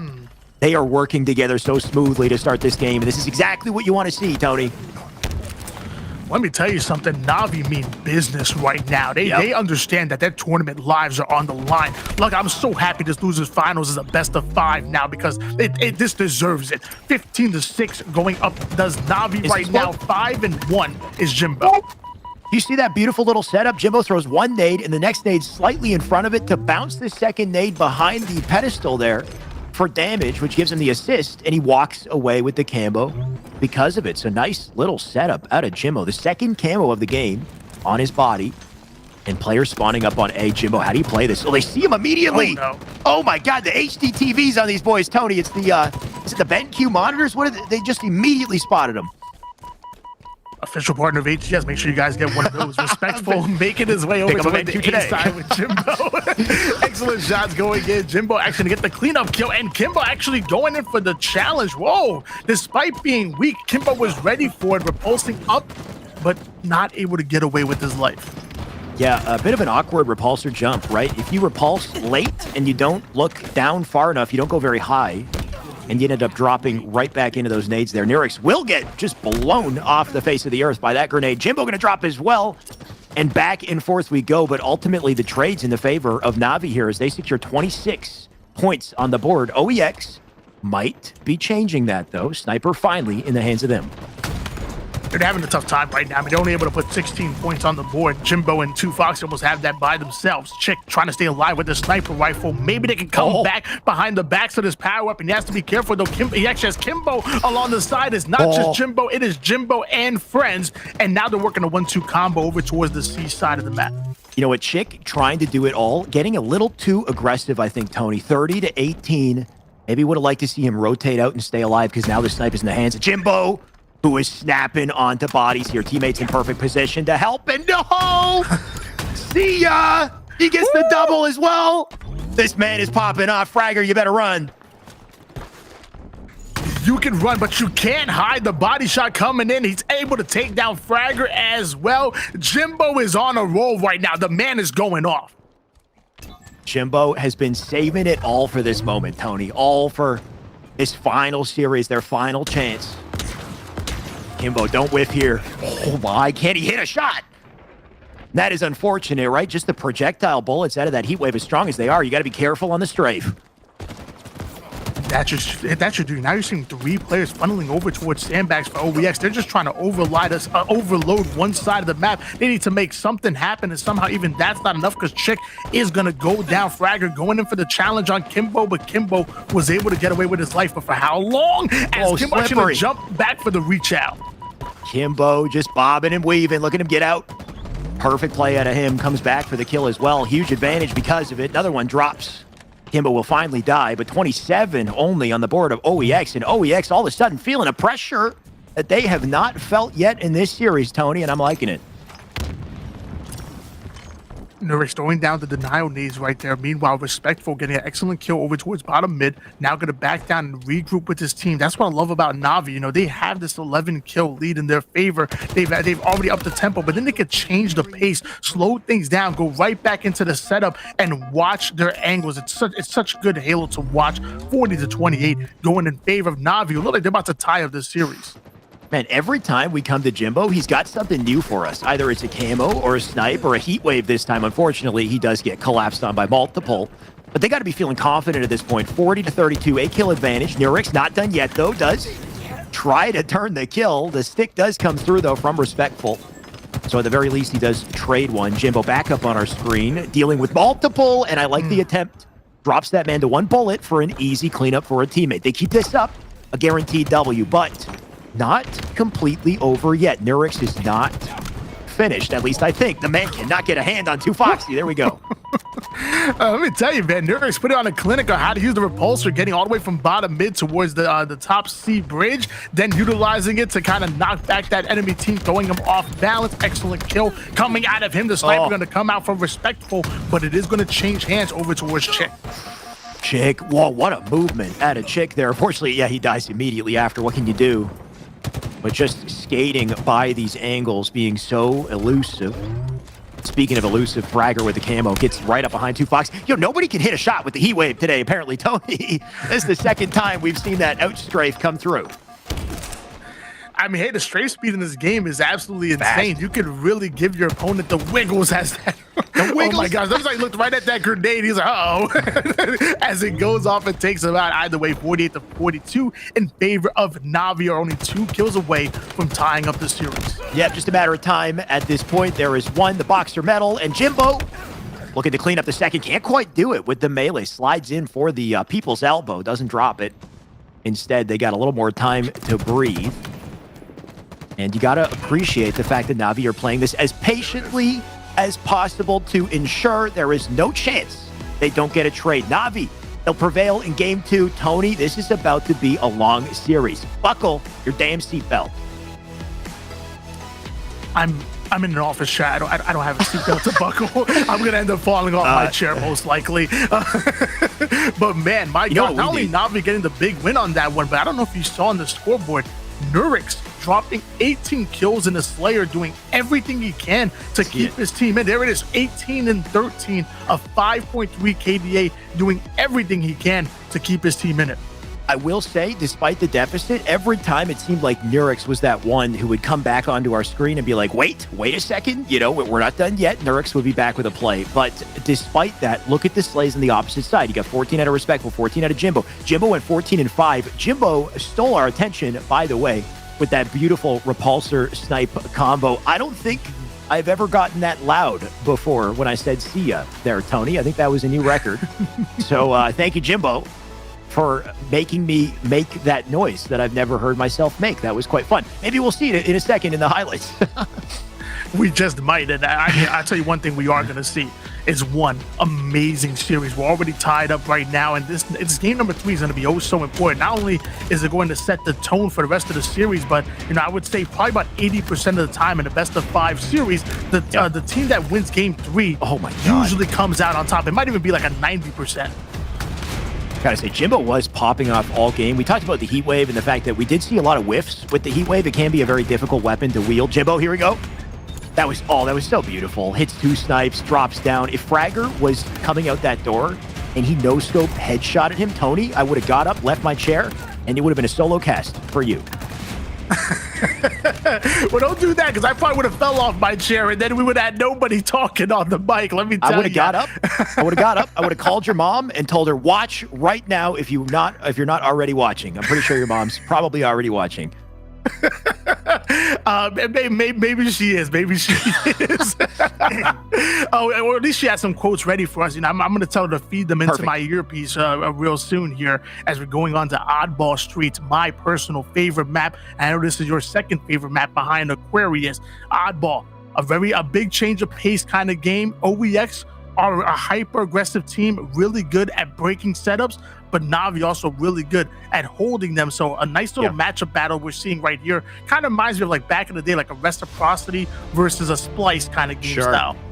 I mean, I think this is the perfect matchup for Game 3. We have a tie in the series, and this was the match that was so closely contested on winner's side. OEX barely won, but it went down to round 3 nail-biter, remember? So this is a perfect rematch. Stronghold's Oddball.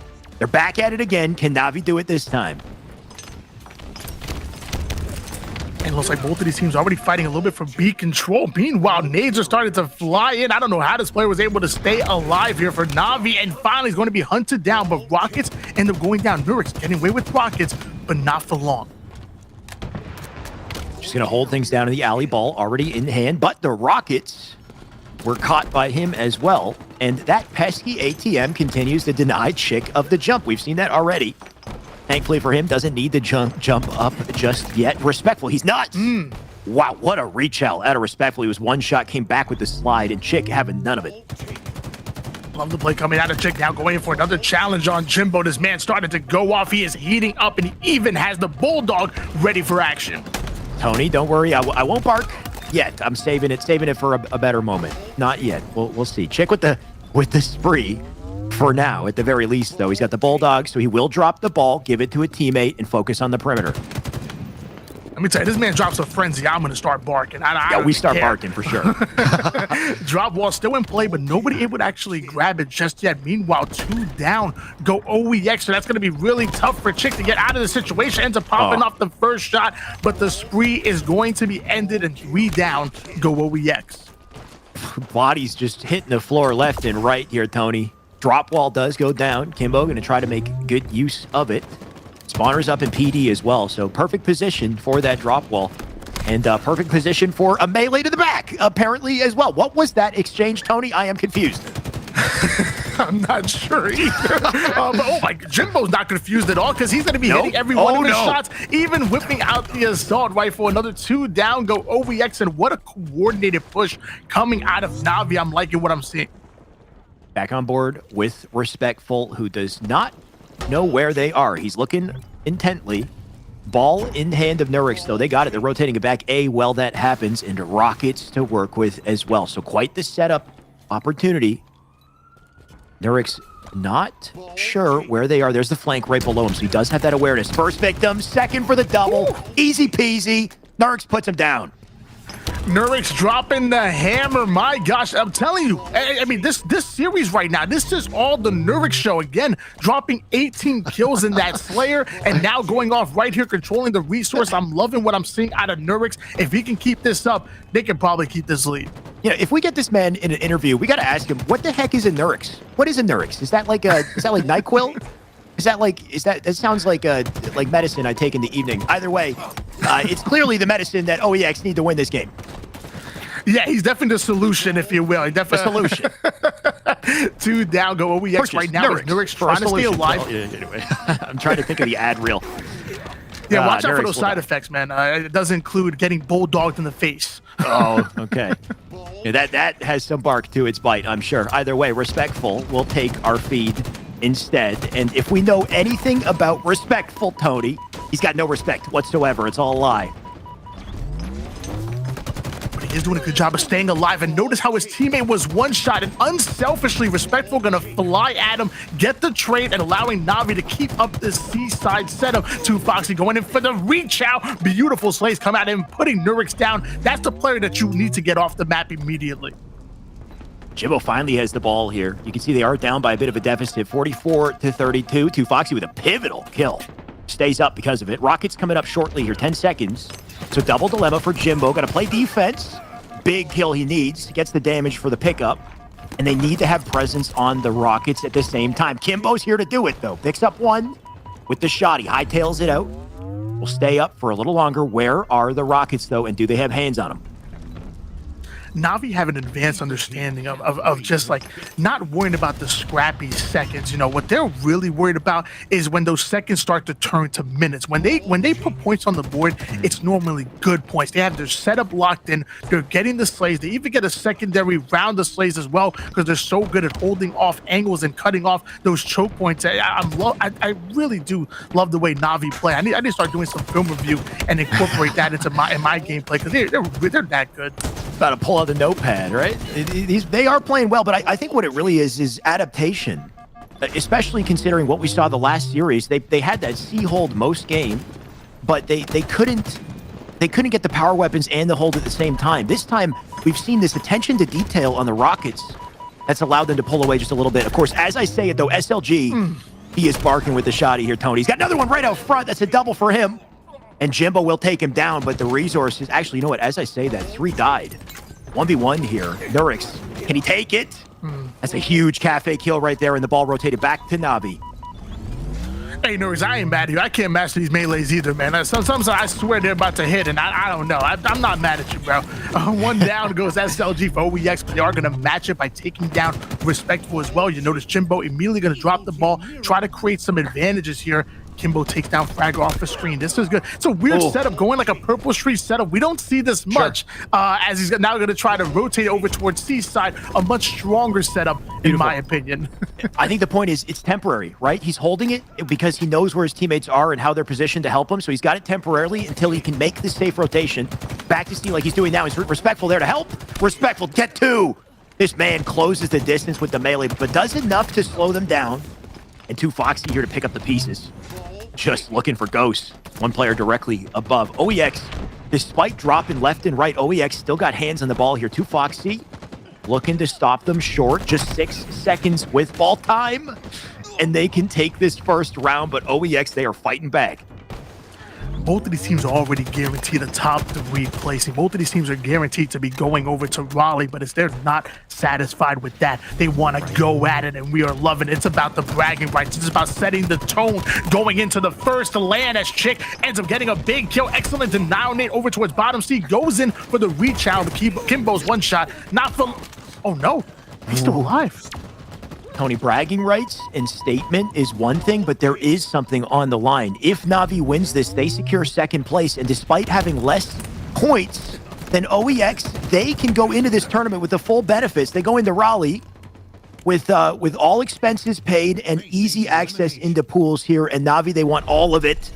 They take that first round, Tony. They're looking good here so far. That they are. Na'Vi going up in the first round indeed, and it looks like they're not done yet. They have not slowed down. Jimbo making his way over toward the beach stairs, but as I say that, 3 down, go Team Na'Vi. OEX so quick to answer back, and of course this is not over yet. We've still got a hell of a series, Tony. It's game 3, 1-1 overall in the series. Round 2 with the ball and Fragger with the defense, and that rocket goes wide, and he is dead because of it. That is unfortunate.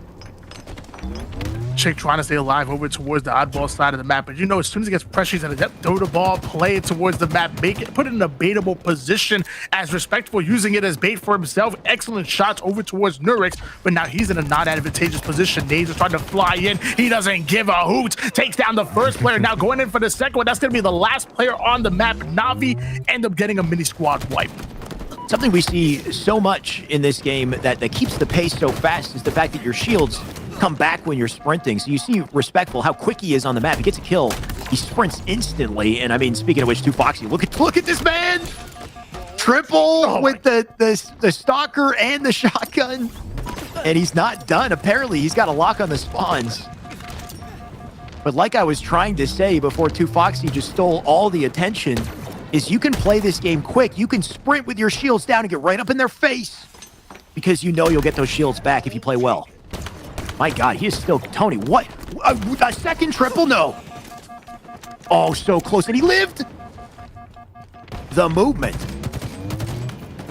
Each one of these players in the lobby have the potential to pop off at any given moment, and now it's 2Foxy's time to shine, utilizing that stalker rifle, watching his teammates back. The young man is on a killing frenzy. Who can stop him?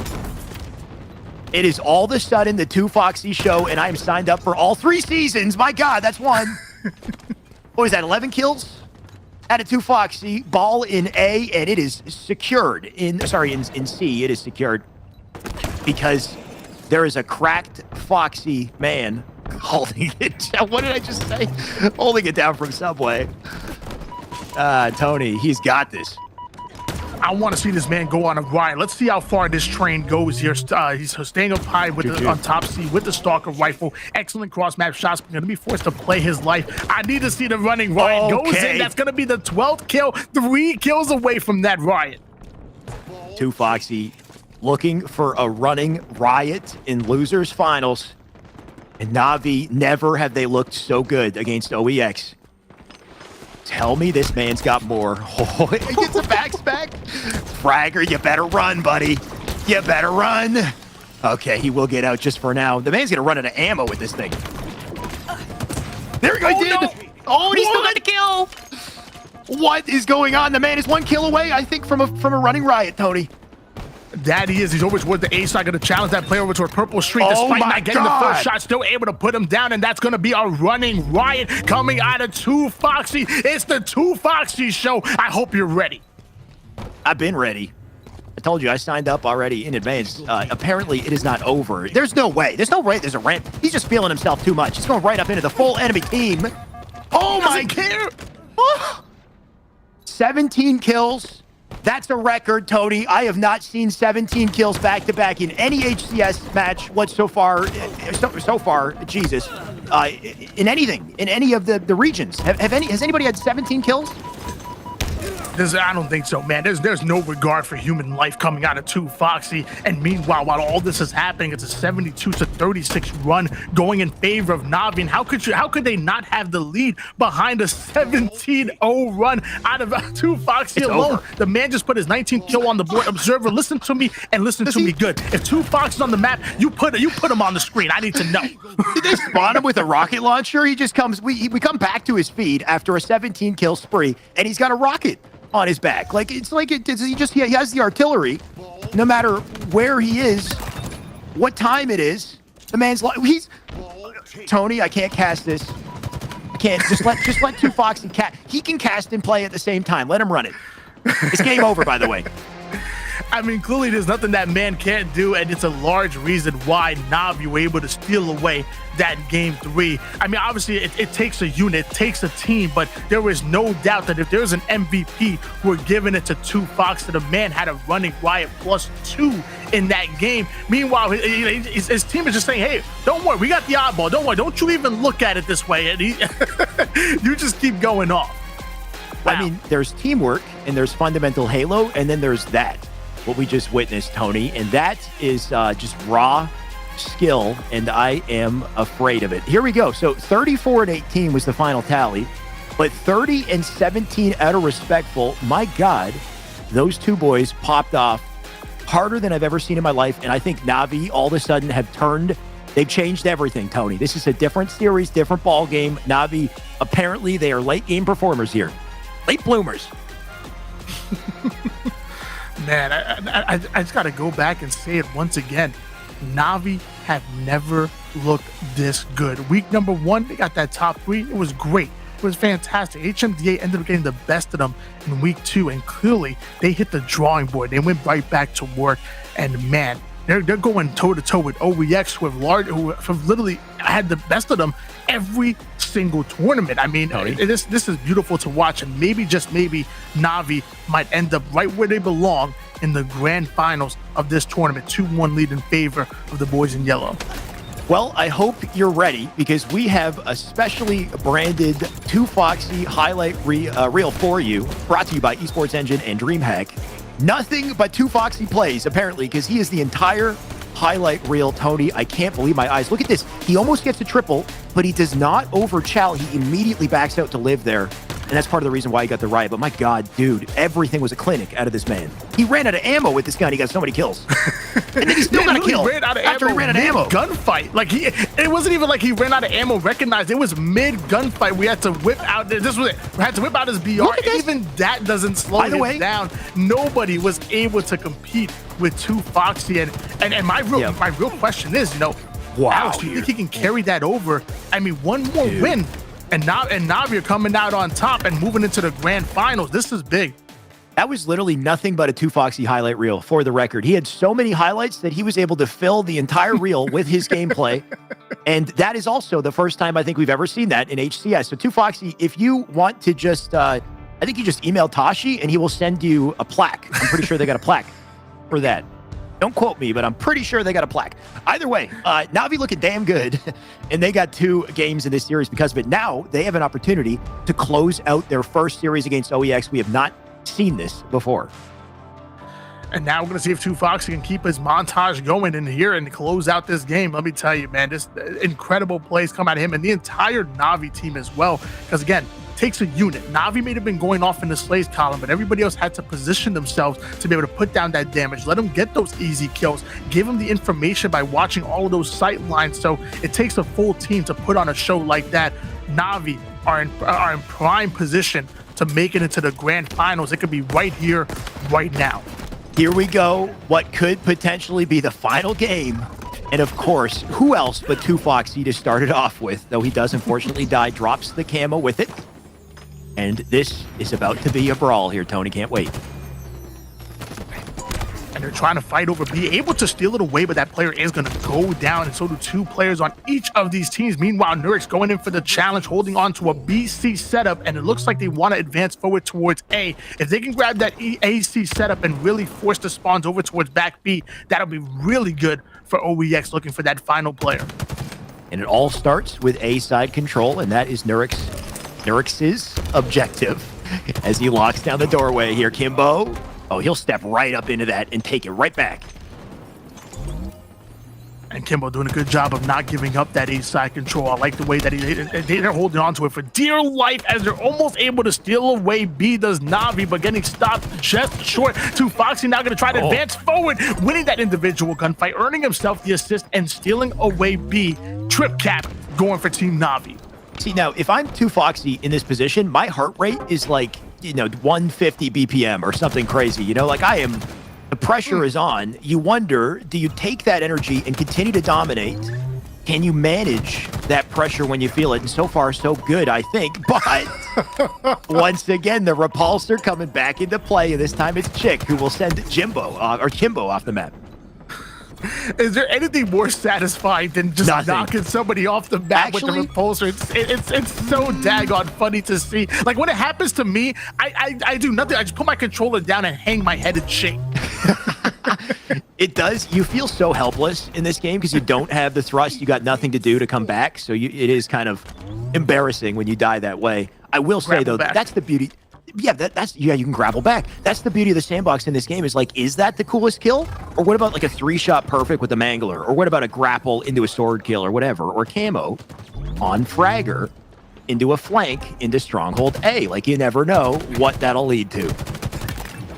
Excellent shots coming out of Fragger, able to take down Respectful, but the communication is too on point coming out of Na'Vi. The moment that information comes in, you have 1 to 2 players cycling over and challenging that player immediately. Trades going in out of Kimbo and SLG. Now we're going to switch over towards Chick, who's making his way over towards the A side of the map.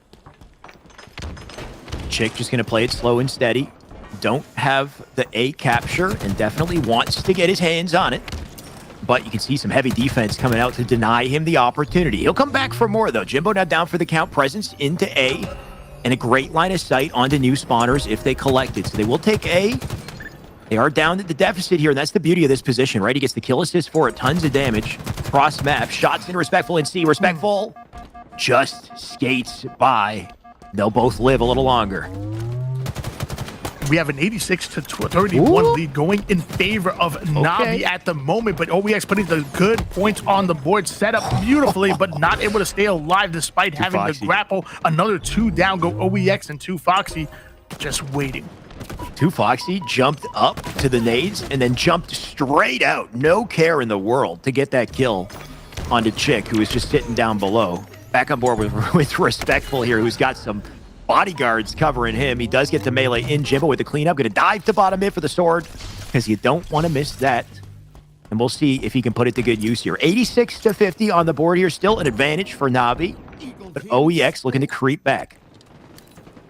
The sword is such a good utility to hold down a setup. It's just anybody coming over from control to try to rotate through those doors and then running right into the sword unexpected. Meanwhile, Jimbo now trying to advance forward. That's going to be the slice and dice, earning himself a killing spree. A 3v3 scenario as 2 Foxy getting another individual win, but he's going to be cleaned up. 2 Foxy doing everything he could there. The combo, strong side, crouch jump up to the staircase just to escape by, but couldn't quite do it. Now it's up to Kimbo. And Kimbo found the sword, but no kill, apparently. Did that just not connect? I mean, the man's managed to... Look at... What? Okay. All right, Kimbo, I see you. The man is working the pole, and that's where I'm going to leave that statement, Tony. Another 4 down go OEX, and Kimbo doing a great job of comboing the camouflage with the sword as Jimbo now trying to stay alive over towards top 8, dropping right down to the bottom, but the nades are going to heat seek him out. 2 down, make that 3 down go Na'Vi, and OEX are trying to flip the advantages. Still not out of the running yet, but OEX, you can tell they feel the pressure. Off of that last oddball game, they've been reeling all game here. They do have 2 captures to their name, but they got a lot of work to do. Jimbo, Kimbo, they're rotating through yellow like the duo that they are. You can see they're already back into B. SLG going to try his hand with the pressure. 2 dead on the feed here, leaving Kimbo in a tough position. And we'll see what else they can do with it. They still got the 2 cap to their name, so Na'Vi still looking very comfy mid-game here. And Na'Vi even able to out-rotate the enemy team as they're trying to go after C. The shutdown is going to come in. The A and C setup, even if they lose B, they can still control the spawn. I'm liking the way Na'Vi is playing. 15-8 out of Jimbo right now. 2 Foxys going off as well, going back into the challenge on SLG over towards the C side of the map. He's not going to let him get away. 2 Foxy is just hunting him. He'll go straight down to bottom. It does die immediately after, but Na'Vi, I have never seen them so comfortable in my life, Tony. What a precedent they have set. It's 170 on the board now. If OEX don't snap into action quickly, this might be curtains for them. Chick will get out. He caps B, but notice how the moment he leaves that stronghold, there's already pressure in it. He'll jump back in. Chick. Oh, okay, he does get the trade. Close shave right there, but great play out of him to get out of the cap, reset it, just to get some points on the side of OEX. Kimbo, he's got the camo once again. Not for long, though. And somehow throughout all the carnage, OEX emerging from the rubble with a 2 cap and putting down some points. But just as I say that, Na'Vi are trying to make moves over towards B, and now they're stealing points right away from the boys in blue. Derek's back up to A with the rotation. Once again, this is the ideal vantage point for him. He caps this. It's a great spot to sit, to lock things down. You can see the perimeter already. SLG, first one to push out through control. He's in trouble. Nurik's not there quite in time. And I like the attention to detail. He snaps over to yellow as he jumps back. And, the advanced timing on a Respectful, too, is just not enough. He's doing everything he can. You can see the timing, the intention behind it. But Na'Vi, they're all just playing like a coordinated unit, and it's just working right now. He was doing everything he can. The Mangler's so strong, and he almost puts it to good use, but they're being shut down at every single corner. Again, Na'Vi are playing so good as Jimbo going to win another individual gunfight. Respectful taking down that player off screen. That was another 3 down. Stop me if I sound like a broken record, but Na'Vi have never looked this good. They're looking incredible, Tony. And by the way, that's what we call a PIV in Halo terms, which stands for pivotal. A pivotal kills out of Jimbo nonstop, right? Every single damn slay. They have a trip cap because of it. 205 and counting here. In a last-ditch effort to stop the timer, Fragger dives into C, but is it even possible at this point? Jimbo and team, they are just looking way too clean and coordinated here. There is a camo up in center, and Fragger will try to get it, but that's maybe their last hope, if anything. And just to remind you guys at home, we've had 2 qualifiers so far, but Na'Vi have not made it to the grand finals in a single one. Our only partner squad are about to stamp their ticket into their first grand finals. And I mean, it might as well be the most important one. 227 to 107 lead going in favor of Na'Vi. Jimbo now going to try to advance forward over towards A, utilizing that repulsor to get the advantage. There's a teammate coming up right behind them, but so is an enemy. You know what? I'm trying to figure out what it was, what happened. I think it's just 2Foxy just shook these boys to their core, right? 2Foxy made so many insane plays in that last game that OEX have not been able to answer back. They have not been able to regain any form of momentum since. And at this point, they're looking at 20. There's 20 points separating them and the losers. Actually, it's them in the tournament. They lose this, they're out. And they've never been in this position with Na'Vi before. It's not over, but I mean, it's looking rough here. Chick, he'll take that fight. He'll drop into A to reset it. And they got to get into B, get this time on their favor here. Tony, are you a believer? I mean, at one point, Na'Vi had doubled the score of OEX, but look at the recovery coming out of OEX, able to put a momentary trip cap on the board. Not even momentary, because they're able to defend it at that over towards the C side. But now we're seeing Na'Vi overextend over towards the A side of the map. 2Foxy going in for the challenge. Meanwhile, Kimbo able to get a big kill off of screen. Both teams are leaving it all on the line right now, and Na'Vi are starting to gain some advantages. What the movement out of SLG. Comes in, saves the cap, jumps up, gets a shot to somebody, drops down, clambers a safer angle to get back to A and get the capture time. They stand in B. As long as somebody is sitting in a cap, the timer will freeze. Nurix with a double cross map as well as a spree for him. So OEX starting to heat up a little bit here towards the last links of the game. 233 for Na'Vi as well. Na'Vi just needs one little set of control. All 4 members up in A here, and SLG can't get the kill. 3 still live. Jimbo will trade through. He's looking for more. Yo, Tony, okay, so just to talk about that for a quick second, he meleeed, canceled the melee animation with the repulsor instantly to get that player out of melee range, so there was no chance for a trade, and then just killed him with the BR. That was actually clean as hell.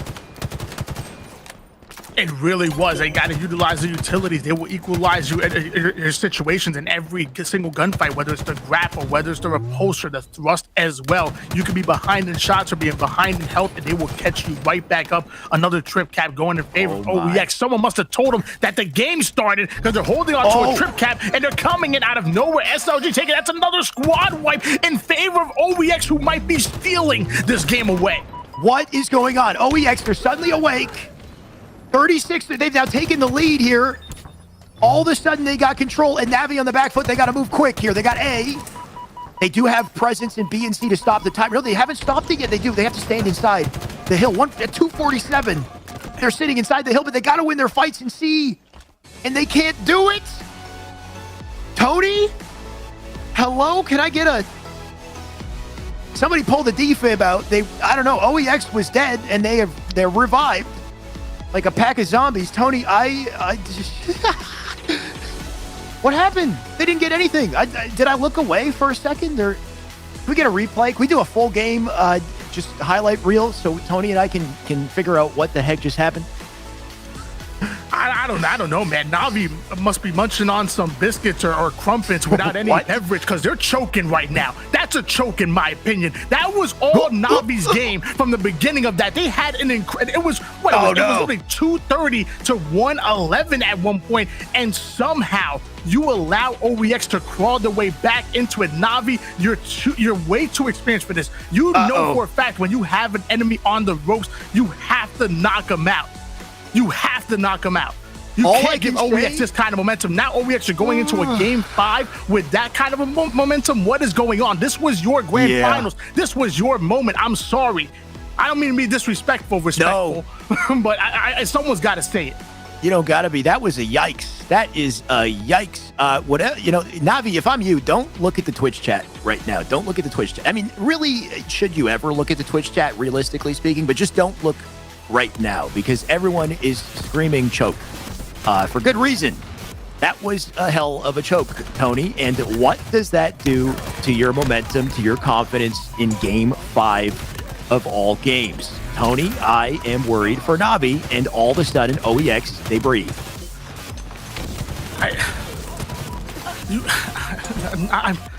I'm just so disappointed, man. You had them on the ropes. Navi, I mean, I wanted to see Navi. I want to see Navi in the grand finals. I mean, this is our only partner. Tony, you sound genuinely upset. This is our only partner team, and they have no competitive advantage. And that's what we don't realize. They may get revenue off of selling the content, but they have no competitive advantage, and they haven't even made it to top 2 yet. This was their time. And a combination of Navi choking and also OEX stepping up. I don't want to take anything away from OEX. Yes, that was a choke on Navi's side, but it takes 2 to tango, and OEX really stepped it up right there and secured that win. We're going into a Slayer on Bazaar, and I'll be honest with you, I don't know what the hell's going to happen. I don't know either, but all I can say is that's just some good Halo, right? Like, I want Navi to win too, considering how hard they fought in that 3rd game, how good they looked in the 4th one, but that is just Halo. That's just Halo, baby. Anything can happen. This is a sweaty game. It's a sweaty, competitive game, and if you're not cracked the whole way through, if you're not coordinated the whole way through, they will come back, even if it looks like it's unwinnable. And it's a good show for us. I'm enjoying it. Give me more Halo. You know what, Alex? It's been one great ride, and I'm loving the fact that I'm taking it with you, my man. Let's do it one more time. Game 5, losers bracket finals. The winner of this going into the grand finals to play against Cartel. Let's go. Just had to be a Slayer, and just had to be a Slayer on Bazaar. Got to be tough if you're feeling the pressure on the side of Navi. Hopefully they play it well. Jimbo will open up with a clean kill, an opportunity for OS, and they will not take it because Nurix is back, and the man's a Terminator. He's got a double. OS still down on the ground, but the man's bobbing and weaving, and he can't get to that OS in time. But what an exchange to start the game. Yeah, Nurix already setting the tone of the Slayer by getting that beautiful double kill. However, 2Foxy stealing away for that overshield and kind of shutting down the momentum coming out of OEX. Now we're seeing 2 players coming out of Navi with a beautiful pinch, a beautiful collapse, and a 5-5 tie. So far, man. Let me tell you, back and forth already, and the game just started. I mean, if this one's not a nail biter, I'll be surprised. Just based off of what we've seen, I'm ready. There's this, I'm ready for anything at this point here. And so is Chick. He's got a mangler to work with. 1-shot beatdown, doesn't hit the shot, doesn't need to hit any of them. Apparently, he's got his teammates ready to clean that player up. Nurix now on board with him. Nice little baiting and switching going down here for 2 slays on the feed for a 4-kill. Make it 3-kill advantage, but they do have the lead. And Nurix gonna grab himself a Bulldog. We've seen what he can do with these power weapons. This man's an absolute unit, and you gotta respect him. Going in beautiful sizzle sticks, as Jersey likes to call them, over toward the palm side of the map. All 4 players up for both of these teams. However, Jimbo is gonna go down, trading off kills over towards Fragger. The Bulldog gonna give him all the advantages he needs to take down 2Foxy. And now OEX looking good with the setup. Tony, I was going to say, can I get a magnifying glass on that man's health bar? Because he had nothing to work with right there. But I guess he will live and take respectful because of it. And if I'm him, I'm taking those trades to the bank. 13-9 on the board now. Fragger going to lock down the closet here. Perfect opportunity onto Kimbo. But Kimbo, I don't know if you got a whiff of that. He's got a mangler in his hands. You got to watch out in the close range with that mangler. So he will back down, not let him get the easy kill. And I like the positioning out of him. Holds things down, opens up the spawns as well, and hopefully he's aware of it. There's the Mangler. He hits him with the one shot and then sprints immediately. You know he wants that melee so bad. Daddy does respectful, trying to utilize that grapple to get out of dodge, but not able to do so. He's going to be hunted down. Meanwhile, Fragger trying to do the same thing. Everybody trying to stay alive as long as possible, but both of these teams really on their P's and Q's. No one shot is getting out alive. 18 to 14 lead in favor of OEX. So tough for Nurix right there. He does drop. Rockets about to pop up. You got SLG with the line of sight on them. Interesting coverage on the map here. You got one on Rockets, but two opposite sides. So you got Jimbo who's trying to flank, and SLG intimately aware of it. Rockets now up, Fragger in position, and OEX, they are prepped to dominate. You can see them marking the location too. Oh man, this is looking rough for the boys on Na'Vi. Coming off of that choke, Tony, ooh, how would that feel? Coming off of that choke in Strongholds, and then this. Oh man, it burns. OEX absolutely killed it with that comeback, and that momentum is real. I'm a firm believer in a transfer of energy, and let me tell you, all of the energy is being sucked out of the room by OEX, and they're utilizing to put it on Na'Vi. Too much pressure coming out of them. Na'Vi need to slow things down, need to spawn up, they need to reset, get these easy fundamental kills like you're seeing Jimbo do right there. That's gonna be the first one, and Chick going down. He's able to stay alive despite being one shot. In fact, even grappling up to try to assist his teammates, but he never actually got his health back. Nice play. Nice attempt out of Jimbo there. Got scary for a second. SLG, his turn with the Mangler. Tony, I've said it once, I'll say it again. My favorite weapon in the game is this gun. It's just so damn... Is meaty the right term? It hits hard. And it feels damn good when you're using it. But, you know, it feels better. An OS to the body with perfect timing. And a triple, apparently, too, for Jimbo. We didn't see it, but I appreciate it. Man, I was going to say the Mangler packs a punch, but apparently so does Jimbo right there. An excellent triple coming out of him, and he's not even done yet. Gonna fly in to try to finish off the one-shot kill, but runs right into an excellent denial frag coming out of Fragger. Fragger just going to hold things down from high ground. Does not need to move just yet. Nurix might need to move, though. That's a shotgun to the face. Kimbo's got a hand on it. Close game still, Tony. 4-kill deficit here. And the grapple, I believe, yep, in the pocket of Kimbo. Kimbo with a big ring around the rosy here. He will find Fragger because of it, but not expecting Batman to drop down from above. That's SLG. Now he's got the grapple and he's got the shotty. This is the combination that you want to see, combining the sandbox together, grapple to maybe close the distance on the enemy player, and then the Bulldog to use that to get that close range kill. But sadly, Jimbo's BR is just too good, and now he might be able to get himself a Bulldog. This could go either way. It was looking rough for Na'Vi a second ago, but now just a 1-kill game here. Jimbo going to try to get right back up to high ground. Oh, just barely makes that clamber. And he's exactly where he needs to be now. Shots into Chick. Chick going to try to hightail it out. Can he... Okay, interesting decision. He'll stay high. I like this. Doesn't go for the chase. Jimbo playing it carefully. Chick will manage to skate out just for now. And what will Chick do? Because there's about to be two right up in his face. Not much he can do. And SLG getting a double kill off the screen. We have to put him on the screen here. 38 to 34 in favor of OEX, but Na'Vi have done a great job of bouncing back every time. Overshield's coming up, and this is not a time for SLG to be taking this much damage. He needs to try to make waves over towards it, and he grapples it back to himself, stealing the overshield that was rightfully Na'Vi's. They stole the last game away.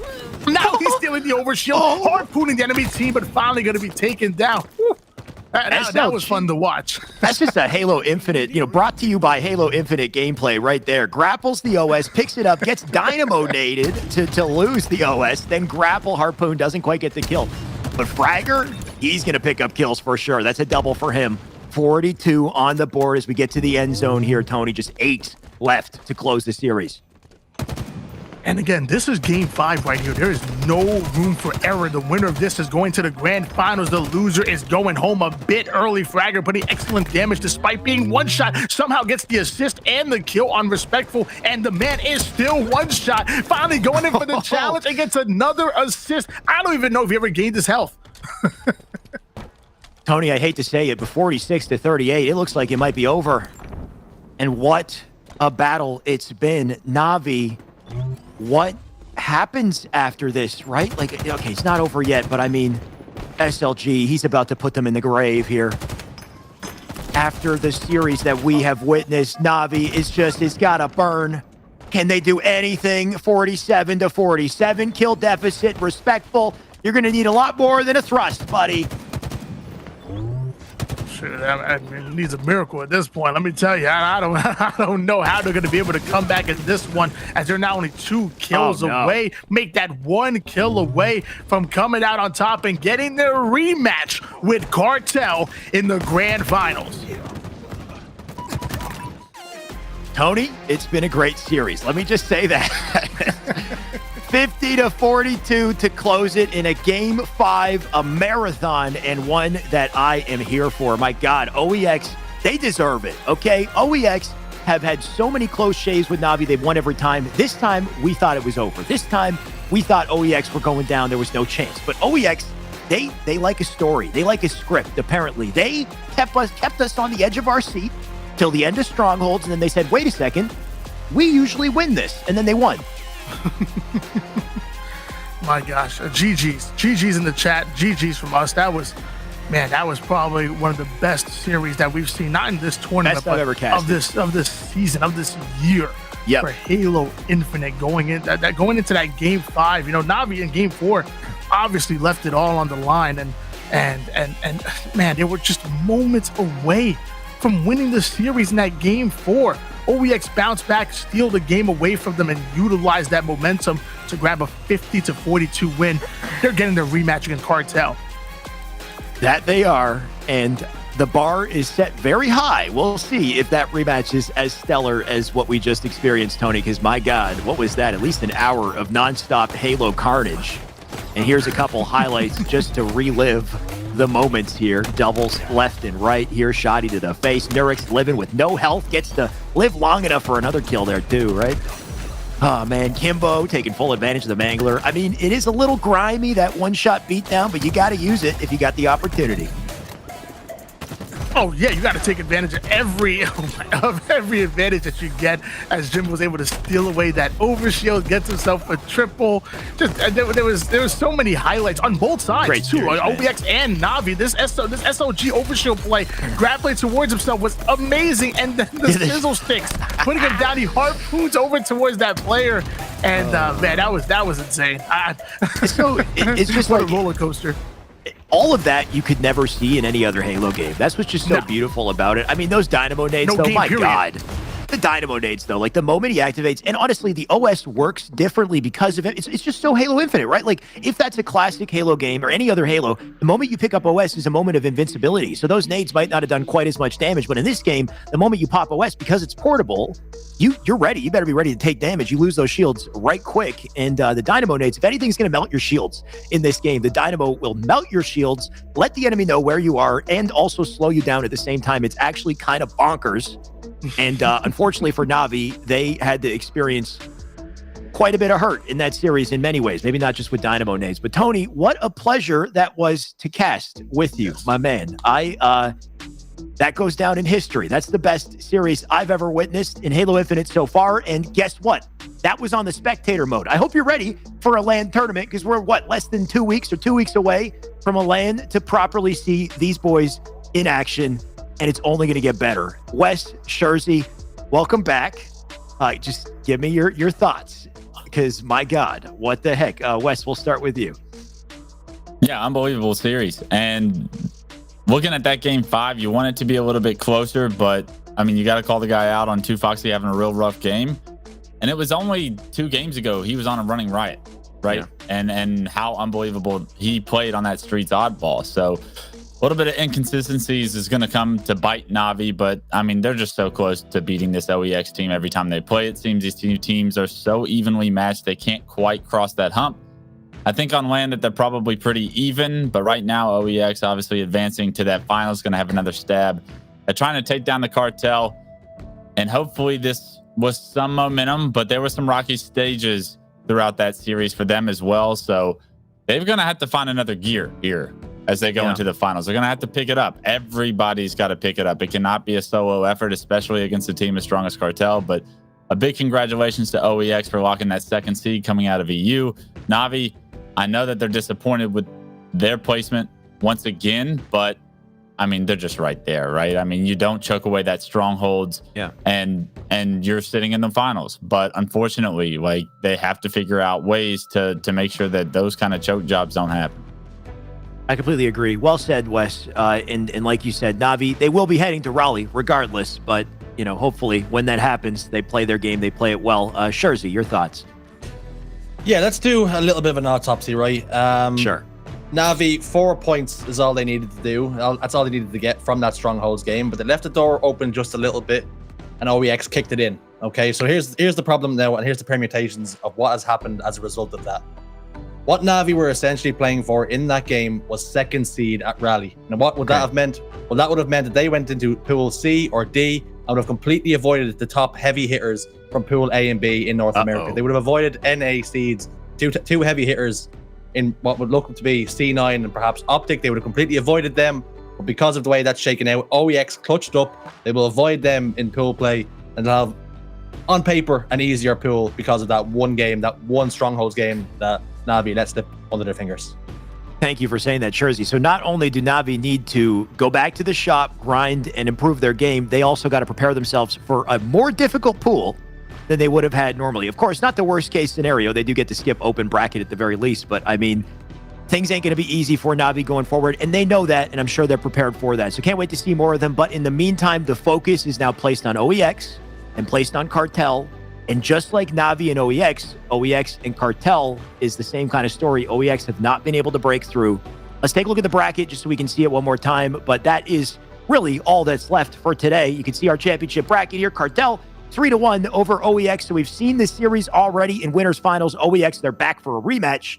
But Cartel, if there's any beast in this tournament, Cartel is that beast. And at this point, I mean, it's just hard to prove otherwise. We got the lower bracket as well. We can take a look at quite a few teams. Actually, no, let's come back to us. If we can do that instead. Or here's the lower bracket. Take me wherever you like. We got OEX winning that against Na'Vi 3-2. Like we saw, Na'Vi will take their series leading up to it. They were looking good up until that point. But of course, they hit a wall. And that's the beauty of Halo, is the skill gap and the layers of play that we see. We're going to see plenty more of it. Very soon, it's going to be Na'Vi Cartel for the grand finals of today, the grand finals of the EU Kickoff Qualifier, the last we'll see of these boys before Raleigh. So you don't want to miss it. Don't go anywhere. We'll be back with more.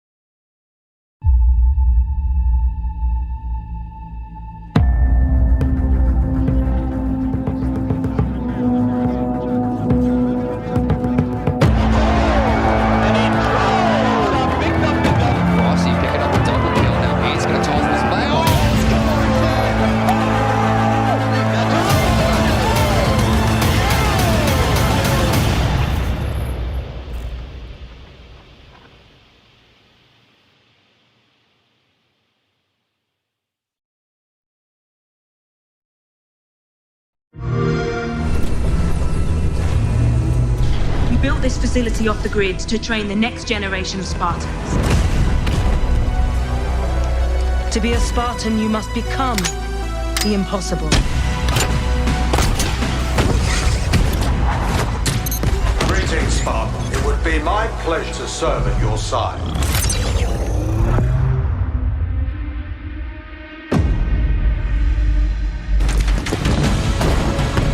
Flag taken. An electric kill.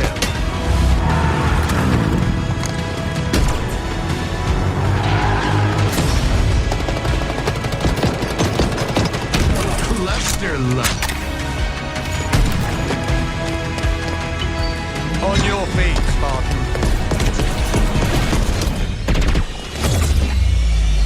Ninja.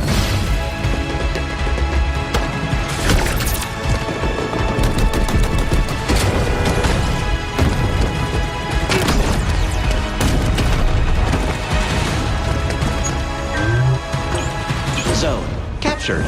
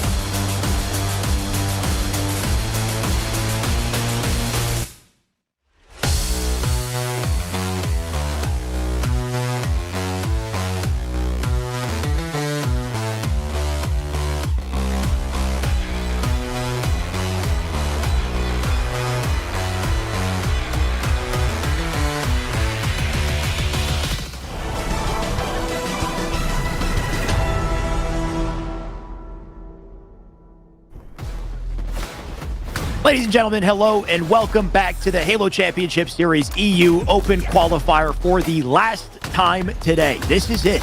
All that's left is grand finals, and what a day we've had. It has not failed to surprise me, and I'm sure you guys can agree. I've got my lovely casters here. I got Tony, Sherzy, and Wes Clutch joining me on the broadcast just to reminisce some of these highlights because, man, has this been an exciting show. Sherzy, go ahead. Well, it was a bit of the good, bad, and the ugly, wasn't it, for 2Foxy? He had such a good game on Streets, and then you look at the game 5, and things just didn't go his way. It's super disappointing for him. He would have loved to got that second seed, but it's not too miserable for him, right? They're going to Raleigh regardless. They are still going to Raleigh, but like you said, just a rough way to go. If you missed that series, that's one that I recommend going back to the VOD and checking out because that one was pretty damn wild. But of course, what's next is what's more important, grand finals, and it's Cartel up against OEX. OEX, they skated through, but we'll see what OEX can do up against this beast of a roster, Cartel. Wes, let's talk a bit about these teams and your expectations here.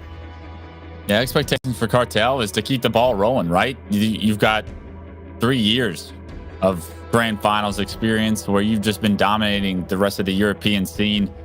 I'd be shocked to see a different storyline go down, but if any team is going to do it, OEX has by far been the closest to creating this upset throughout Halo Infinite's terms.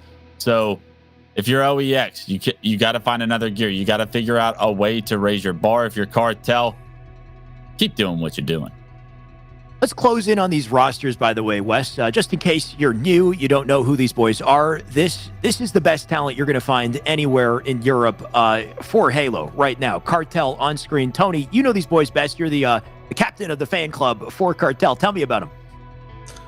Yeah, Cartel's quickly starting to become a been there, done that roster. As you said, there's 3 years of pure dominance carrying over from Halo 5 and now over to Halo Infinite. And there's always been question marks about this roster saying, will this skill set carry over to Halo Infinite? Now it's, are the online kids. It's funny because people keep moving that goalpost more further and further. There's always questions around them. At the end of the day, Cartel is a force to be reckoned with. Shady, Legend, Sika, these guys are flying at you. They're in your face. They're making you uncomfortable. And then Snipe Drone, kind of that change of pace player, the most seasoned player on that team, sitting back, IGLing, but also getting those big cleanup kills as well. Definitely a super well-balanced team, and the best I think we've seen ever in Europe so far, just considering the dominance they've been putting together. Of course, like you said, they got to prove it in LAN. But let's switch gears. Let's talk about the OEX roster. Shurzy, I'll let you intro them.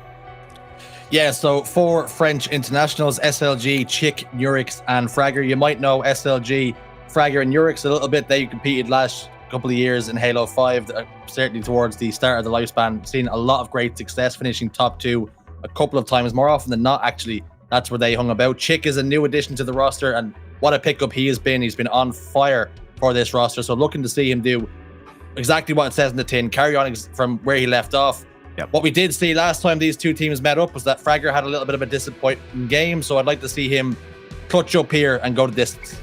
Like you said, and West called it as well, Fragger. We got to see this man pop off. He did his job well against Na'Vi, but Cartel is a different story. Of course, the series layout, an important part of this, and I think the series layout was not in OEX's favor last time, but maybe things are different here. We got Aquarius CTF to start, Slayer on Streets, Oddball on Recharge, and Strongholds Live Fire, Slayer Bazaar if we get there. Of course, a best of 5 to close the day. Wes, you got the maps, game types on screen. What does this bring to mind?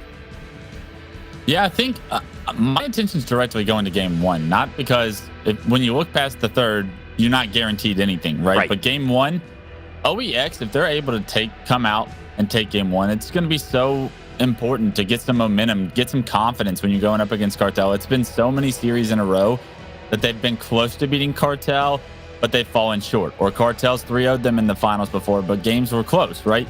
These close games, you have to figure out a way to get one of them in your favor early in the series to get some momentum, to get some confidence, to be able to play with a little bit of a safety blanket. You can't expect to play perfect ever.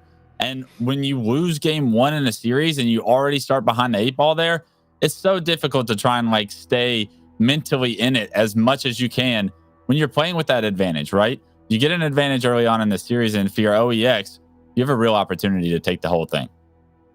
Like you said, you're focused on the first game. That sets the precedent for everything going forward. So Aquarius CTF, Tony, Aquarius CTF, very action-packed, very fast-paced map game type. Good way to start the series. What would be your expectations or hopes, I guess, for OEX if they were to pop off here? Well, I mean, if you remember not too long ago in the winners finals, it was a 3-1 in favor of Cartel. However, the game type that they won was CTF.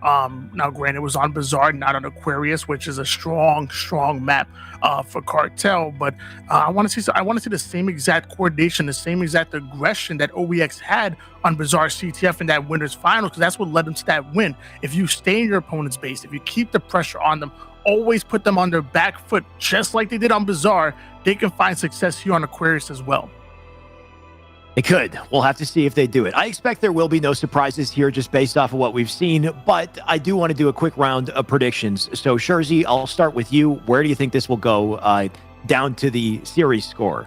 Well, looking at the things we have, I know you said quick, but Aquarius CTF, last time these two teams played against one another, both games, they played it in week 1 and week 2. We've had this game type. 3-3 overtime. Cartel won both times 4-3. So they've had the clutch factor on Aquarius CTF, so I expect to see them go that way again. Street Slayer, OEX has won. So we think we're gonna see at least a game 4. Recharge Oddball, 2-1 Cartel, and the only sort of spanner in the works question mark is going to be game 4 Live Fire Strongholds. These teams haven't matched up against each other on that, and then Bazaar Slayer, OEX have come out on top once again. So there's a potential here for an upset. Okay, they're just based off the maps game type. This is beautiful, right? Because what we had previously was just so lopsided. Slayer Aquarius had to be Cartel's best map. It started off with, I can't remember off the top of my head, but like you said, this looks much better just based off of scrim statistics. Does that give you a prediction that OEX might win, or do you think despite that it's still Cartel? I promised SLG that I wouldn't predict his team to win because I think I might have been the problem. So I'm going to predict a Cartel win. I'm going to say 3-0 just to give SLG and the boys that little bit more hope. Just to give them the best possible chance, you're going to say they get obliterated 3-0. Yes. Okay, sounds good. It's all about love. It's all about love. I promise. All love. I like to hear it. Wes, what are you thinking? I'm not a believer in jinxes, but I definitely expect Cartel to come out on top. Every time it feels like they're in a finals against one of these other top EU teams, they make statements. They've already made statements by fixing their Slayers and almost creating stakes against some of these teams earlier in this tournament. So I expect their Slayers to continue to be strong. They're not going to slip up there. So it's going to be more than one objective that OEX need to win. And I don't think that's going to happen. I'm calling a 3-0, 3-1. But, I mean, I expect Cartel to really show off another dominant performance. 2 for Cartel. Tony, your turn. Well, you know me, I don't like to brag. But I did predict 3-1 in the winners finals, and I was the only one who got it right. And I'm gonna go. I'm gonna go 3-1 again, and I'm gonna say Cartel. Okay, I guess we're all Cartel. I mean, why wouldn't we be, right? Cartel, they're just so damn dominant. They've done so time and time again, and I guess it's just another day for them to reign supreme. I really think it's just a matter of time before they face NA. Is really all I'm hoping to see. Can they keep this up, close things out strong? And if they do, what does that mean for NA going forward? We are still getting ready with the matchup. I think we are almost there. As soon as we are, we will jump right in. So don't worry, I'm keeping tabs. But until we do, let's say Cartel win today, Wes. They go up against NA. Where do you actually, you know what? I cancel the question. We are ready to go. Let's go into this. Wes, Shurzy, take it away. Tony and I, we're going to sit back and enjoy. I do love a quick cancel of a question, but I have a question for you, Wes. Something that we've seen, OEX have just been in an absolute war. Put all the cards on the table, just about squeak their way past Na'Vi. Do they have enough in the tank here? Is it just going to be out of the frying pan, into the fire, and into the lion's den that is Cartel? Yeah, I mean, it's going to be a lion's den. Are you ready to go to war again? That's the question for OEX. And it's very easy to see that that's going to take a lot, right? Like, they had to use a ton of energy in their last series. They just had to go to the brink of elimination in a game 5, 50-45, where, I mean, you exhausted everything you had in the tank. You had to in order to get to this point. But for some reason, during this break, you had to refill somehow. You have to mentally reset and get ready because Cartel, they've been waiting and they're ready, right? Before we get into this series, everybody, I want the chat to be as active as possible, though. And it's Shurzy One's birthday. We haven't mentioned that yet on stream. We got him casting the grand finals. Happy birthday, Shurzy. Everybody in the chat, be sure to show some love for the birthday boy. But not only that, we got the grand finals here of the EU Kickoff Qualifier for Raleigh. Here we go. It's Aquarius CTF. It's my birthday, and I've gotten exactly what I wanted. Grand finals time for the EU Kickoff. Here we go then. Once more into La Classique. Who's going to come out on top? Cartel versus OEX. They're going to dance once more. I mean, the game starts, and you already see so much pressure from Shady. You'll love this right here. Somehow, Camo just happens to be bottom middle. Shady can't pick it up because he actually has the thrust in hand, and I'm not even sure he saw that thrust. So, very interesting to see what happens with this Camo. You know, OEX probably knows where it is and will secure it later on. We're seeing a little bit of a phase through a body there, it would seem. He's gone for that swing, but Snipe Jones just ducks under that punch, evades that melee. Great head movement from him. A little bit of mixed martial arts. 2 members go down now, though, for OEX, and a flag is out on the move, and it's already going to be around the front base, so be interesting to see what way they decide to run this flag, but we're seeing already Snipe Jones looking back towards home to make sure this flag doesn't get any further. Yeah, and already Snipe Jones is 3-2-0 on the game. Getting some good damage as well. Came back to his base, like you said, to make sure he's playing some good defense, make sure that flag doesn't get any further. But at the same time, he's found a flag of his own. It's all the way towards his closet. And this could be a massive moment for Cartel to take an early lead. But OEX, they look like they have some numbers here in the closet as well. Flag is going to get sent home. And this is something we've seen before, whereas week 1, we've seen Cartel go very, very quickly up 3-1 in the flag game, only for OEX to hang in there and bounce back with 2 extra flag caps. So what we've seen here is now OEX going to be the one to pull the flag, but unfortunately it's straight into Shady's lap, and he's going to get that kill and clean it up. Yeah, in that situation, you want to be able to throw that flag out and try and stay alive with that heat wave. But unfortunately, he was getting sandwiched, right? That player not able to stay alive. Cartel flush out the members of OEX in their base. Now, look, Shady, he's got Sika. The duo is looking to push into the base, and we'll see if they can create some havoc. Here they go then. Shady into the belly of the beast. Picks up 1 kill. Only loses Fragger in the meantime as well. Snipe Drone's got to picking up that kill. 2 members down now for OEX. All 4 up for Cartel. If they can escort this flag home, we could very well see a 1-0 lead, and Legend has the camouflage. Yeah, what a perfect time to have camo. Your team is already running the flag. It's across halfway, and now you get an opportunity to kind of bait that icon and your teammate from across the map. You get the anchor top middle with that camo, and of course, Cartel punched this one in on the back of Snipe Drone's start. 6-4-1. These boys are here to play. Mario OEX just feeling the effects of that last game. Are they a little bit punch drunk now? Have they given all they have? And when you run out of gas, the last team you want to be running into is Cartel. I can assure you of that. But we're seeing Legend in behind enemy lines. 2 members come back to clear him out. I like that from OEX. Yeah, good job of flushing out their base once again. They didn't really have an opportunity to be aggressive as of yet. Cartel still being a nuisance, but the double from Nurix, that's going to be massive. You see, now they get control. Now they get to decide what they want to do with the map. Nurix knows what he wants to do. He's going to make his way over towards Closet, and with this Closet control, we're going to find out very quickly, can OEX break the defense of Cartel? 2 members down then for OEX. And we're seeing Nurix turn his attentions, but unfortunately, that 1 turned into 2 very quickly. 2 players touch tight on Cartel. They get the job done. They handle business. Now they're looking to launch an attack of their own. Yeah, it felt like OEX was going to have an opportunity to be offensive, but no, Cartel, they immediately got off spawn, were able to apply some pressure, get some kills, and now they're dying again on OEX's side of the map. If they can continue to be aggressive, force OEX to continue to play defense, Cartel's going to run away with this game eventually because they will find the openings they need. We know Cartel's going to be able to create this amount of openings off the perfect shots of Legend, just like that. Legend gets 1, turns 2. Unfortunately, flag is stopped in its tracks. And not to forget, people, what they're playing for here. If Cartel win this, they secure top seed inside of Europe. And second seed will be going into Pool D. So Pool Seed 1 goes into Group C. And second seed will go into Group D. So it's all to play for here. It doesn't matter what Cartel won before. If OEX can get the better of them here, they will be top seed. Yeah, they're more focused on getting this dub, right? They're more focused on continuing their win streak and domination over the EU scene. And this is exactly what you expect. Snipe Drone, top green, able to win that 1v1. He's got Legend running the flag right below him. Another camo gets secured, and it's all Cartel early on. It's back-to-back camouflages now for the side of Cartel. And you can see just that when they pick up camouflage, they get a flag cap. That's great efficiency from them. Back-to-back flag caps, back-to-back camouflages. They're controlling and they're dictating the pace of this game. Yeah, it's the weapons, it's the power-ups, it's everything from Cartel now. But look, OEX, they got some kills because of how Cartel had to associate themselves to get that flag punched in. And now a counter cap opportunity looks pretty realistic, right? They got 1 player that's been spotted in their base. If they can flush him out, they should be able to at least answer 1 back. Flag got all the way back to Closet, but unfortunately, Snipe Drone says no, and he starts to send that flag home. Touch comes through. That's going to be clutch for Chick. Can he get the flag all the way home? He's got a back base. He's thrown it forward. 2-1. They're right back in this, OEX. Exactly what OEX needs before this game gets out of hand. They have to figure out a way to stay in it.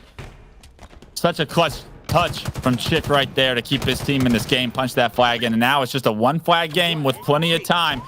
Find some momentum here, OEX, and we're going to see a series in front of us. Seen Shady now sliding across front base over towards that courtyard. Didn't pick up the thrust pack though this time, so he won't have any get out of jail free cards for now, but he doesn't really need it when you put a fist into the back of Fragger. He's just been a nuisance behind enemy lines and being a real thorn in the side of OEX. Yeah, he doesn't want to get out of jail. He enjoys jail. He's that bully in jail, it looks like, and finally he gets taken down. It's good to see, though. Nurix with the camo. First time for OEX. They really get a power-up control. He is forced to go back to his base, and unfortunately, the sandwich comes through, and that camo, it's nullified. Yeah, you got the kill in your base, and you got Shady out, but guess what? The rest of the Cartel, they've had time to get in there as well. So the difference we've seen when OEX get the camouflage, they're not quite able to turn it into scores on the board. We have seen Cartel already secure 2 as a result of picking up the camouflage. It just makes your job that little bit easier. But unfortunately for Nurix, he had to come back and play a little bit of defense with his camouflage as opposed to offense. Yeah, you got to do what you got to do, though. So I like the fact that he was able to get Shady out of his base. If he's not able to do that and Shady ends up getting that kill, I think we're looking at another flag cap for Cartel.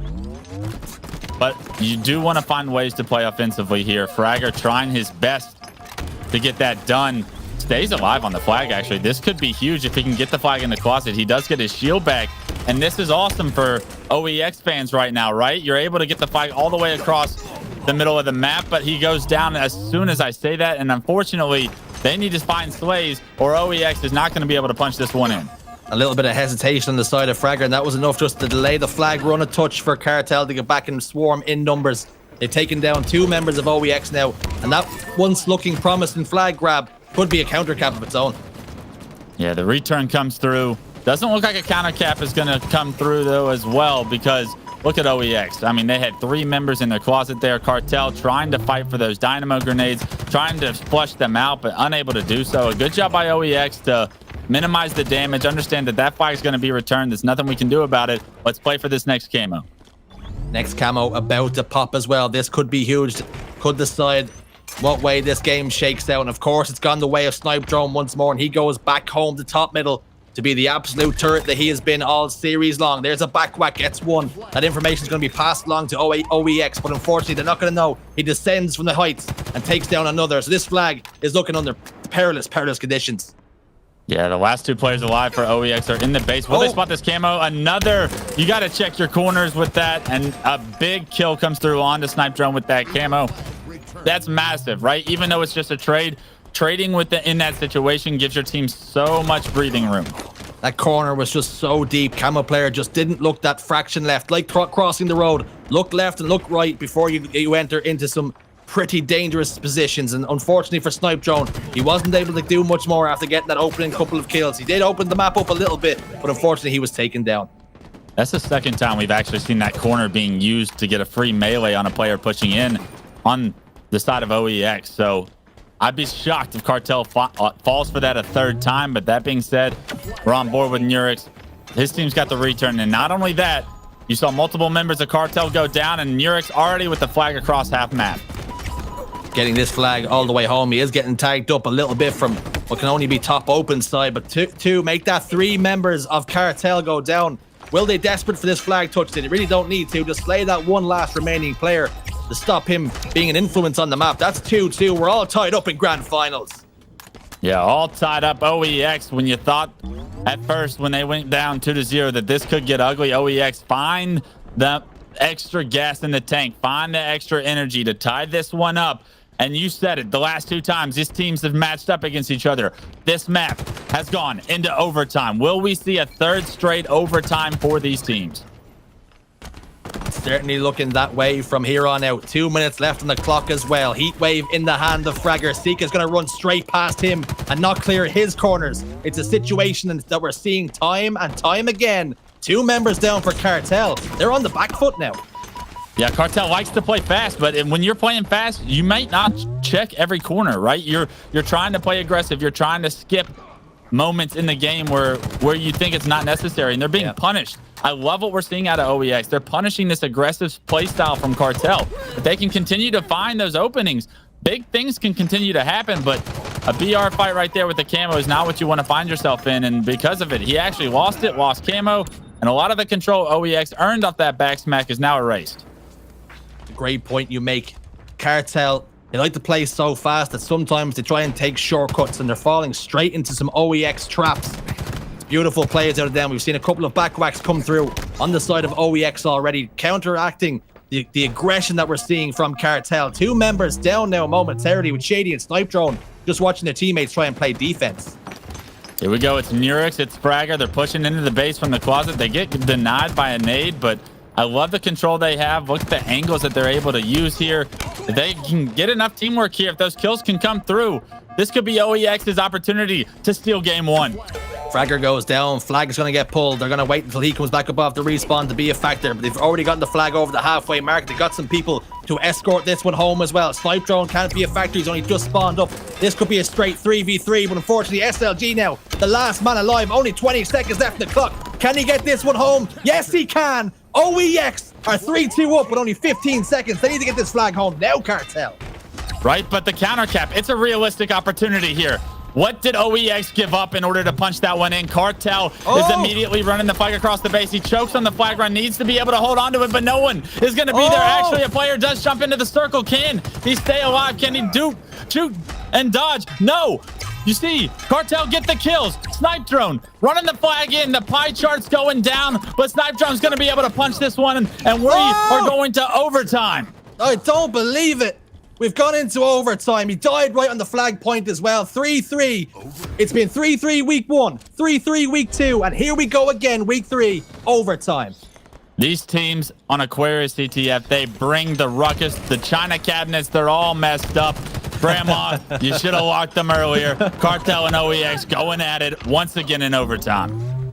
Grandma's nice china is all over the floor in pieces. These two teams do not care what sort of collateral damage comes as the result of them going toe-to-toe. Snipe Drone getting shot in the back, not going to be able to evade the attentions of Nurex. He's also secured a camouflage. They're riding on pure momentum now, OEX. Look at this, though. Camo deciding to run the flag. If he can get this kill, get this across halfway, this is an amazing chance for OEX. I love the fact that he stays alive. He understands that he lost his 2 teammates in the base. He has to figure out a way to keep this flag alive, though. And Nurex, he gets overwhelmed by Cartel. They immediately hop the return, and what looked like could be the earliest cap of overtime is denied once again.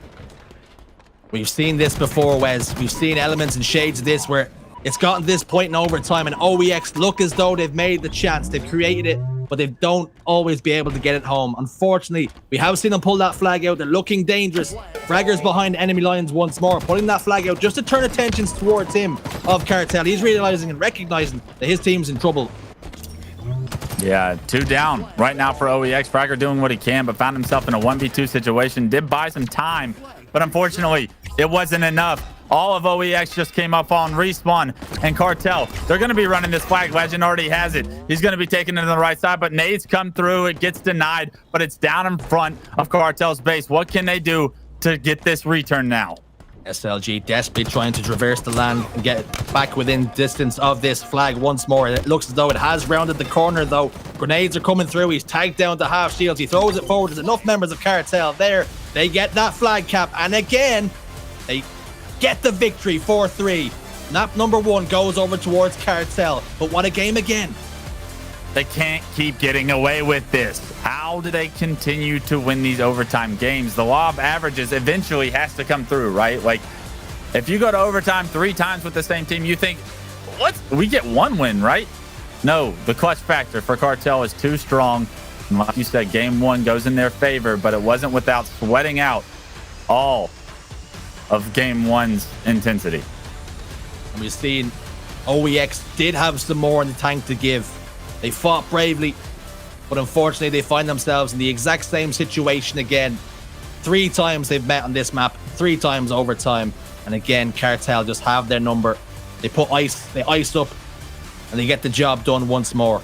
Looking at the slays then, 32 kills and 19 deaths for Snipe Drone. He's gone absolutely insane there, as well as Legend putting in some really impressive numbers. I'd like to take a look at the damage just to get a clearer picture of what way that one did shake out. And look at that, 8,606 damage. Snipe Drone, does his gun ever need to be reloaded?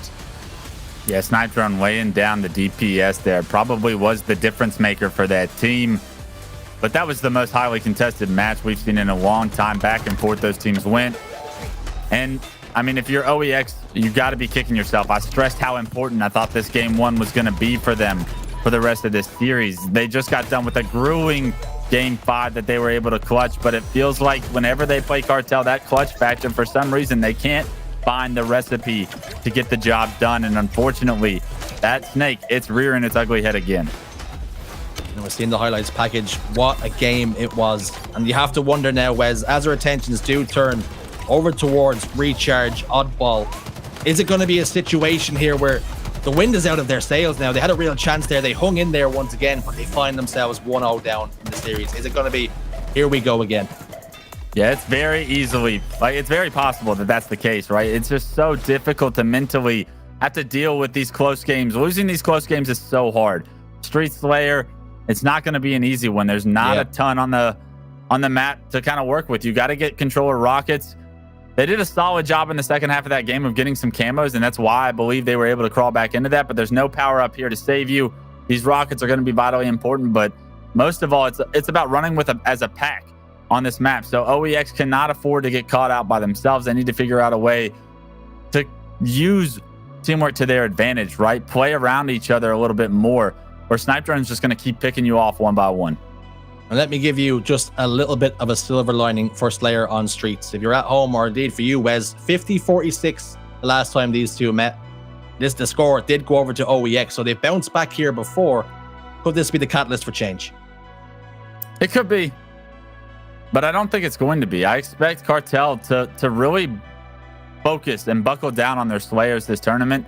I know that was a storyline coming in, was does Cartel struggle at Slayers? Earlier in the winners bracket finals, when these two teams matched up, the game was 50-31 on the Slayer.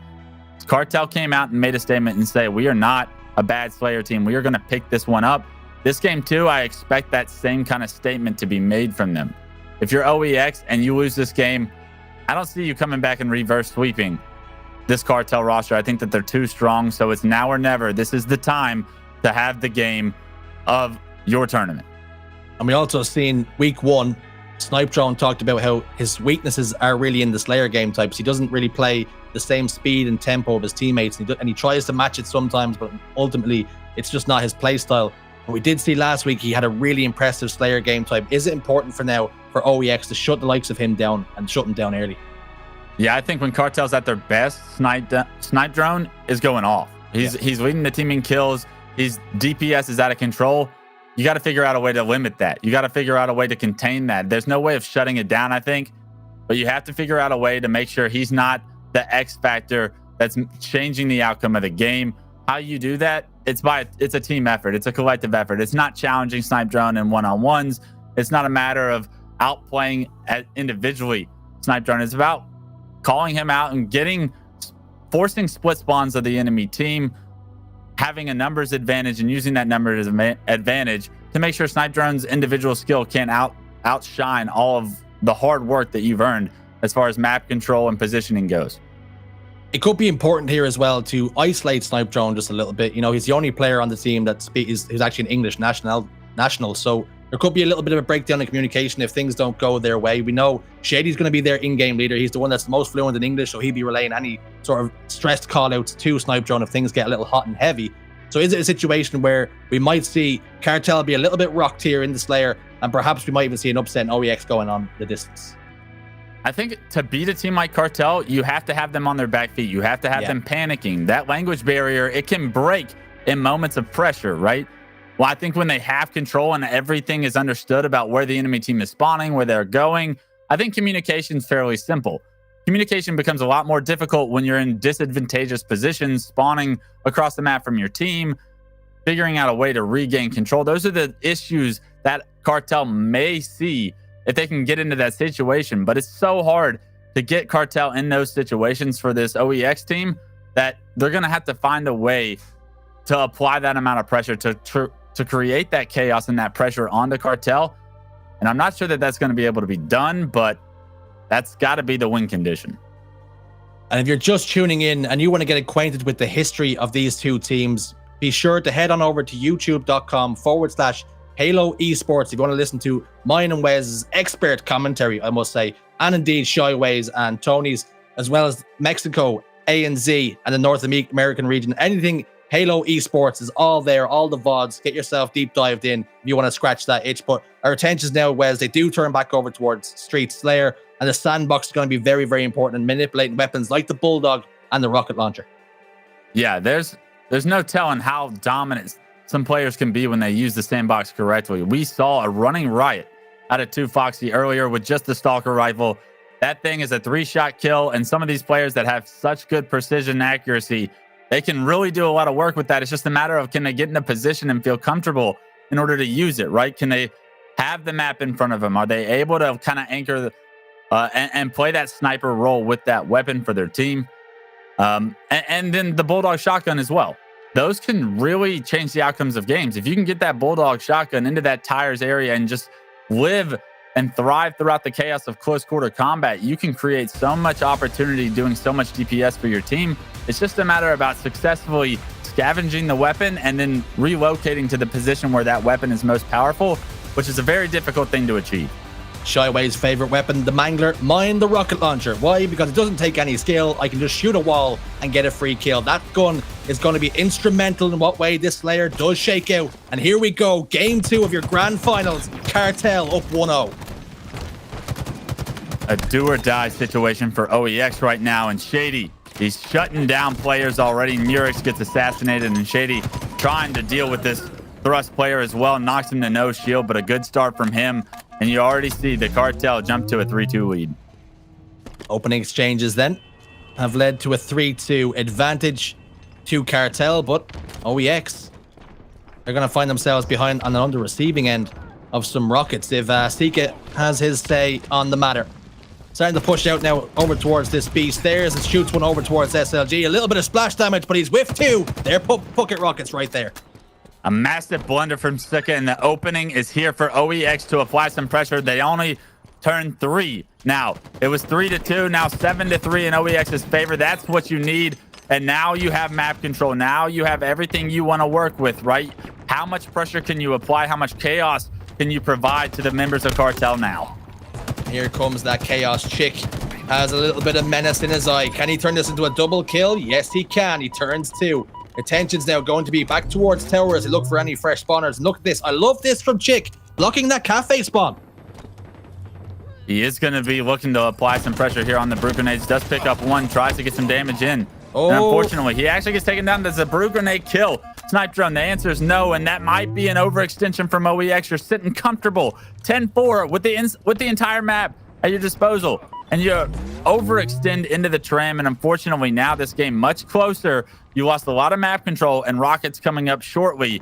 OEX needs to find a way to reset and regather to gain another opportunity like they just had. This is a criticism that you've had, Wes, particularly on this map, that teams aren't just happy to sit in power positions. They have to try and put pressure on the spawns. And we're seeing exactly why it's high risk, high reward, as the next set of rocket launcher is going to pop up and SLG puts them home. Yeah, now SLG with the rockets, putting them to use. Much better rockets this time around, but no kills found, just an assist. A lot of damage, but if no one's there from OEX to finish these players, then Cartel's going to be just fine with the result of those rockets. And even though they didn't get them, once again, Rockets not doing enough of a story to try and create some momentum for one of the teams, and Cartel can keep this game close once again. Rockets thus far, all they've really been doing is blowing smoke. That's how effective they've been. I don't know whether we've dished out some dud rockets, but they're going to have to be a lot better. They're going to shape the destiny of this game. SLG now positioned back tower. He's got 2 members of Cartel to contend with, and a good job there that he got a trade because the writing was on the wall that he was going to be a free death. So fantastic job out of him as 3 members dead momentarily for Cartel, 2 on the side of OEX, and a 6-kill lead here for OEX. Yeah, still a 6-kill lead, like you said, for OEX. You love to see that. Now, if they can just play around each other here, they should be able to trap all of Cartel in the back of Tram. I do see members of Cartel looking to push uphill, and I'm not sure OEX is going to have the information they need to solve this. They do have players over in the tires area, but this overextension toward these brew grenades always make me nervous, but now that he's got a teammate, maybe this can work. A lovely prediction there goes down. Drop shield employed, but not going to do enough damage for him there. Not going to be able to stop any shots as it drops down into the plant pots. Nurix, though, puts Legend away with a couple of shots of that Stalker rifle. So lovely shots out of him, and he's trying to get cooking here. Maybe claw his team back into this. Chick-Do's got that Bulldog, and it's barking and biting once more. Gets that kill. This gun has been almost as important as rockets at times.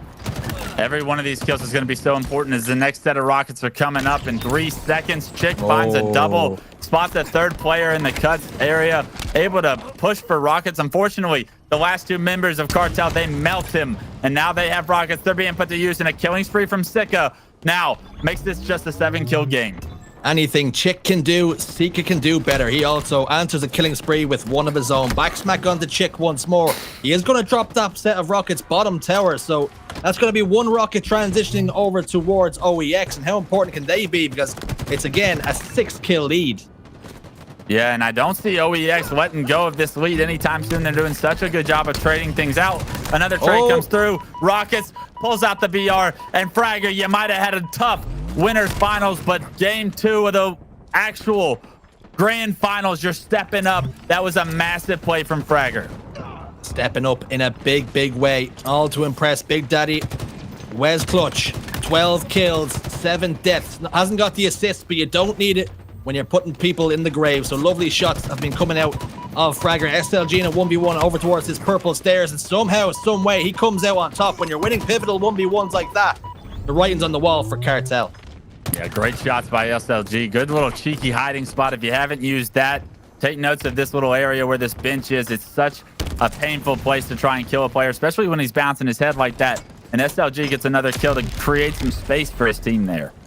Sitting on the bench, thumb out, waiting for the bus to come along, but he doesn't need to in the end. SLG and the boys are having a pretty decent game here, it must be said. 7 kills now, the difference between both these sides, and all the momentum seems to be on the side of OEX. We're going to see another set of rockets in 15 seconds or so.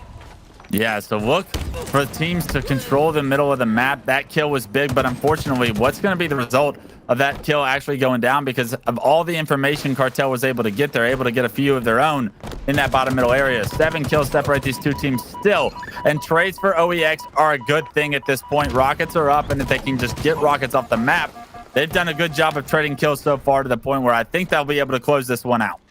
Rockets have gone over towards OEX as well, and it's in that, man. If ever you need somebody to come up big, it's going to be SLG in those big high pressure moments.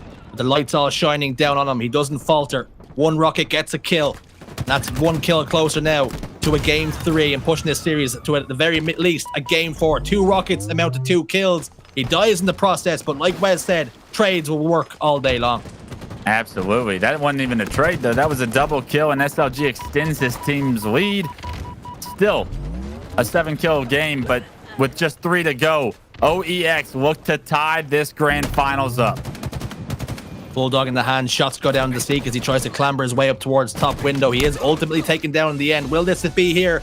Yes, it will. 1-1. It's going to be. OEX tie up this series, and we're right back to our regular schedule programming. We predicted Aquarius CTF. We also seen this before with Street Slayer. The series is all tied up. I mean, if we're talking about the grand finals here, and OEX should have been up 2-0, right? If you could have just found a way to win Aquarius CTF, taking that Slayer would have meant so much. But now the series tied up, you're going to have to find a way to steal an objective if you're OEX. And unfortunately, I feel like that CTF from Aquarius could come back to bite you later in this series, but a great job of rebounding.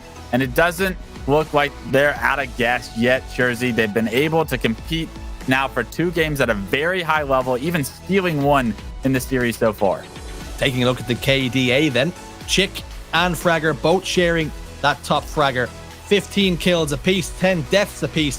Very little to separate them in the assist column as well, 4 to 5. So a fantastic performance out of them. SLG being super consistent as well, going positive too. And in the end, Urix kept his deaths nice and low under that 12-point threshold. So 7 and 10 for him with 7 assists. So a great performance all around from the team. And Cartel need to bounce back here, but they've been here before. They lose a Slayer from time to time. Yeah, and I honestly expected them to rewrite the ship on their Slayers, but that was all OEX from the start, right? I mean, as soon as that second set of rockets came up, they started to run away with the game. Although they didn't get put to too much use, it was just map control that they really had. And they even gave up a couple of blunders that kept Cartel in the game early on. But OEX kind of learned from their mistakes, continued to trade out their damage, and because of it, they never had a real scare of losing that game. There was always a 7-kill comfortable lead throughout the entire mid to late game. OEX hunting in a pack at times, and they were ruthless, hungry like the wolves at times, and that's exactly what you need to be if you're going to take down this Cartel roster. They gave as good as they got, and they matched that pace and set some traps in the process as well. So great work out of OEX, and you can see that in the highlights package as well. They traded when they needed to, and they got some big kills through the door. Now our attention's turned towards Oddball Recharge, and like I said, this result historically 2-1 the last time these teams played, and it went towards Cartel. They were close, it was neck and neck, but again, in the objective game types, Cartel seem to have their number. I believe it was in the grand finals of our last weekend's tournament. Cartel won this exact game type here against OEX. It wasn't too far out of OEX's control. I remember the first round being vaguely close and OEX winning round 2. If they can somehow figure out a way to win this oddball and just give themselves a little bit of comfort for once in these Cartel series, to not be behind in the series, that would be massive. But every time these two match up, I feel like they're either down a game or tied in the series at all times. They have to figure out a way to put some pressure on Cartel and the minds of them, right? Like, see what Cartel is made of when they're all of a sudden not the favorite to win the series. How important is that actually from a mindset point of view? We're always seeing OEX battling from behind, scrapping just to get themselves back level once again. But how it might be a little bit different if you actually put Cartel on the back foot in the game and actually start to dictate the pace of play. And that could be what they need here for a little bit of confidence. Yeah, I mean, it's so much easier to play when you're not feeling the pressure of getting knocked out of the tournament, breathing down your neck. If OEX can figure out a solution and enough of a strategy to win this game and to be able to play with a lead, to be able to play with the intention of resetting the grand finals, that would be an unbelievable opportunity for them to emotionally and physically get back into this game. So we're kicking off game 3 right now. The battle for camo looks like OEX brought everybody to the party, and right now Cartel is going for the ball. Tickets for everybody. OEX bringing everybody to the party, but everybody like lambs to the slaughter. Cartel ensure that they get the camouflage in the chest of legend. Fragger, the last man alive as well, right in front of the camo player who shoots just a little bit. Would like to see him get a little bit more information before giving away his position, but he's gotten enough there in terms of damage to trade out. And Fragger still in the exact same position, but now we're seeing camo player get tagged up and ultimately lose his life. That's a misplay and not the greatest work with that camouflage. Yeah, you want to see that camo player bait his teammates and play off of somebody and maybe find an easy pick and then start shooting at a full shield enemy player. Unfortunately, Legend, he's going to want that one back. But 32 seconds on the clock already for Cartel. They've started off very well. We're seeing a good position from Fragger here with the shock rifle. If he's able to find an opening, it'd be big for OEX, but unfortunately, he's immediately erased. Nothing achieved with that shock rifle. And as I'm saying that, the ball seems to be highly contested right now in that turbine area. Ball taken. Ball over towards Turbine then. Chick has it in his hands. 4 members up as well for OEX. Seeka, the only man not in the game right now, and as I say that, he does get himself back involved. They have got a little bit of an elevator set up as well. And they're starting to rotate that now, knowing for a fact that here comes Cartel, and we're seeing that player back down, and Yurik's just trying to be as evasive and sneaky as he can. Legend sniffs out the danger there. We're going to see a play ball, but the damage has been done there as they brought this right back within 3 seconds. Yeah, but I actually like the rotation there from OEX, right? They were able to actually get the play ball. I didn't think that they were going to get the ball all the way across control into blue and be able to play that, but because they successfully were able to, they've got some unanswered time on the clock. It's just a 4-point game to this point in the game. Camo is up, but the map gets reset, and OEX, no harm, no foul, has allowed themselves to catch back up in this first round. We're going to see another camouflage picked up then. This time it goes over towards Nurix. Can he do better than his compatriot in Legend? Gets a couple of shots in the snipe drone, and that's going to be his teammate on hand to get the clean up. Shady going to take some damage trying to escape towards pipes. Lovely kill on the Nurix, and we're seeing much better value on the side of OEX for this camouflage, as we're seeing the 2 kills now go in favor of Nurix to turn 1 into 2. Snipe drone comes back up off the respawn and meets his old nemesis once more, and he puts him back into the grave. Ball time now on with Nurix, but he's also still got a sliver of camo left. I love this play by Nurix. He's going to understand that he has a power weapon in this shock rifle. He also had camo. He made a great play to kill 3 players, get the ball, grab some time, but also throw it to a teammate and start to rotate that thing. I want to see him put this shock rifle to use, but it looks like he wants to be aggressive. Getting immediately aggressive and straight into the faces of Cartel, knowing that they can't give them the inch. Snipe drone's going to fall once more. He's having a little bit of a bad run now in terms of dying consistently. We've seen 3 back-to-back deaths from him without him really being able to get involved. Seeka, though, gave us the wiggles, but ultimately loses his life in the end. 45 seconds to 41, 3 minutes and 5 seconds on the clock. This game is closely contested. Absolutely, as close as you can get with 3 minutes remaining. Shady and the boys pick up a couple of kills. Cartel look to get that ball back into this yellow pipes area. And if they can get a setup here, that'd be massive. But OEX, they have other plans. OEX trying to cause an upset here. Legend will kill Fragger in the meantime, though. It's 2 members down momentarily. As Fragger is the last man waiting to pop up from the respawn on the side of OEX. Ball starting to reset now, right back towards batteries. We're going to see another camouflage very shortly as well. So interested to see those 2 teams contest for that. Nobody has really gotten their hands on the sword, but Nurex has gotten a camouflage. That's 2-1 in favor of OEX for power-ups. Yeah, look at this. OEX starting to dominate the power-up control, and with it, starting to take the lead for the first time in the round. You see OEX for the first time in the series take the lead. Will they be able to keep this up? I love what we've seen from Nurex so far in this series. If he and Chick can continue to slay at a high level, they're giving themselves a real opportunity to create this upset. We're seeing a collapse coming through. Now it looks as though Cartel are going to send 2 players in towards Turbine. Shady is going to be just below here in bottom elevator. The collapse is going to come through from control as well. And Nurex is recognizing that and throwing the ball down towards bottom middle. I like that play from him. If he's going to lose the ball, he's going to put it in a really tough spot for Cartel to put any significant scores on the board. Nurex is ultimately going to lose his life, but I love what he did there. I like the play ball as well. I thought there were multiple members of Cartel below him, but I think OEX was really able to slay out there. He may have wanted to try and get that ball right back in there, but one pesky player there, bottom elevator, denied all of that from happening. 3 go down for OEX, and all of a sudden, it's Cartel in a 1v1 Legend versus Nurex on the map. Fragger then spawning over towards yellow.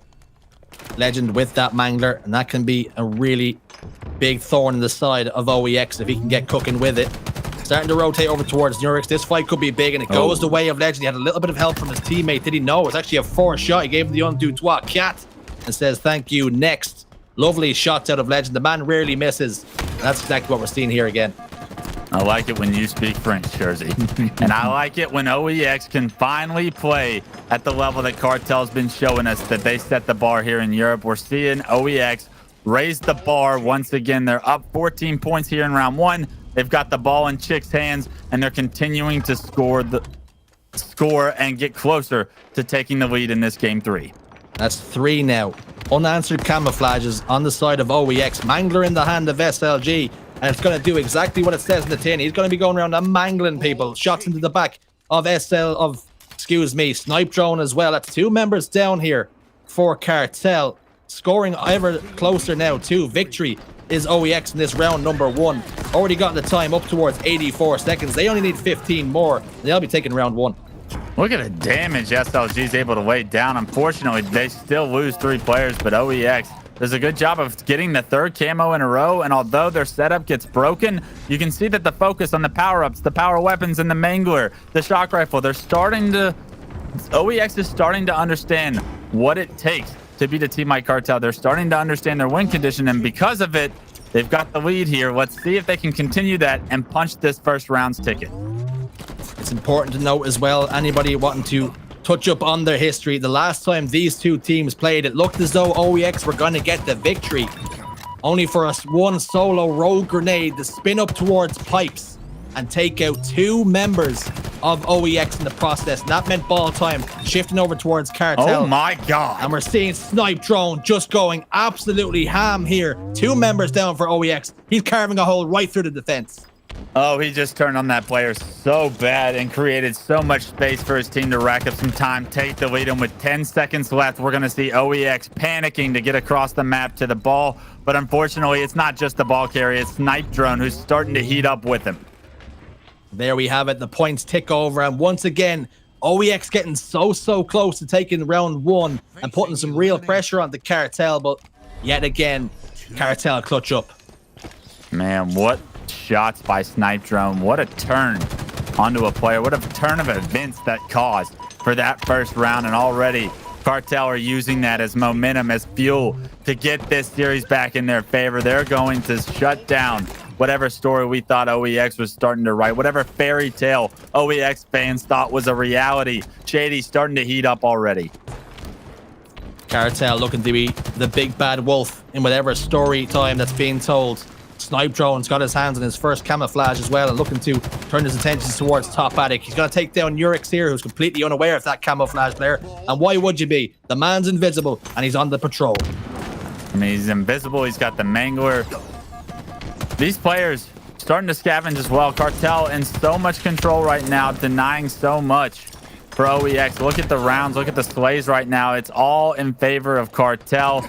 They over double the slays of OEX, and with 28 seconds already on the board, that's something that's so difficult to try and climb back in these rounds is getting to such a great deficit early on. But fortunately, OEX figure out a way to get some slays finally in the round, and now they have a control of pipes and whatnot, but already it looks like the pressure's on. Pipe starting to be the real point of contesting here at the moment, as these teams rightfully try to set up back there. OEX had it for a brief moment. That's all it was, though. It was fleeting as Cartel come on in, make themselves at home, and they're not even going to look to pay rent. They're going to be squatting in here. Yeah, I think in round one, we saw OEX play the ball multiple times when their setup was breaking, and because of it, they were able to really stay in the game. Unfortunately, this time around in round two, they did not play the ball, and now Cartel has this pipe setup that can be so difficult to break. You see the kill from Snipe Down comes in. He knows another player is going to be hunting him down, but where's he coming from? OEX just starting to funnel in here in single file. We're seeing Urix make that mistake as well, and he's going to pay the price with his life. They need to push as a single solitary unit here, and they're starting to panic just a little bit, knowing the stakes are at play here. Ball rotated expertly by Snipe Drone, but must be getting some information to wrap back a little bit, as control will not be safe for him as he positions himself down towards bottom control now, just to get touch tight with his teammate and help him out. But he has dropped that ball and left it in a little bit of a vulnerable position. Triple kill though for Snipe Drone. Snipe Drone still hot from round one, gets the triple, allows his team to get ball control. Back to the elevator they go. The enemy team, OEX, are spawning across the map, and with 73 points and counting, Cartel has put all the pressure in the world in this game 3 on OEX. Cartel heading over to the elevator, pushing the button, and they're heading all the way to the top, it would seem. Snipe Drone just continues to put down damage. SLG, the last man alive, but unfortunately for him, he's positioned all the way over towards yellow. That will get them some decent spawns, but they haven't got many pushes left here. They have to go, and they have to go now. They might not even be able to get to this ball in time. 5 seconds and counting. 97, 98. Nobody on OEX able to make it to the elevator. The round is over. The game in Cartel's hands, 2-0. We see that oddball game going in Cartel's favor. And round one was close, but round two, it was all Cartel. We expected to see Cartel bounce back, and that is exactly what came to fruition. We were looking for a tighter game, a 2-1, but Cartel showing exactly why they are the team to beat. Absolutely relentless there, it would seem. They had some really good setups, and Snipe Drone came alive at the right time. I mean, it was that turn that Snipe Drone had for that perfect 4 shot on the player long haul at the end of round one that really just set a tone for the rest of the game. 27-11, Snipe Drone plus 16. And that's so difficult to overcome, right? When Snipe Drone is shooting that well and one of your teammates gets turned on that bad at the end of a round, you can feel the momentum. You can feel the wind slip through your fingertips. And unfortunately, OEX once again behind the 8 ball, now down 1-2 in the series.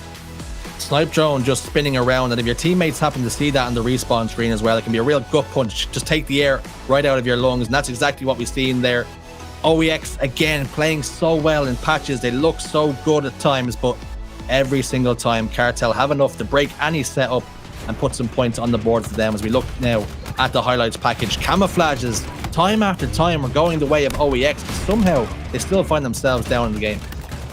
Yeah, some of the camos weren't the most effective or efficient camouflages we've seen in Halo, but OEX started the game off doing such a good job of prioritizing that, controlling that, being ready to pick those up off spawn, and it gave them so many openings, right? And not only that, but they weren't competing against camouflage players that were able to take advantages of their setups. So if OEX had continued that, I feel like that round 2 would have been a lot closer, but in round 2, we saw Cartel really dominate the power weapon story, and because of it, it was a slaughter. We're seeing such consistent shots as well. Shady in that 1v1 bottom control. The other players hitting them with the jiggle strafe, and I swear I'm going cross-eyed against that player, but somehow Shady's able to keep himself nice and focused. Not only that, but he hits him with every single shot, gets the perfect kill. there's confirmation of how Grand Finals has shaken out so far. 4-3 Aquarius CTF, we've seen that before. Street Slayer 50-41, Oddball Recharge 2-0, and now our attention's turned over towards Stronghold's Live Fire. And unfortunately for OEX, this Slayer isn't coming quick enough, Wes. Yeah, these objectives have been a real thorn in OEX's side throughout their series against Cartel so far in Infinite. They somehow continue to win Slayers consistently against this Cartel team. But these objectives, they're a different beast, right? I know they were able to win that CTF Bazaar in the winners finals, but unfortunately, these objectives, there hasn't been those moments where we thought OEX was going to win game 1, obviously being very close, but game 3 right there, that was ugly. They cannot afford to let these games continue to slip. Obviously, losing one more, their tournament lives are done. It's important to note as well, in the results that I have, they've never played this game, mapping game type, competitively against one another. So it's a little bit of a question mark. We don't know what way it's going to pan out. But what I can say is if somehow OEX do push it to a game 5, they have won Bazaar Slayer 50-44 last time these two teams met. So get the win here. There's a real chance you perform the miracle. Yeah, and for everybody watching, if OEX is somehow able to win game 4, get to Bazaar Slayer, win that game 5, they're only going to reset the bracket. They're only going to reset a match to where they have to play yet another best of 5 and beat Cartel again. So for Cartel to lose this tournament, they have to lose both the next 2 games and then lose another best of 5 right after. It's a tall mountain, and we already question how much gas OEX is going to have in the tank after those brutal losers bracket matches that went the distance. Only time will tell, but you have to be thinking these players are human, and eventually they're going to get tired. Cartel, on the other side of that, Wes, they have so much room for error here. Not only do they have the comfort of knowing, okay, if we lose 2 games here, we still get a bracket reset, we get another bite of the cherry, and how important it could be for them to lock in this first seed heading to Raleigh. Yeah, I think it's not as important for the sake of going to Raleigh with a great seed and who you're playing against. I think mentally, in the head, it's just good to know you're the best team coming to America from any other region, right? I think that's what Cartel needs because they don't have a ton of LAN experience. But if they can go in confidently knowing that they belong here, that they are not like some kind of a joke, that they can create upsets, I think that's massive for their mentality at Raleigh. Winning this series and establishing and finalizing this 3-year run going into this LAN, it's just massive for these guys, and you want to see them close it out strong. So let's talk about it then. Let's break it down. Live Fire Strongholds. What we're seeing in the highest level is teams not looking to hold a setup on this map, but actually rotate almost clockwise at times, Wes, between strongholds. If you see a team capturing A, you say, okay, we'll go C. And that's how it seems to be. It's a little bit cat and mouse at times. Is that going to be the best recipe for success? Because there doesn't seem to be a be-all, end-all setup. Yeah, I think in Infinite, you want to control right in front of tower and you want to control outside B. But it's never going to be perfect, right? And when you apply pressure to teams, you're going to force spawns that come across the map that are closer to your strongholds. So I'm looking at how quickly can these teams understand that they're forcing spawns across the map, understand that they're going to be flipping the map, and then translating that information to their teammates in order to make sure that they don't overextend and they don't overfight to try and hold a trip cap, but that they're okay with losing A if they're taking C or vice versa. And again, it's going to be instrumental. We can talk about it till the cows come home, but we're going to see another camouflage. We're also going to see the heat wave come back into action. We've seen it in game 1 and how important it can be when coupled with that camouflage. We've already seen earlier in the tournament how important it can be in the right hands, and surely one of these teams is going to put it to good use. Yeah, what I really want to see in this game 4 is SLG get his hands on a snipe. When SLG can get his hands on a snipe, we've seen what can happen. If he's on, he's able to just create so much space and so much opportunity for his team. And that could be just what OEX needs to push this series to the distance, get this to a Bazaar Slayer, and potentially create this upset, at least in the first best of 5. That snipe is going to come into play with that heat wave, like you said, and it's going to create a ton of different opportunities for these teams. Whichever team can control those the best typically give themselves the best chance to win. Something we're also seeing, Wes, is the use of the repulsor, not only to push people off the map at times, and hilarious as the kill is, but it's actually to change trajectory, go from a ground level to a top level, particularly useful around tower. How important can that be for one of these teams to get real good control of? Yeah, it just speeds up the process of going from point B to point C, right? It's no pun intended, but You're literally speeding up that time. You're skipping pieces of the map that you no longer had to traverse. You're also coming from an angle that maybe the enemy team doesn't expect it. Yes, there's an audio cue when you use that knockback, but if used correctly and you have a good timing on the enemy, you're going to get first shot. And not only that, you're going to be soaring through the air, so you're probably a much more difficult target depending on where the reticle placement is. So that knockback can come into a lot of different factors. Like you said, using it back tower, using it to get to bridge very quickly. Mainly that B to C rotation that you love to see. Advice for SLG was you want to see him pick up the sniper rifle and go to work, clock in. It's time to do some business. On the other side of things, if you're the cartel, it's business as usual here, right? You get the same players to the same business. Legend and Shady have been influential, but Snipe Drone in particular has had a really good series once again. Yeah, if Snipe Drone can find his footing here in Game 4 like he has throughout this series, it could get ugly once again. Snipe Drone has been dominating. His shot is on right now, and he's feeling himself. So you got to figure out a way to make him uncomfortable, right? You got to create some chaos. You got to pressure him off his spawn, deny him from impacting the game as much as he has so far in this series. And if you can do that, maybe you can find yourself in a Game 5, and anybody can win in a Game 5. You just got to get there. Here we go then. Game 4, live fire. Strongholds in your grand final. Series score 2-1 to Cartel. If they win it here, they guarantee themselves first seed for Raleigh. First and opening engagements have gone 2 strongholds in favor of OEX. That's not a bad start, although they're down a couple of men. Yeah, not a bad start, but they do give up C. My preferred stronghold of choice is this tower. It gives you so much opportunity for sightlines on the power-up coming up, top mid, and Fragger. That shot could open up so much for his team. He's going to run straight to B, try and get the reset here, I believe. And not only that, but Chick was able to acquire that overshield. A massive no-scope by Fragger allows his team to once again get control of the map. Overshield then being absolutely obliterated. Away it goes. It didn't have as much effect as he would have liked, but perhaps enough just to tank some damage to the rest of his teams to fill in the blanks. A and B now in full control for OEX, and that's exactly what Wes and the Doctor has ordered. A couple of trades go back and forth as Sika and Fragger both hit the respawn screen, but a pivotal 1v1 there lost, and we might see these strongholds start to transition. Yeah, OEX already losing their double cap opportunity there from the overshield and the snipe. A little bit of a blunder, but a good job by Cartel from a deficit point of view to regain control of the map. They look to push B, but OEX defend them off for a bit. We'll see what OEX opts to do. They need to figure out, do they want A, do they want C, and how are they going to approach this, because Cartel seem to be everywhere on the map right now. It can really be an unstoppable force at times, and although you might quell the danger for a little while, it seems like sometimes it's only a matter of time. Cartel is starting to crank up the heat just a little bit, but that's going to do Nurix's confidence the world of good as he comes out on top of that engagement, actually having a really good start. 5 kills and make that 3 deaths now as he adds +1 to the death column. But great performance out of these two teams trying to trade back and forth. We're seeing SLG soaring and trying to forward at the same time, but wisely Legend decides to back down, and they've got 2 strongholds still in their control. Look at the start from Fragger, already with 7 kills. I believe OEX was able to secure that second overshield as well.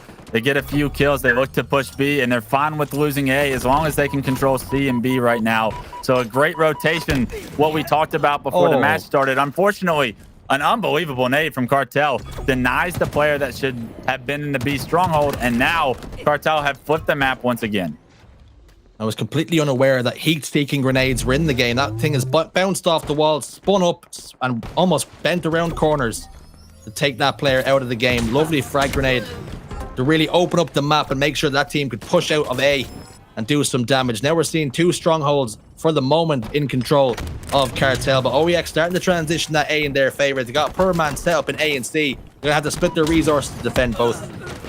SLG, we wanted to see him with snipe, but unfortunately the second he picks it up, he's pressured by multiple members. Cartel expect SLG to be on the snipe when it spawns. They expect him to drop out of middle when he takes damage, and they take him down immediately. Fortunately though, Chick, he's able to pick up all the power weapons, but not able to put them to use. And Snipe Drone, once again, with a big kill to change the tides of this game. And now Cartel with complete map control, complete power weapon control. What can Snipe Drone do?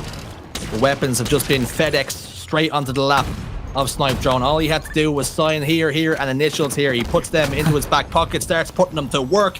Bodies Chick as well, puts him down to no shields, has the confidence that his teammate is going to do the rest of the damage for him, and that's exactly what comes to fruition. We're going to see a triple cap.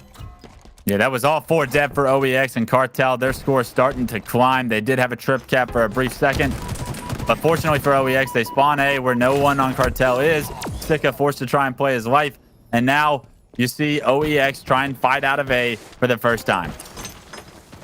OEX have done a little bit of fighting though. Secured 2 strongholds for the moment, A and B in their control. Legend set up over towards dummies now. Needler comes out as perhaps trying to tap into his inner Dave Walsh's SLG. Chick secures that overshield and the sniper rifle. Maybe better for him to hand that off to somebody else to get some use out of it. Fires a warning shot over towards Sika. He sees that, goes, whoa, I thought this was the bathroom. I'm gonna back up and get out of here. Great job by OEX, though. I mean, look at this overshield control they've had. They've had almost every single one for the game, I'm pretty sure. And with it, they've been able to just secure that C tower, as well as these power weapons that are in control. A good trade from SLG is going to get him the sniping hands, but it seems like it's cursed when it gets to SLG's hands. He's not able to put it to use. He's taken down immediately, and already Cartel hop into B. Shady, for a moment, seemed to be up for the scrap there, slapping the taste out of the 2 boys' mouth, and almost turned a 1v2 into a 1vx because he almost eliminated both players with just his bare hands alone. Who even needs your gun when you've got fists of fury like the man Shady? Scored though 105 in favor now. They are down on strongholds, our OEX as well, so the points ever ticking over towards Cartel's favor. They're trying to transition this B stronghold, but Chick's involved, and that's going to be him hit to the respawn screen. My God, he gets the kill. He gets the reset because he stays alive. Legend doing so much work for his team right now, awarding his team so much points. You see OEX, they're scrambling off spawn. They're trying to make their way to C, but Cartel, they have the input.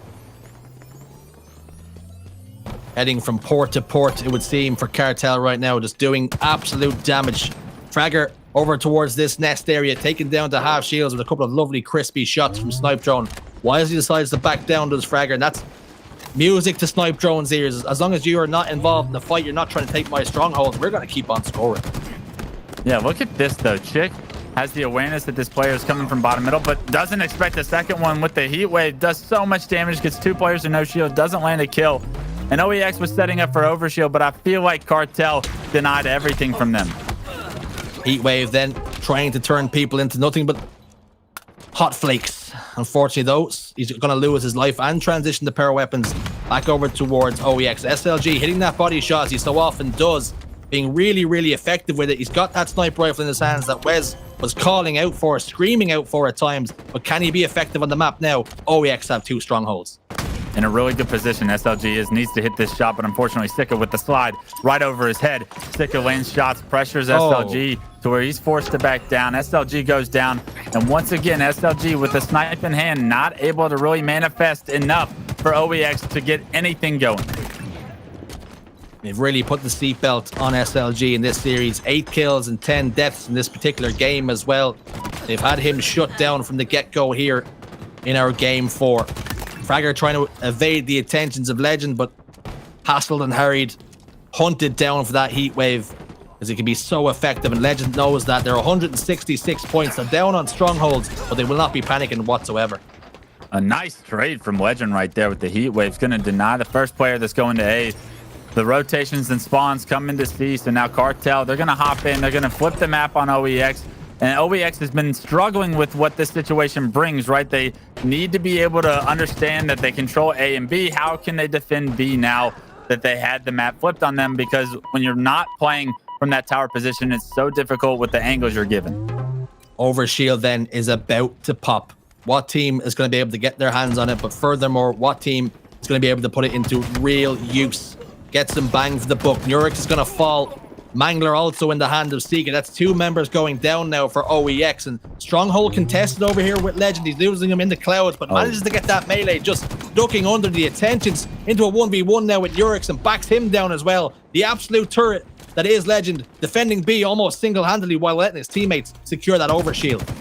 It feels like every time Cartel and OEX are in a contested stronghold, it's Cartel that come out on top, and the score, it's going to show that result. 185-94, over double the points of OEX right now on the finishing game for this grand finals. If Cartel can pull it off, they'll find themselves grand champions once again. Repulsor picked up by Nurix. And how he's going to need to do A lot of damage now with this Mangler in his back pocket. Shots go down to the snipe drone. That's going to help him. No end as well. Player positioned over towards top tower. Can they clear him out? He's tunneled up and buried in there. Entrenched himself to be a real difficult kill. I love that from Legend. Just keeping the attentions on him, allowing his teammates to spawn back up. Mangler now going to be dropped here. And Urix, though, you're going to need to hit some more shots like that to claw their way back into this game. Gonna need to hit a lot more shots like that, but it's doable. We've seen comebacks like this before. Even today, we've seen these comebacks happen. They need to finish A and make their way over to B in order to fight for it. Do they have anyone over there is the question. I don't believe so. And because of it, Snipe Drone walking freely across the grass, able to acquire that B stronghold right now. Now the pressure is once again on OEX. Snipe Drone with his shoes off and the grass between his feet, just loving what he's seeing, strolling over towards open field to secure B. And he does that for his team as well. A couple of members do go down now, though, for Cartel. OEX still only needing SLG to come back up off the respawn. So they're trading strongholds all the while. But again, when the trades are coming through, we're seeing Legend and the boys come out on top. Yeah, they do end up getting the kill and getting the stronghold, but unfortunately, Nurix doesn't know that there's a player pushing from Big Door, and right now, Legend just hops in B for free, and I feel like we've seen this too many times for OEX. They've just given up some of these strongholds when they've been in a position to defend them. Great shots by Legend. Win him not only that fight, but keep control for his team, and with 50 points needed, Cartel have all of the gas. Cartel now knocking on the door of the first seed of Raleigh. Their plane ticket was already all done deal. Their funding already in the bag. But it's all about confidence now, making sure that they put a real exclamation point onto that first seed. Let everybody know this is a real statement from them. This is how strong they are. 220 seconds now. They're a positive 100 points over OEX. It's going to take a monumental effort for OEX here. This is the last push of OEX, and Legend, with a little help from his teammates, shuts down the push to B. The push to A, though, comes through, so the overextension from one player, the sneakiness to be able to take A throughout the chaos there of the B push, that could potentially keep OEX in this game, but for how long? Because already Shady's recapping it. Shady recapping it, Heat Wave in hand as well. Almost gets that kill and whips around with the Heat Wave, but unfortunately for him, not able to get another second of time to fire out one more shot. B going to be contested once again. Urix has that Heat Wave in his hand, but unfortunately he's going to transition now over towards SLG. They've got two strongholds in their possession. They're going for that triple cap. They're going to lose A, though, in the meantime. It's decision time for SLG. Does he push in and try contest? I don't think he can afford to, but he is. That's SLG right into Big Door. He does get a kill, but he understands that he's about to get finished, so he has to run bottom middle. Unfortunately, the rest of his team, though, over at C, able to control C for just a brief moment. Cartel going to be trying to defend C now, and now in a 1v2. Snipe Drone goes down for A. The rotation back to B, it's got to be quick. They're going to meet one another in the middle here, it would seem, for the B stronghold. C, though, is being taken over. We're going to see a triple cap momentarily here for the boys on OEX. They're trying to make a real game of it and claw their way back into this. They're actually doing it for now, but Snipe Drone just picked up a free overshield untouched. Now with the free snipe as well. OEX let the power up and the power weapon go away for free. They're too distracted by force to play the objective. Now what can Snipe Drone do? The double kill comes through. Pushes open field.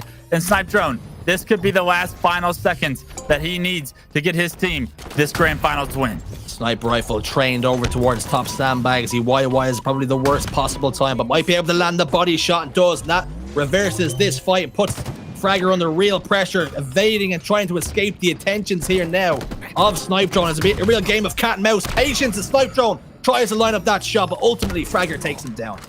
A massive kill from Fragger, but unfortunately Shady's nade comes through, trades the kill out, and now with multiple members spotted from OEX top middle, they have to act quickly. 6 points remaining to end their tournament now. They've got right about one push left here. 3 members down. Make that 4 momentarily for OEX. This is going to be it. They've done the damage. Cartel are going to be your HCS Kickoff Qualifier champions. They've done it again. The 3P. Back to back to back. They're so strong. Just as you would have thought, Cartel end up winning the grand finals, but it wasn't without a little signs of life from OEX throughout along the way. A little bit of sloppiness in those objectives that everyone's going to have to clean up before Raleigh if they want to represent the European region like I know they want to. But for right now, they're able to celebrate. For today, they can call themselves champions. of their region, and rightfully so. Like you said, the 3-peat comes through, and they are looking primed to make statements at Raleigh. Taking a look through the stats then, Legend, 28 kills, 19 deaths, and 11 assists. Snipe Drone, 23 kills, 18 deaths, and 12 assists. Everybody on that team seemed to clutch up when it mattered most. Shady only going -4, but doing enough damage for his team. Unfortunately for the side of OEX, they were just outmatched and outgunned in that game. They weren't really ever able to hold a consistent 2 strongholds. It always felt like they were being forced to rotate to the one that was not controlled by them, while the opposite one was taken across the map. You want to see some kind of a setup come through eventually. Yes, that clockwork, that rotational strategy can work, but it can get sloppy. And when it does get sloppy, you're kind of forcing your individual players to make too many plays in order to stay in it. You want to see some kind of control, especially when you can get that sniper, the heat wave towards that tower and walk it down. Until we see that, I feel like we're going to continue to see these scrappy games. And unfortunately for OEX, I'm not sure that that kind of gameplay, that kind of style is ever going to benefit them against a team that can apply so much pressure like Cartel. Cartel, then there's Snipe Drone in the highlights package. The man put down 7,000 plus damage. It's just Snipe Drone doing Snipe Drone things, Wes. Snipe Drone doing Snipe Drone things the entire grand finals, not just here in this final game, but he really found a groove, right? He really felt comfortable. Although he's the one non-Frenchman on this team, that communication barrier, it does not exist when it comes to Snipe Drone's gameplay. He is very focused on his own self, and he is a very, not only a selfless player, but a very individual skill player that gets things done for the rest of the Frenchmen on that squad. Yeah, it's important to know English is my second language. Gibberish is actually my first. But for Snipe Drone, he speaks Halo, and he speaks it fluently. There's confirmation then. Grand Finals, Aquarius CTF 4-3.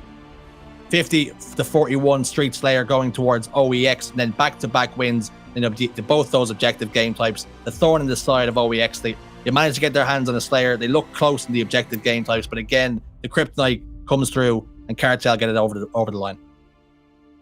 Yeah, an unbelievable job by Cartel, right? We thought that OEX might struggle, might actually put up a good fight. Feels like they've been on the brink of winning one of these series for so long. That game 1 was as close as it could have been, but when they lost that, you almost felt that was going to be the series, because you can't afford to lose close games if you expect to win the series. But we're going to bring Shotway back, bring Why Not back, and see what they had to say about that series. Because, I mean, guys, that game 1, it was as close as it could be. And if you're OEX and you're looking back on that series, that's where things could have changed, and you could have found yourselves playing a Bizarre Slayer now. All I can think is get them an org. Get them an org. Just I'm chanting this in my head. Where is the org? I know they got the Fnatic tags on their names, so maybe that's where they're headed, but they need a damn org. They're clearly better. They're just better. They win every time. It's there was some contention, but ultimately they're clearly the better team at the moment, and it's really just what's next. NA is next. Is NA ready, to be honest, considering how damn good these guys are? Great series, of course, all the way through. Heartbreaking Aquarius CTF again.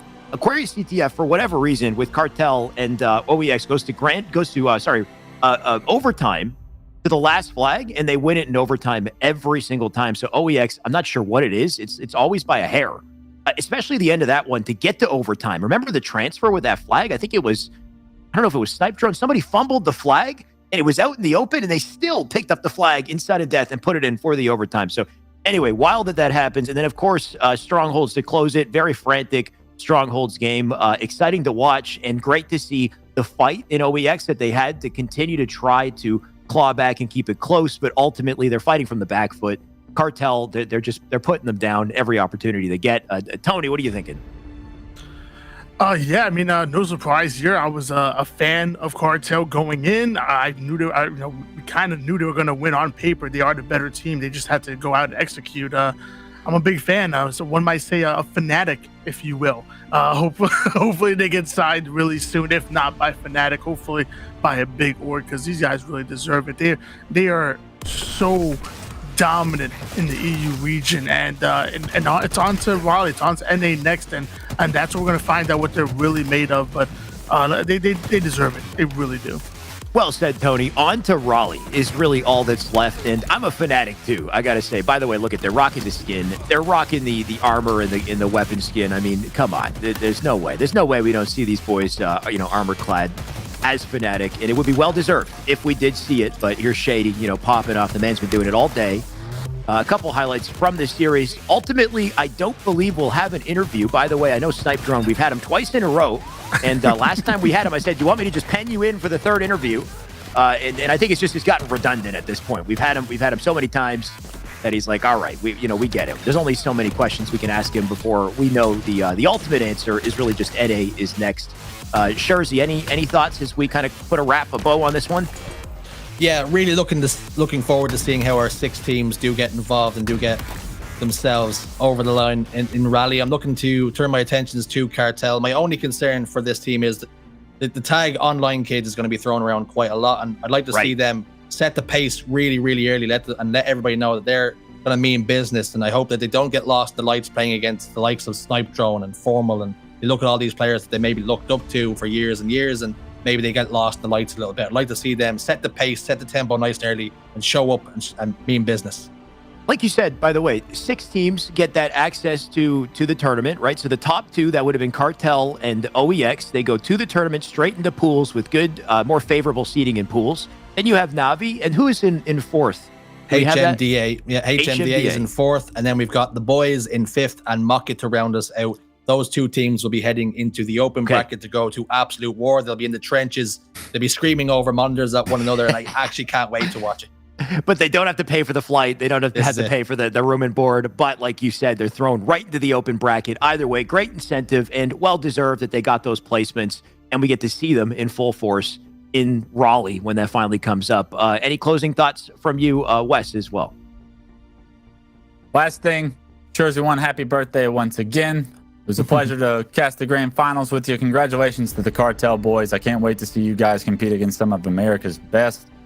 Whatever this nonsense about online kids, I mean, shrug it off. Pistola and Snipe Down were online kids before their careers started, and look at where they are now. So focus on yourself, focus on your gameplay, your team, keep it inside the squad, and control what you can control, as Why Not's mom always says. Control the controllables is the Tony's mom's quote. But well said, Wes. Like you said, we all start as online kids. All that's left is for these boys to prove it, and it seems like just based off of what we've seen, they definitely will prove it. Tony, before I throw to you, one quick peek at the bracket just so we can see the final tally. We didn't show it just yet, so we'll throw it up on screen. You guys can see the bracket. Of course, you already know the deal. You know how it went. Cartel, look at the 2-0, 2-0, 3-1, and 3-1 back-to-back with OEX. They fought hard, and OEX, great team. And great work out of them, especially the comeback that we saw on Na'Vi earlier. They had an incredible run. Just Cartel have just been playing that much better. It's just a testament to the level, the skill gap in this game. You got HDMA, of course, in here, the boys, Mocket, Esports, all teams that will represent our top 6. We can take a peek at the lower bracket real quick as well. But kind of the story has been written. The story's been told at this point. OEX, Na'Vi, the craziest series I think I've ever seen in Halo Infinite between the 2 of them. If you missed that OEX Na'Vi series, you got to go back and check it out. It was just unbelievable. But the result of that put Na'Vi in 3rd place and put us at a close for our day. Tony, before we go, any final thoughts as well? Yeah, it's been an amazing tournament. I'm so glad to be a part of it, and again, it's not the end. This is only the beginning of the journey. Everybody has only had about 2.5 weeks to get to where they are now, and let me tell you, they've made leaps and bounds since that first week, and now we're gonna have a whole nother 2 weeks before Raleigh. I can't wait to see where these teams are. We're gonna see a lot of polish. We're gonna see speed. We're gonna see aggression. Cartel, you may be on top right now, but watch out. Na'Vi been getting better. OEX been getting better. Don't sleep. You guys got to put in that work too. What is it? In the words of Dr. Disrespect, I think you're looking for violence, speed, and momentum, Tony. It's going to be a hell of a next couple weeks. If you're enjoying this Halo action, this is the EU broadcast. We had the ANZ, we got Mexico coming up. I think right now it might be happening or immediately after. And then NA. NA is later today to close out the night, to close out the kickoff. It's going to be a hell of a show. So if you like Halo Infinite, which I'm going to assume that you do, you might want to stick around, might want to see the action. That sets the precedent for Raleigh. About 2 weeks away, the first LAN we've seen in 2 years. We're back. which is going to be damn incredible. So don't miss that LAN, of course. And then big ups, big thanks to DreamHack and Esports Engine. DreamHack will be back in January. So this is run by DreamHack. Big ups to DreamHack. They'll be back in January with more of this Halo action. So if you don't have enough of it yet, stay tuned for January. But of course, the road to Raleigh is the next big exciting thing. And I hope to see you there. Until then, have a good night.